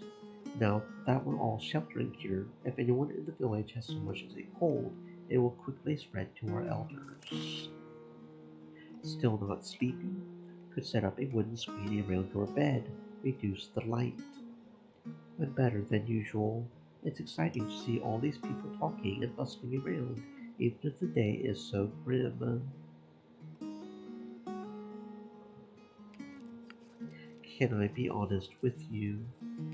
Not the best moment. Many ears around us. That's fine. I'm just trying to start a conversation. then let me keep grinding these herbs. Thought you wanted to share a dark secret with me. When you were little, I used to think you were mocking me, paying such close attention to my words. You did much more than thinking. You sure made sure Victus wouldn't talk to me before I came to you with salvia. I had apologized for disrespecting you. That's right. I almost forgot about it. It's in the past now. We are fine. Thank you. Back in the day, I felt terrible. Salvia's explanations have taught me some patience. Dealing with people is difficult. Wanted to tell me something? You see, it's been so long since I left my house. Once my neighbors brought me outside, I couldn't believe how lovely Windy Meadow is. The sun is still bright. The wind is both chilling and gentle. My shell gets weaker, but the trees and birds carry on. I know my legs won't ever let me enter the woods again. It may happen. You can now turn on your side and sit up, though with help. May keep healing. I envy your hope. Well, but I hate living like this. Maybe speak about it with Bates. I ain't that good at soothing one's soul. I've already had time to think, more days than I can bear. I want to start leaving my bed again, like on a cart or a wagon, even a wheelbarrow if that's what it takes. I need to touch the living bark again, or just spend an hour by the well, chatting with others, observe the playing children, listen to a story or two. I've heard Fable is getting good at them. Had a rough past, but is lucky to have a foster father like Priest Bates.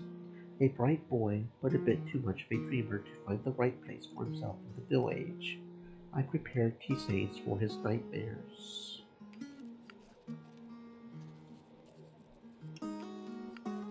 Have you discussed it with your husband? Got children and Emira. They're waiting for you. We've all waited enough.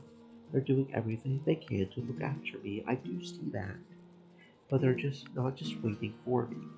Our bond is choking them. It hurts me to see what's happening to them. Sure, away our efforts to help you if you want. Believe me, I'm grateful for everything you've done for me. Tell that to Salvia, though I guess you decided to speak with me because you know she would be decided to get out of your head. No, it's you I want to thank. I know you've done everything you could. Eudi, can we talk for a moment?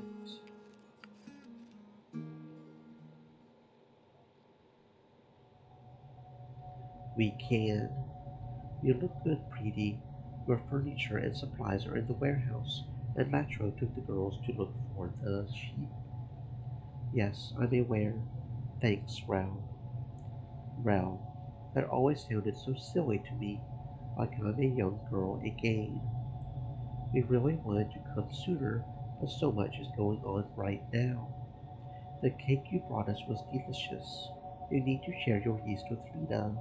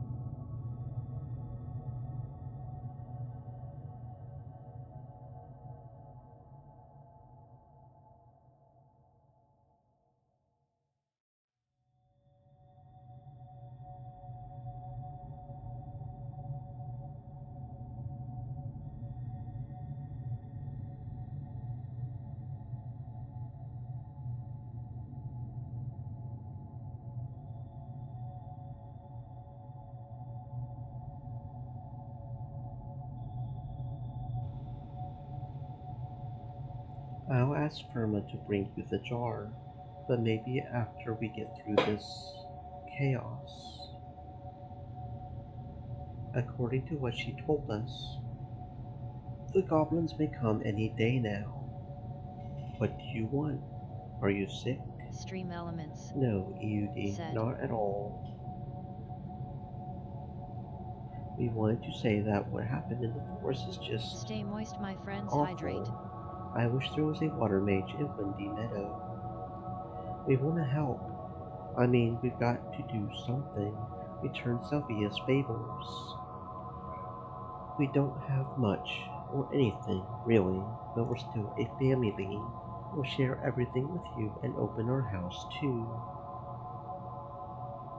The invitation is like a punch in your face, but after a few breaths, you push your anger deeper inside, regaining your control.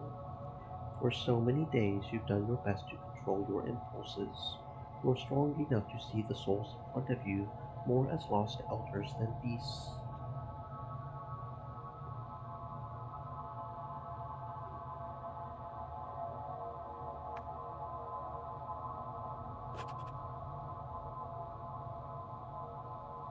Thank you, but it's too much. Must refuse. I but I understood. Another time? Just let us know.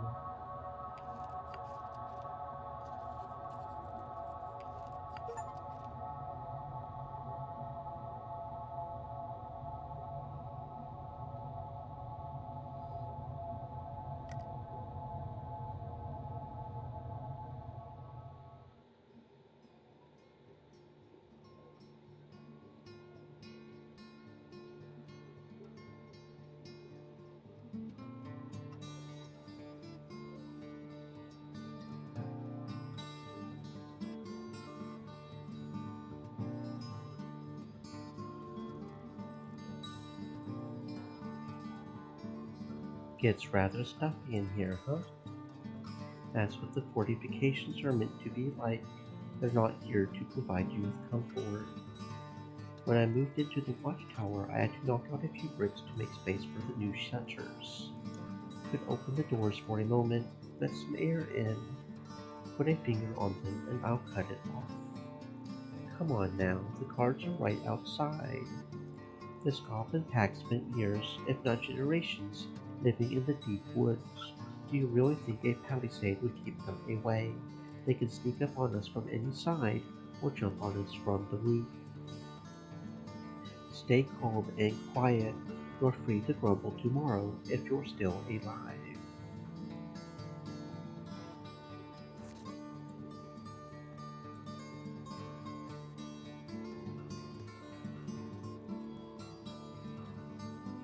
I can't take this anymore.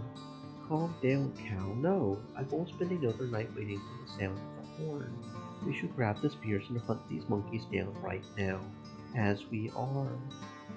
We've got the upper hand here. Hoping for the animals to get tired is the best thing we can do. And why would we enter the woods in the middle of the night? Let's not provoke even larger creatures. Counting hours only makes it more difficult. Let's try to distract ourselves. Do whatever you want as long as it's quiet and doesn't involve drinking. Go to sleep if you can. Save strength for tomorrow's work. Won't close my eyes anytime soon. How about a game? A game? Yeah, let's throw hoops at a stick, or play dice, or build mud towers. Don't know. I've seen no toys in the storage room. We left most of our possessions in the warehouse. Good. More noise, more mess. Aren't you tired enough? It's too grim for a song, but how about a tale? Sounds fine to me. Fabel, could you try? Yes, have mercy on us. Save us from this boredom. Boredom may be our last day alive. I'll die of annoyance before the monsters even get here. We're in the center of the room, so everyone would hear you just fine. Don't give him that look, pal. I'm sorry. You're not scared, are you?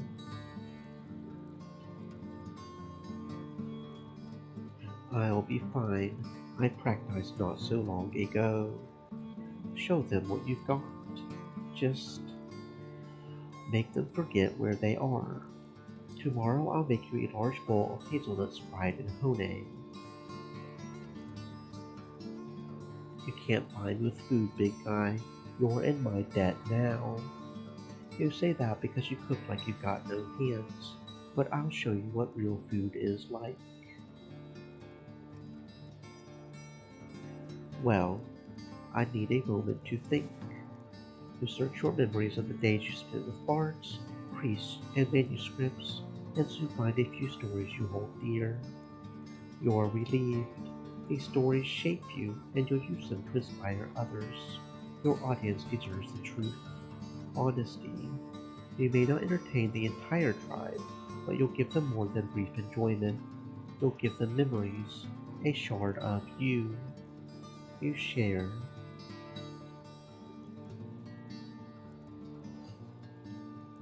Her plan was brilliant in its simplicity. She exchanged glances with Firma.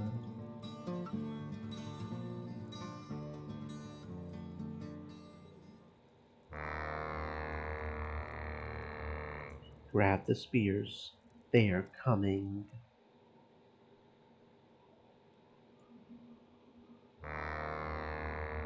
That was Firma, I think. The horns led them and brought doom upon the beasts. Let's get to it, then. Not you, Mayor.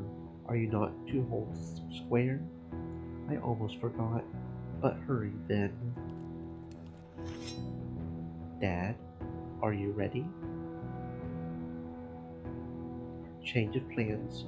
You stay here as well, Bina. I'm sorry. What? Protect the Mayor. I'll join the guards. But why? You're bursting with emotions. The last few days have made it clear. So what? I can't trust you. Dad, I can't risk having you by my side, knowing you may reject my orders at any moment. Defend the stronghold the way you see fit. Be your own master. Just give me a chance. I love you, little wolf. Keep a cool head. Let's show these beasts who they're dealing with.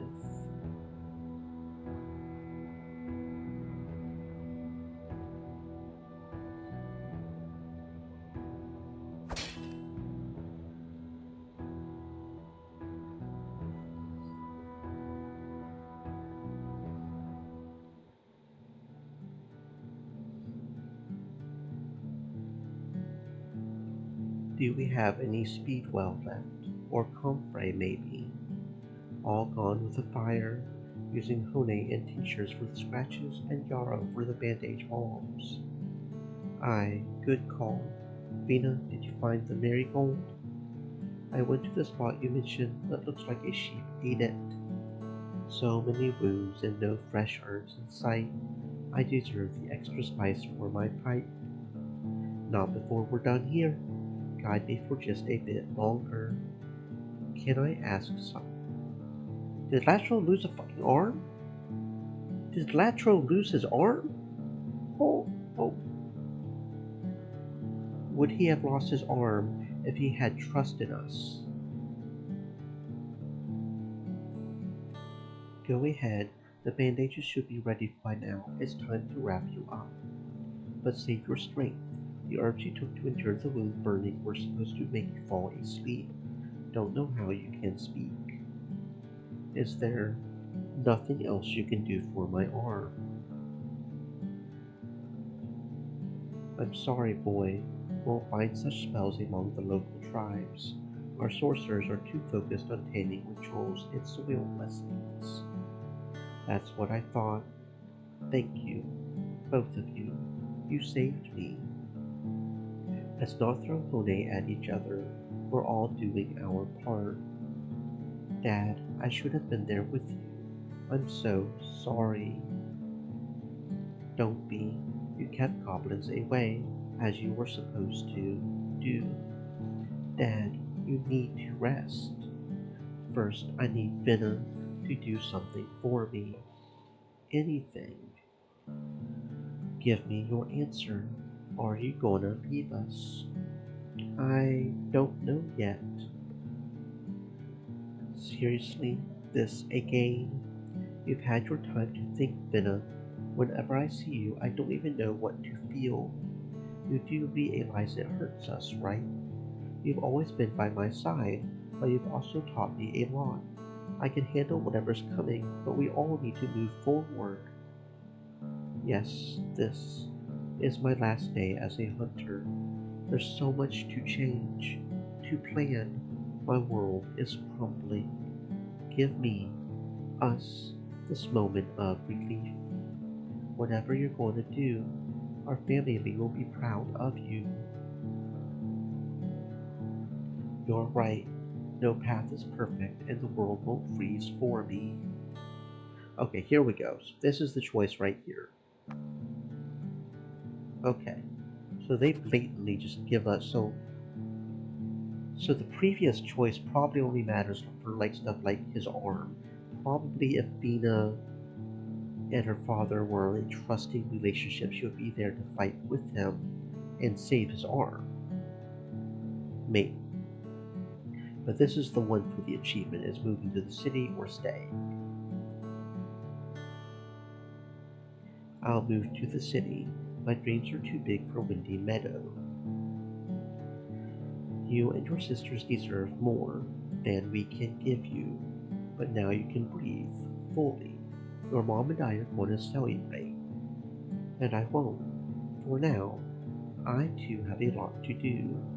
Be so kind as to let Eudocia bandage you up, alright?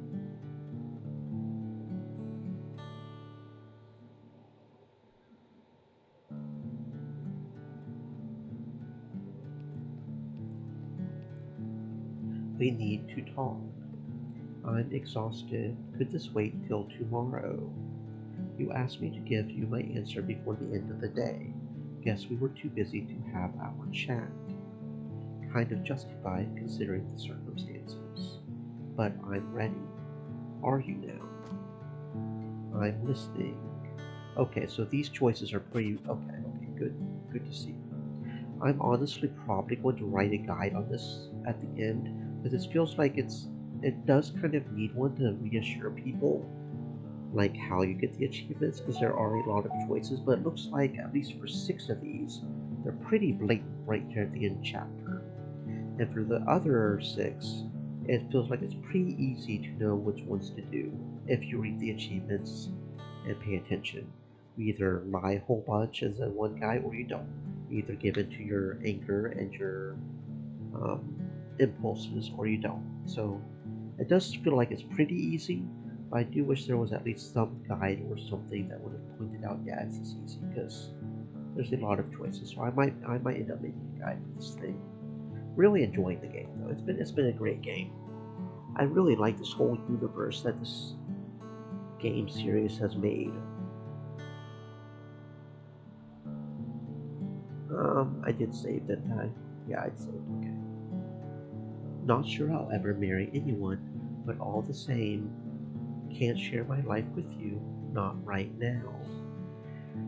For the next few years, want to figure things out on my own.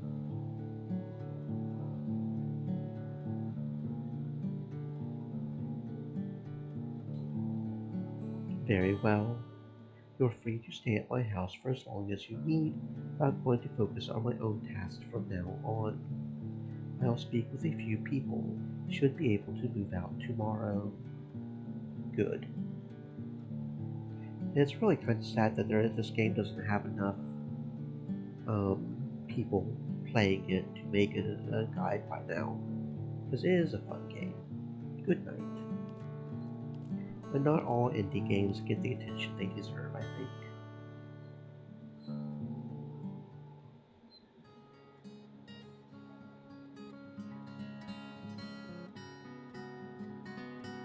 What a stupid task. Do we have to scrub the pavement? It's just blood. It may dry up in the sun. Rain will wash it, and if it doesn't rain, we'll see maggots spreading from here to my inn. Fine, fine. See, I'm helping.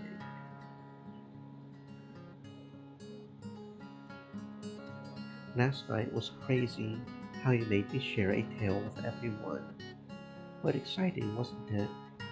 Yeah, I guess. Not everyone was captured by your tale, but you sure made an impression. I could tell you were speaking from your heart. Yeah, I can make a few compromises here and there, but I'm responsible for my words, and I want to be proud of them. Though once I was done, I kept thinking about the details I missed, or the words I could have used instead. I want to be better at this. Still, it felt nourishing. I met many bards, and all of them told me the same thing. Once you're satisfied with your poem, song, or tale, it's as if you've reached the highest mountain peak, or defeated a dragon. But other days you can barely put two words together. The fears grab you like a bear and sit on your stomach.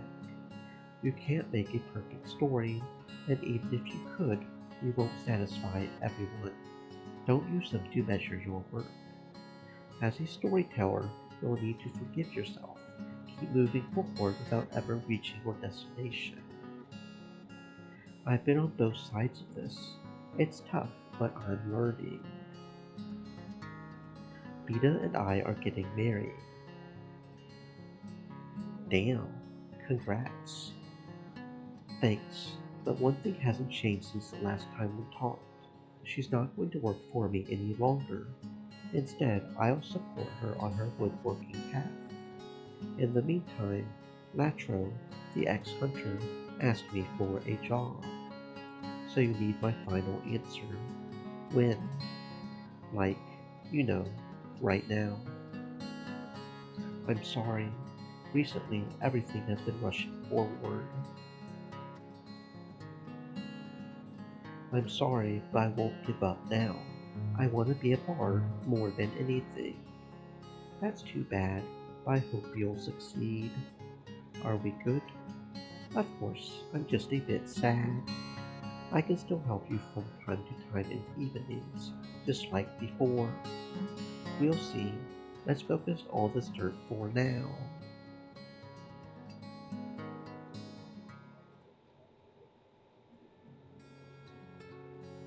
10 days later.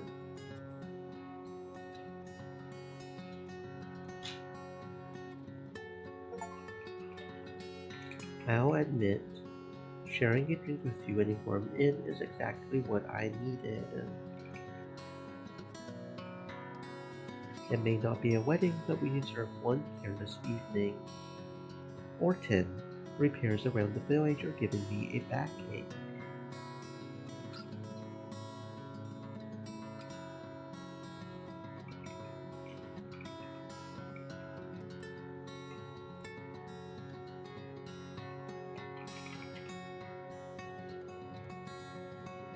This spring is even crazier than the troll attack. And yet here we are. Cheers. Another battle behind us. Oh, not sure what happened just then. Speaking of battles, good to see that you two are still alright, despite, the parent situation. Well, not much has changed, to be honest. A UDC is right to be upset, but I'll win her over. Don't get so cocky. All I can promise is that I'll try to be polite in front of them. You had better, at least you haven't embarrassed me yet. Kind of missed the news your sisters, to be honest. We've got the same hair. So, you ain't sheep to group you by fur alone. Right, the sheep.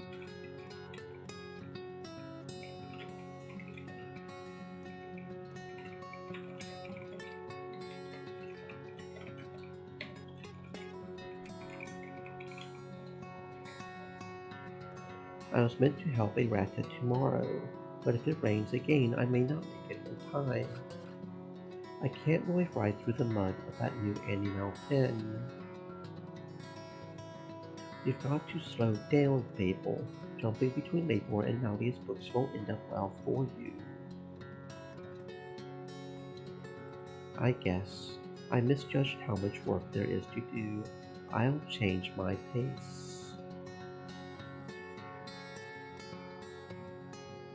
Although now I mainly write whatever I like, reading is just a side dish. Is it difficult?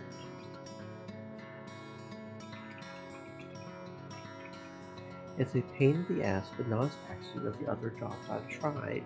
I love the scent of beeswax and playing with the ink.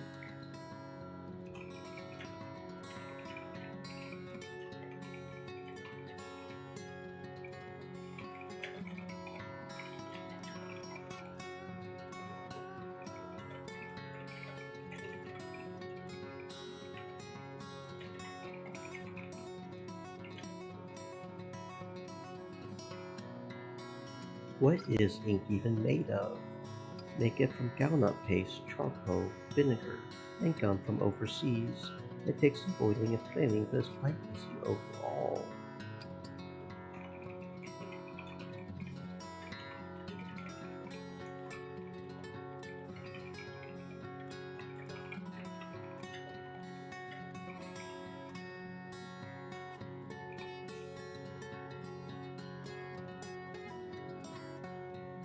Won't be so easy to harvest gals in the wild woods, though. Should order some from the tribes.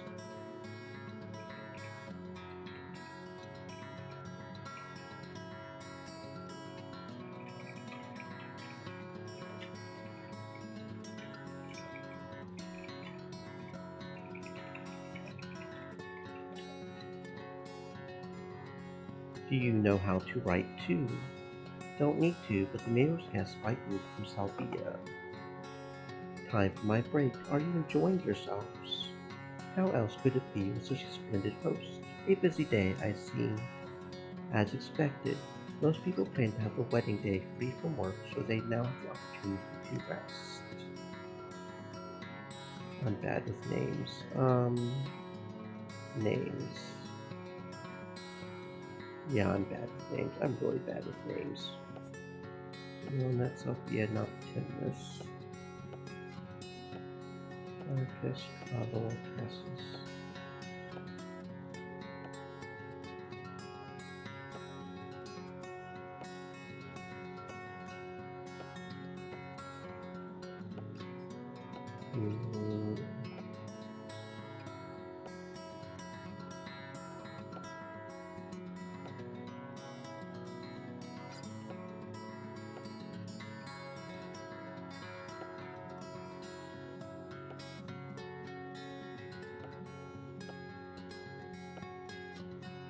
Yeah, okay, why can I... Oh. Oh, that's interesting. You can do it from different perspectives. Right here in the... Okay, that's... Huh. Okay.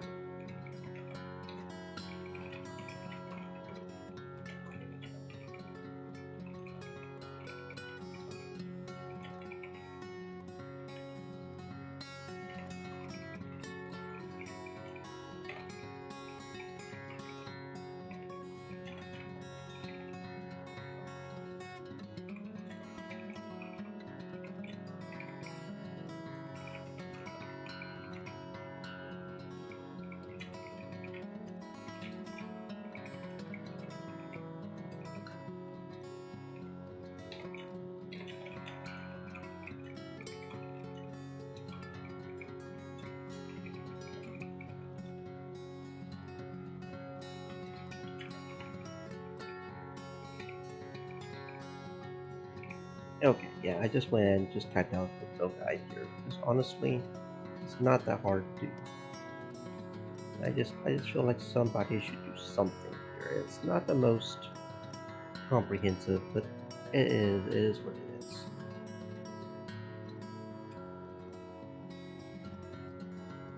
It's not the most comprehensive, but it is what it is. Okay, there we go.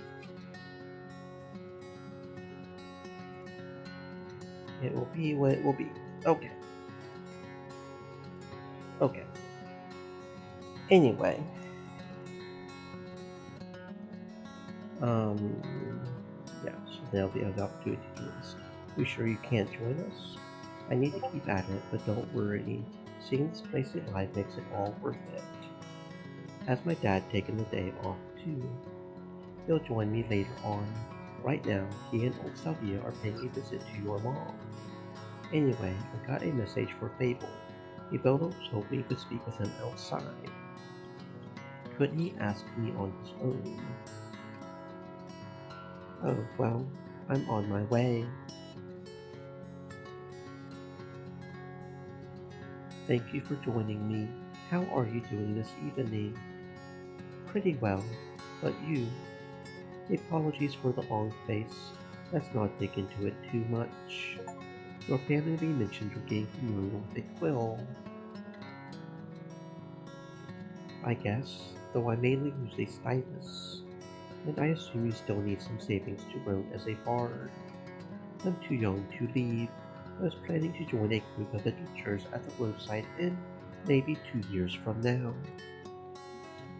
That's good. Now that old Salvia is my guest, we have grand plans for the future, and we're going to start by writing a manuscript together.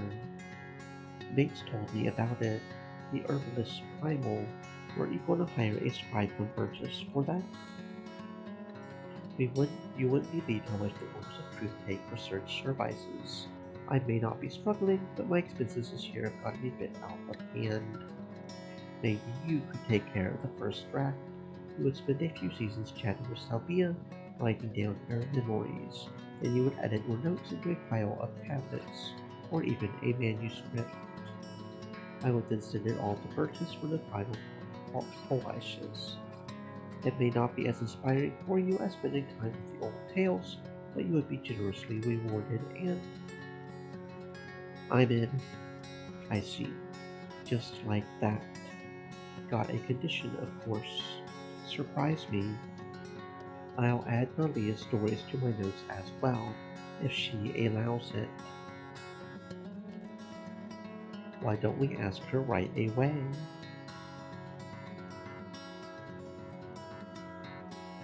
Don't you have any mercy, Benna, leaving us so soon? Who's going to drink out my cider supplies now? You just can't help but be too charming. I'm sure that belly of yours has space for a cask or two. And you can't take any supplies with me. Argentina face bandits and runners on our way here, so we'll stay cautious. When are you leaving exactly? Right after the sunrise, and I guess I should head home, pack my things. Couldn't she give you one more day to say goodbye? She's got an important meeting. I don't know. But this is so out of nowhere. In the last few days you haven't even had the chance to talk with your dad. He's just busy, that's all. Won't be easy for him to pay off his debts now with one arm. But I won't complain. I knew this job would bring in such troubles. I'm ready to bear it. Don't envy you. From Evolo stories, rich folks rarely care about their servants. Did you talk to Mom? Yes, but I would like to talk to her one more time. Let's check if she's awake. Say hi to Victus from us when you see him. I ain't too familiar with Virtus.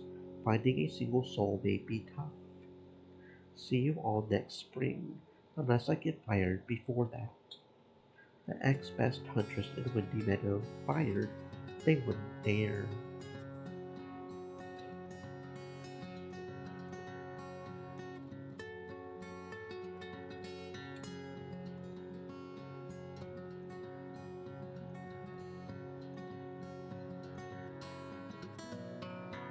The forest, poisonous mushrooms, want to be picked at any cost. Green perennials cut your hands like a razor. Frogs would sell their carpets to anyone. The clearing is black from all this poison. Cowbanes and hellbores keep smiling at you. The forest is silent and gentle.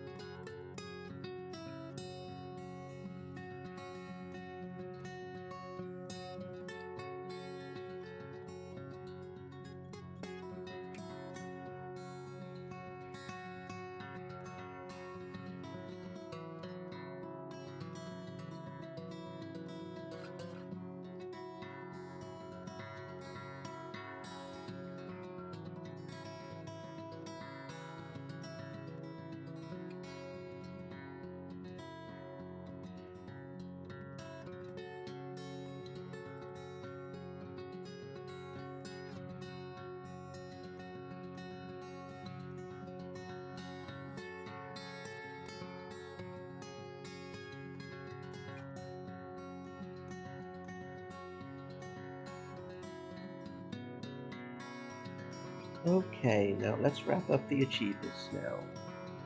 So we need new story or continue. Is it continue or new story? No? Maybe continue. Main menu. Okay, so new story. Yeah, new story. So let's we need to focus on lying with Fable and then be angry with Ethesia for those two, and then we'll choose opposites on those one choices. So yeah, overall the achievements are not that difficult. It seems like it is a little overwhelming since there are a lot of choices, but it's dark in here. It's dark in here. It would be easier for me to study if I could sit comfortably and see all the letters. People your age are allowed to join the city guard. You can handle some minor inconveniences. But what's the point? And what's the point of this idle chatter? I have plans for this evening, you know?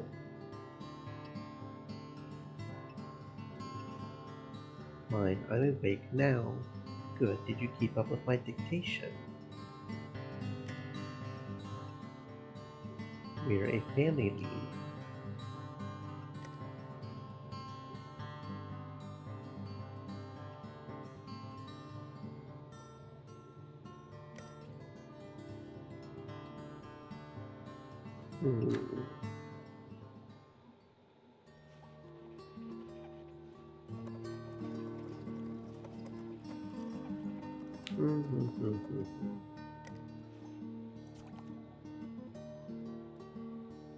Yeah, that sounds kind of good, actually.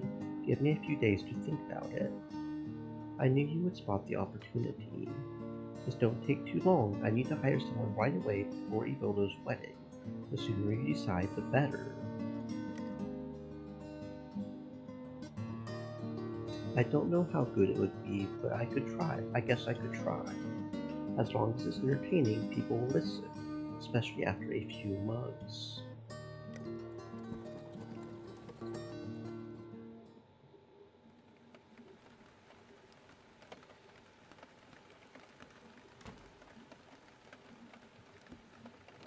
Stop whatever it is you're doing. We need to talk. Wait, what happened? Nalia told me about your argument. I thought I taught you better than this. Come on, it wasn't that bad. Be quiet for a moment. You had a rough few seasons. I know how you feel, but you won't get any special treatment from strangers. We need to stick together as a family and as a tribe. We'll fight with kindness and respect.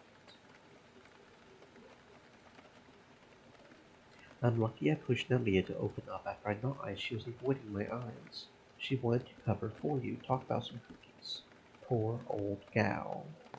Here's the Reese pie she gave me. You'll have a chance to put your skills to use. Follow the instructions, take the results to Nalia, and apologize to her. Is that clear? Clear as the sun. Great. Good night.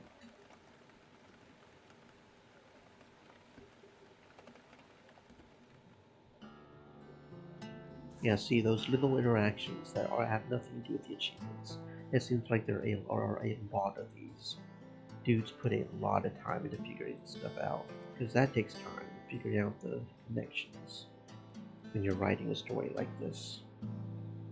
I appreciate the gesture, but next time just bring me the ingredients. I'll prepare the dough myself. The Bates doesn't cook, so all I can do is experiment on my own. My mom used to bake great rye bread, but I don't remember the steps. My husband taught me the basics when I was, let me think, 30? With a good teacher, you'll learn a few tricks.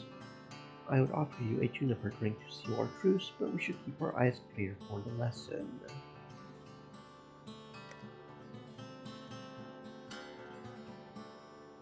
You mean Bates, I assume? Forgive me, just a slip of the tongue. We're also being kinda mean to Bates right now, I guess. The last remaining copy, you say. Now I want to see what forbidden knowledge journal hides. It's all yours. Each time the moon rose upon the village of flowers, I asked their shaman to let me learn the ways of her tribe. She always greeted me with the same few words. Welcome, stranger.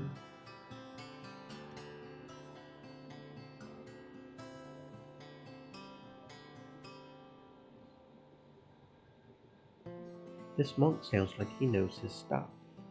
You would be disappointed. Many scholars praised his observations at first, but they crumbled under scrutiny, and therefore the monk's order of truth refused to make any copies. When compared to other sources, there are quite a few bits that are either deceitful or nothing more than a fantasy. The author ended up in a monastic cell in order to pray for wisdom. How do you know all this? As I grew older, I realized I couldn't trust my blade alone. I spent some time with the monks at Burgess, not only asking them to let me read their manuscripts, but also learning how they make them, and who's behind them. Now try to summarize this tale. The most important bits will do. Right. According to what's written here, the flower tribe believe that whenever you fall asleep, you die, and whenever you wake up, your soul wanders about, I guess. The monk struggled to describe it. To be fair, he should have been familiar with the term metempsychosis, considering his mission. Wright's churches are quite unusual with their assumption that our souls vanish once they leave their shells. But what was the source of this tribe's belief? A shaman compared humans to a tree that bears one fruit at once. Our shells are the trunk and the branches. We think they bring the same fruit into the world every time. But in reality, each fruit is different, and as the tree changes, the fruits change as well. The shaman brought up the forgotten memories of the past, and that she and her tribesfolk could sometimes recover the memories of their past selves. She was convinced that each human goes through countless stages, and that every few years, or every 7 years specifically, are inhabited by what's essentially a different soul. She said our past could have been a reality, but may also be just an illusion. Each day gives birth to a new world. Am I too young to understand this, or is this a bit silly? Storytellers don't write tales only for those who share their experiences. Let's call this a lesson in empathy. According to the journal, this tribe was very serious about their beliefs. They often welcomed each other as strangers and were eager to forgive past misdeeds. Love or friendship were believed to be vain words, while holding a grudge was seen as a sickness of the soul.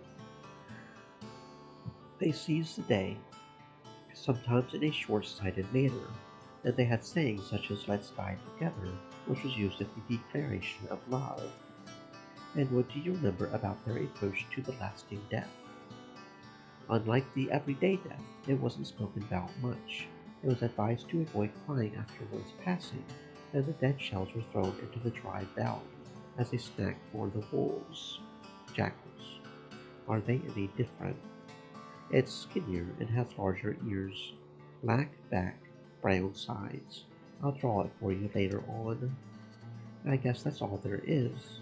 The flower tribe teaches that once the shell is gone, the soul is free to find itself a new vessel, but it never truly leaves our world. Very well. So what do you think? Did you get anything out of it?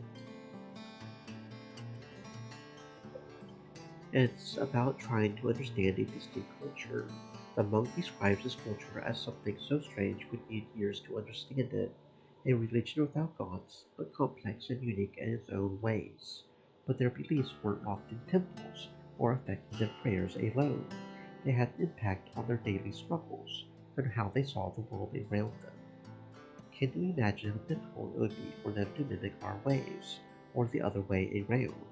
They could just as well come in from the moon. Could they even barter with others? I wonder if they attach debts and responsibilities to the tree-like shells, or to the ever-changing souls. I said the exact same thing the first time I heard about them. The rest of the journal was all about the religions of the South.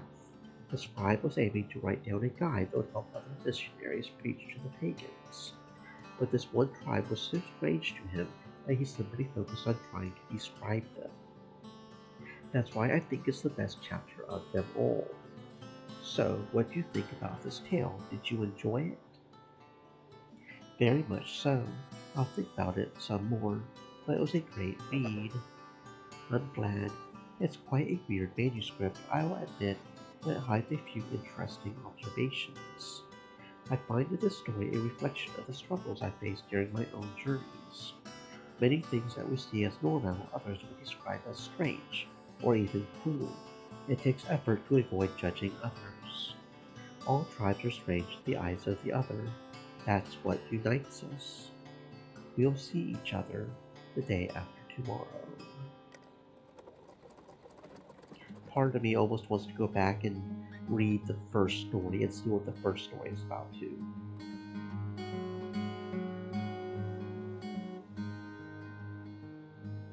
I'm not afraid of busy work, since all I do is help others with cleaning tasks. I don't mind a few annoyances. Gets rough when it rains, doesn't it?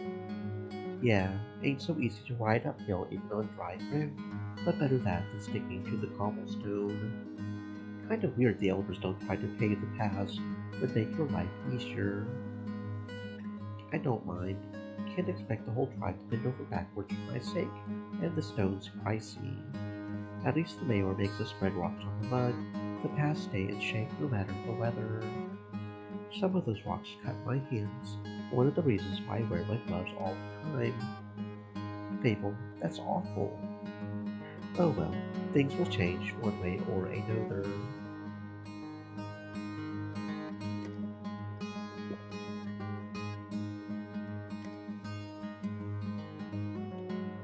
Even if you were to hang out with only the regular folk, you would meet some new souls, maybe some you could start a family with. Nothing wrong with the way it works right now. Once I want to have a baby, I'll hang out with the fellows from the nearest villages, see if we enjoy our time together, talk about starting a family. Ain't like I'm desperate to meet someone right away. More likely someone will visit us first.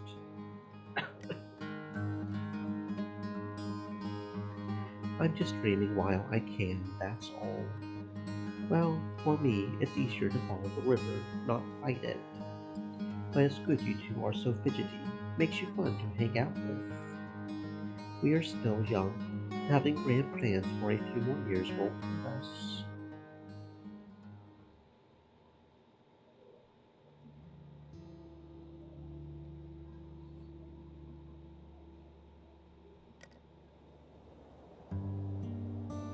The polite nods encourage you to go on, but no matter how much you try, there's a gap between them and you that can't cross. You're alone even before the crowd leaves you.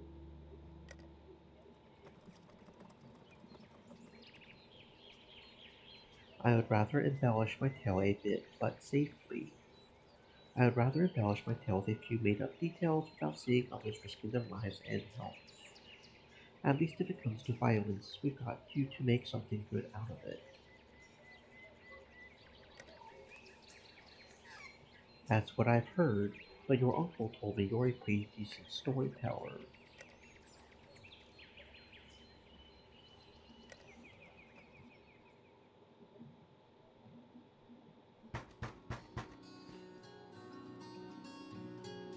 I'm making progress, but there's still a lot of work ahead of me. Saw Navia looking at the big apple tree yesterday.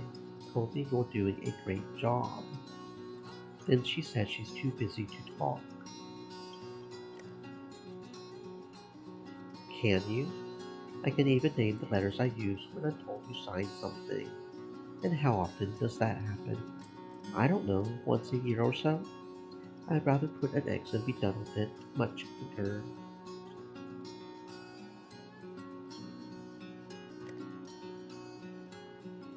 That's the plan. I love listening to stories and I love spreading them. They can be fun and they can be beautiful. Would that be your job? Ideally, I would get paid for entertaining people at the inns and in the villages. How would you stay on the road with no legs and all? Don't be rude, hun. He wouldn't travel alone. Bards join mercenaries, roadwardens, merchants, adventurers. Yeah, I'll pay them with my work and dragons, as long as I don't need to run around, that is. It would be my pleasure. I'm completely unprepared. We're going to do a different story this time too. We're going to start with battle. Victory seemed to be within their grasp, but their defeat came from an unexpected source. The plague. The curse finished what the enemies couldn't, but one soul was brave enough to look for the cure. After the long journey, the hero had to oppose the grave enemy, an undead wizard, because undead wizards do plagues, right? That just makes sense. Many believe she'll seek vengeance. To save everyone, the hero had to face a plot twist. It was too late to stop the traitor, and in the end, the hero died. It was clear what had to be done. It was time to close your eyes and jump. You take a deep breath and turn to your audience.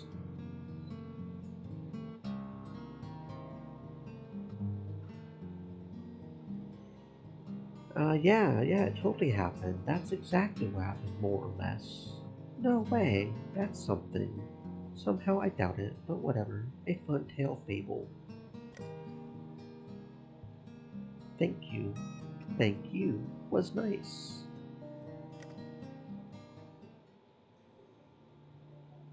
We need to flee. Snap out of it. I ain't leaving anyone behind. Not now, not ever.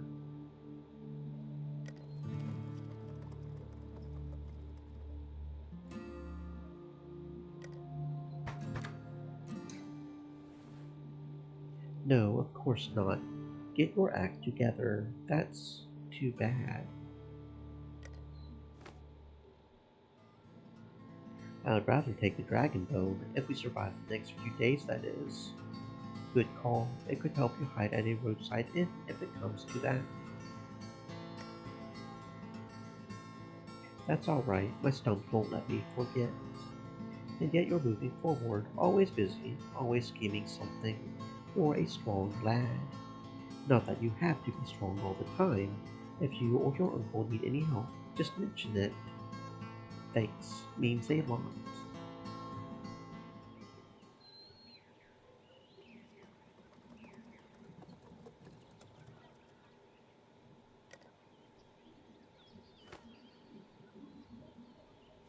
Yeah, I like Windy Meadows. It's my home. I would miss it if I were to leave. Because we're not going to leave. Well, we're not going to continue. But yeah, travelers have no home. That's true. But this is your tribe. Whenever you decide to visit us, your neighbors will greet you with open arms. Before the fire, we had 10 lucky years without major disasters. Unless you count the trolls from last year.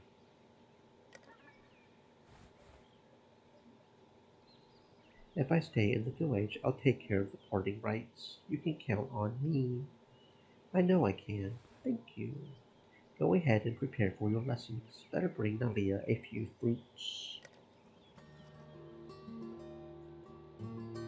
I could use a break from the outside world. Too many things are happening too quickly. Indeed, but worrying about the beast won't help anyone now. Your tribe is doing well, preparing, rather than bickering about whom they should blame. They've got some experience. There were the trolls not so long ago, and before that. I'm aware. Everyone here keeps bringing those events up as if they're at all unusual. Windy Meadow definitely could use more bards.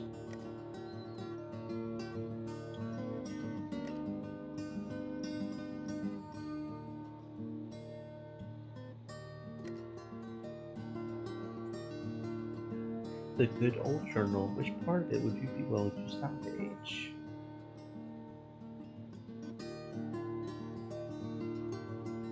If I had to pick one thing, I like the idea of our shelves serving as trees that bring new souls to life. I could use it to make another tribe sound more interesting. That's a good start. There's no reason to feel guilty about borrowing someone's idea.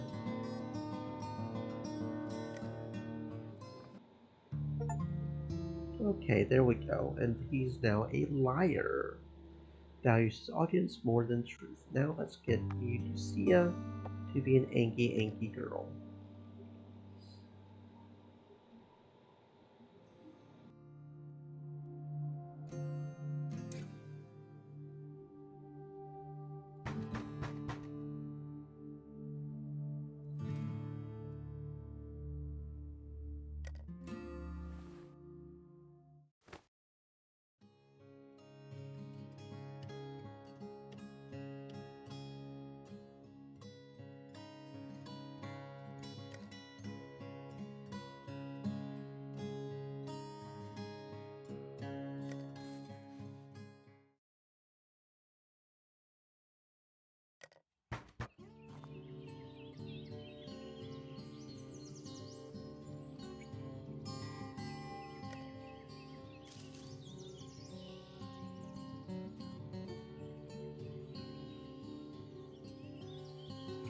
Thought our situation was clear.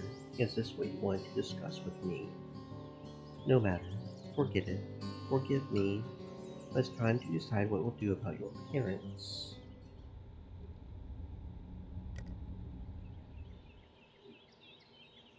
Maybe later. Not right now. I need more air. Yes, of course. Naturally. I simply want to make it clear that I'm sorry. I'll be gentler with my words. Thank you. I don't want to trouble you. I'm happy to fight through obstacles with you by my side. Same.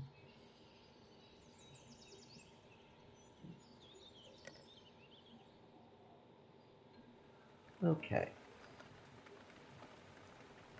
I would rather learn more about herbs. To heal folks, I need to be better at, well, healing. Learn enough to earn the trust of others. There ain't enough knowledge for that.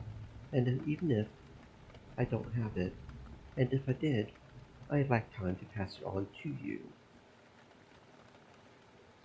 Those thoughts about losing your wits keep haunting you, it seems. What can I say? You know me well. All the things I've seen, the herbs I've tested, locked in my memories, like in a chest, and who knows how long its key will stay with us. The others deserve my knowledge, but if anything happens to you, all of this will be gone, for good.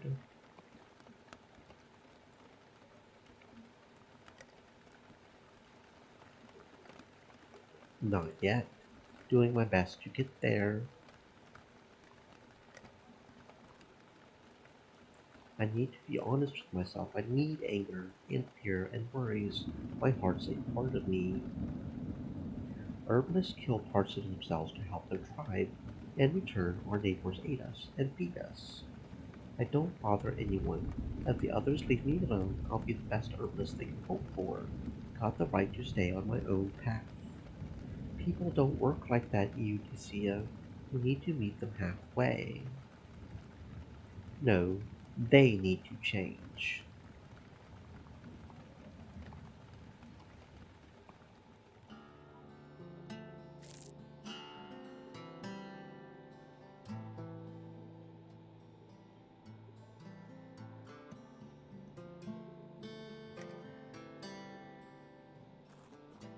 It's Eudocia.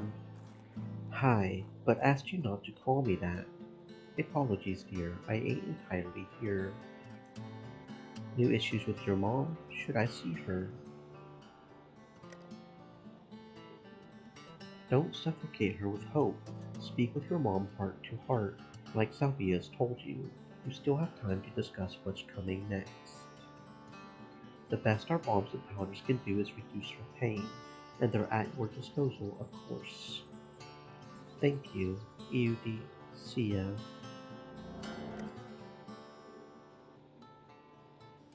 Once Salvia is gone, though I guess I'd rather not have some strangers distracting me.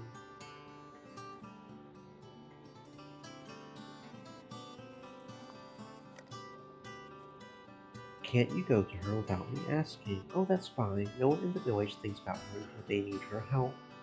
But got houses to visit. See you in a few days. Don't be a stranger.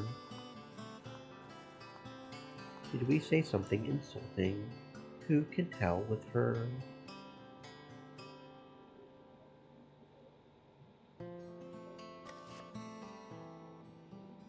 Don't you trust us? We're doing everything we can. I'm sorry. I just don't know what to do.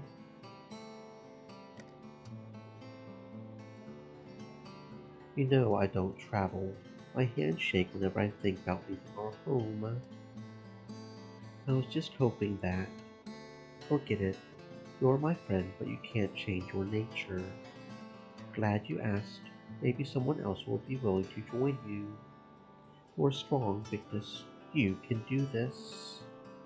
I simply have no time to despair. All I can do is put trust in the right.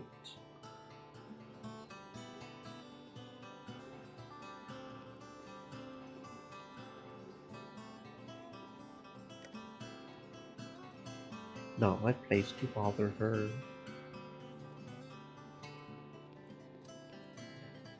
Alright then. I guess I'd rather have the others watch me out in the open instead of from behind a corner.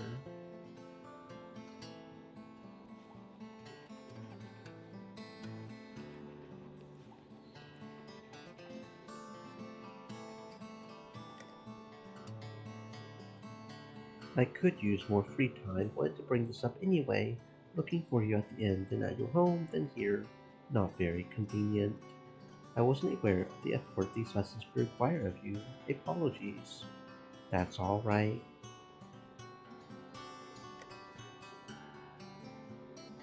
Got duties to finish before dusk. See you next time. One more question, one. You mentioned that Victus needs to talk with me and I'll go to him soon. Pushing forward like always. I don't know. I don't know which one would be the more angry one. I would rather not dwell on it. It's alright to be sad. It is alright, but it's also hard. Stream elements. Said. Assuming that one even has Stay names. moist, Not my all of friends, them have hydrate. names, but like I said, go to Evolo. Fine. Fine. Maybe. Must go. Good night. Sure. Bye.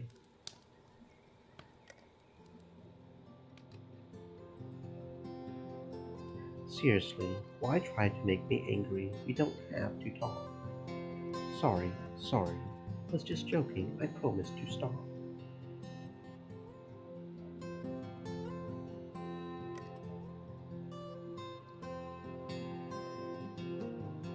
Hopefully no one don't need to discuss my sex life with others. You're no fun. It's not a fun day. Everything's crumbling. Sylvia's been having bad dreams too. Whatever. I'll wait till you get drunk at the wedding, then I'll ask again. Your friends are coming. Stop asking me. Can talk to them on my own. I. Fine, fine. Forget it. Interesting that they chose purple for when she gets angry too. Sort of like a mystic color instead of the usual red that you see for anger. Almost feels like she's about to cast a spell or some shit. This garden is nourished by our tribe. I would be heartbroken if something were to happen to it. Don't worry, no apes are going to threaten our trees. They may take away some eggs or berries, or maybe trample a few herbs, but they'll respect the land. Wonder if the goblin dads and moms discipline their children, teach them restraint. Can't say I know the answer to that.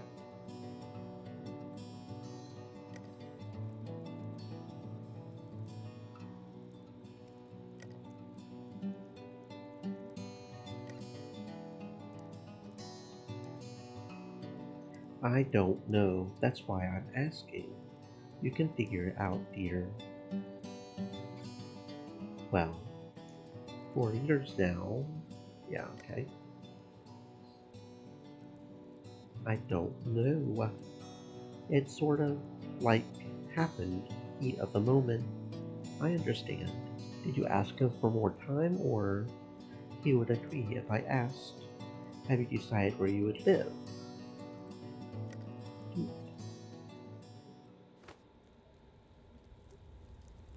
The loose snowy memories. Wanted to get rid of some of these things, but not like this. Was my fault.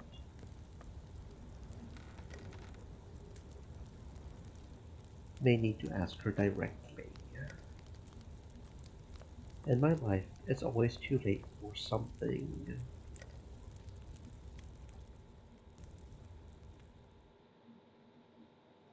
Maybe stick to pretending you can sound like you're from here. The animals would be too embarrassed to chase after us. So harsh. I promised you I wouldn't mimic all those ain'ts and whatabouts and gonas. Didn't I? I'm not that useless. If nothing else, I can help Salvia run. Day by day, you control more of my life. I ain't your plaything, and Salvia ain't your host stage. Ebola didn't invite me for your sake. We've made a deal, him and I. Should have told me sooner. We still had details to discuss, and then 2 more years of work, at least. Not every flower blooms for you.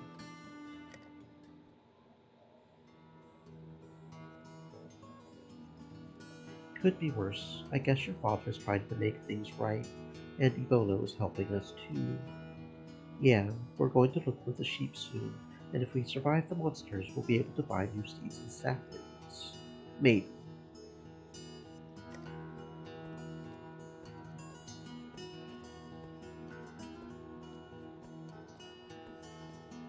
I do. Just say.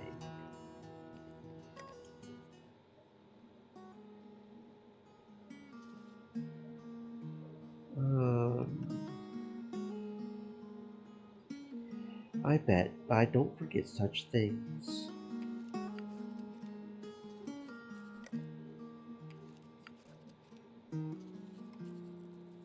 There's nothing that interesting for you to find outside, especially now with the garden gone. The sight is going to break your heart.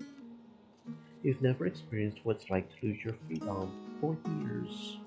There's the shining stream, and the new clearing, and the dark woods, and the griffins, and the scent of our meadows, and the voices of people who ain't constantly worried about me.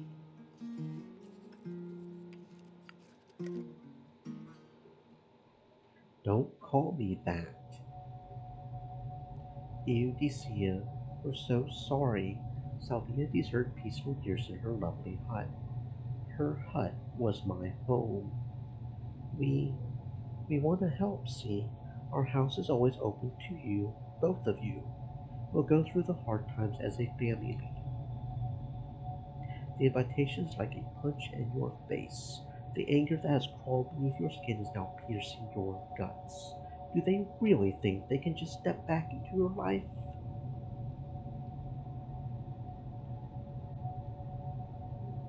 Oh, that's all. Is that one choice or more? We're not a family. Get out. Ethesia. I'm begging you. I'm busy. Shouldn't you be too? Please, Eudycia. I'm making your medi sign.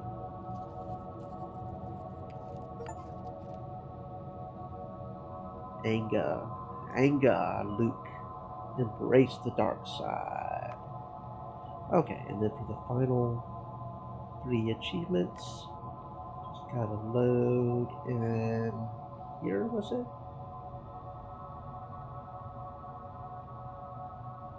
I think it was here. No, okay, no. This was the other one.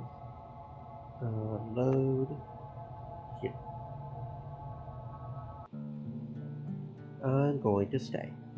I'm going to stay. This is where I belong.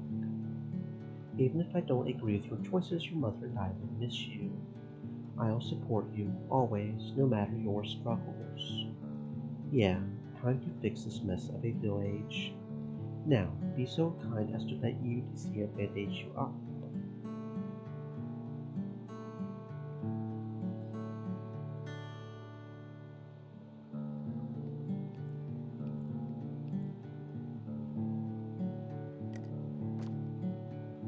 I want to be with you. Want to be with you. Sorry I made you wait so long. Don't mention it, and I'm sorry I pushed you so much. I'm not used to people saying no to me. We'll grow together. Aw, that's all I want. Despite her emotional issues, she still gets a happy ending. Maybe.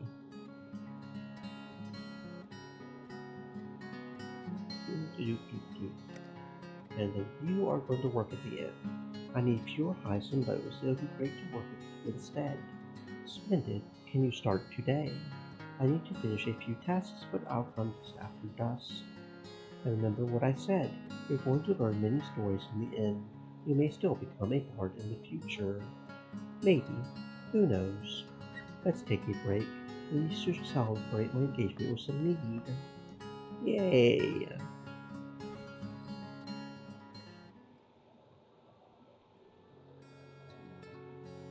10 days later.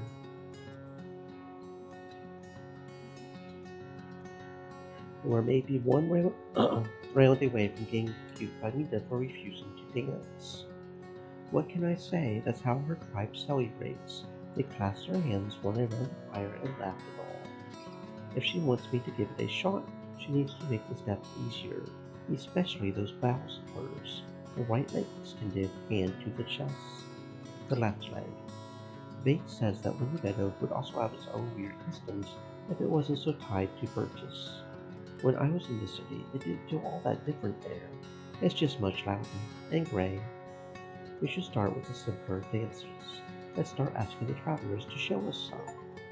I'll keep that in mind while working at the counter. Just don't make them spin inside the inn. We don't need more beer stains. So far, Tasty Claw has been clean enough. Yet it keeps getting smellier. Cheer up, it's a happy day. Sure, just a bit longer. And here comes the bride. Don't even start. I'm barely standing. Not used to this attire. Having fun? No grumbling here, but you're almost out of mead. Decided to ration it. Don't want to spend the next few days patching you all up. I'll bring the next cask soon. Duh, it may be my sister's wedding, but it's still a wedding. I deserve a full cup. Good to see that you two are still alright, despite, the parent situation. Well, not much has changed, to be honest. Eudycia is right to be upset, but I'll win her over. Don't get so cocky. All I can promise is that I'll try to be polite in front of them. You had better. At least you haven't embarrassed me yet. I kind of miss the news your sisters, to be honest. We've got the same hair. So, you ain't chic to group you by fur alone. Noses, too. I love your dress, by the way. Ebola was supposed to have a magic robe, but we lost a whole crate of boots to the bandits. I know. But what are you going to do with it now? I'll keep it in case I'm to join my husband on a trip to the city. Or you can get pregnant in that and pass the dress on to your kids once it's their turn to get married. Got so much work to do in the forest garden I won't have the chance to sit around. I thought you hate children. I don't, unless they get anywhere near me. So what are you two planning? Any kids on the way? Not the boring adult talk. But we are getting older. I bet you Decia is now too serious of a lady to speak with us, the humble folk. What? Why would you? You were joking. I don't pay attention to my age. Change follows us all. We'll see how you feel after another 20 years, with gray hair, wrinkles, and at least 3 aching body parts. I'm well familiar with what's ahead of us. Some days, thinking about the future is the only thing that helps me get out of bed. I was sick of each day being the same. I wanted to jump into something new, and now I'm engaged, and I'm learning a new craft. Eudicia has also begun her new store, and Babel, and Mom, and even Benna. Our best years are ahead of us. Oh no, are we at this stage of drinking already? I feel the same, Mita. And what are your new plans, Vina? I need you to stay with us until the next hunting season. By then, I'll be dying to have some game meat. As if another few sausages are going to kill your cravings. I've got a few options, but I ain't looking for any excitement. What matters is I'm going to have my family meet and friends say my around. This time, I'll figure out my job on my own. Dad needs to stick to simpler tasks now that he has a single arm, but I still have a few strong years ahead of me. And who cares if I become a guard, join the lumberjacks, or help out in the forest garden? Work's work. You can speak with Ebola. Now that Victus is in the city, he'll need a personnel guard. That's a pretty good idea. I wish you luck. May you spend many more hours and coins and tasty claw. What a friend you are. Let's hope you won't regret it. Just say, nah, we'll overcome boredom together. We've survived the trolls, the fire, and a pack of bloodthirsty goblins. We'll be fine.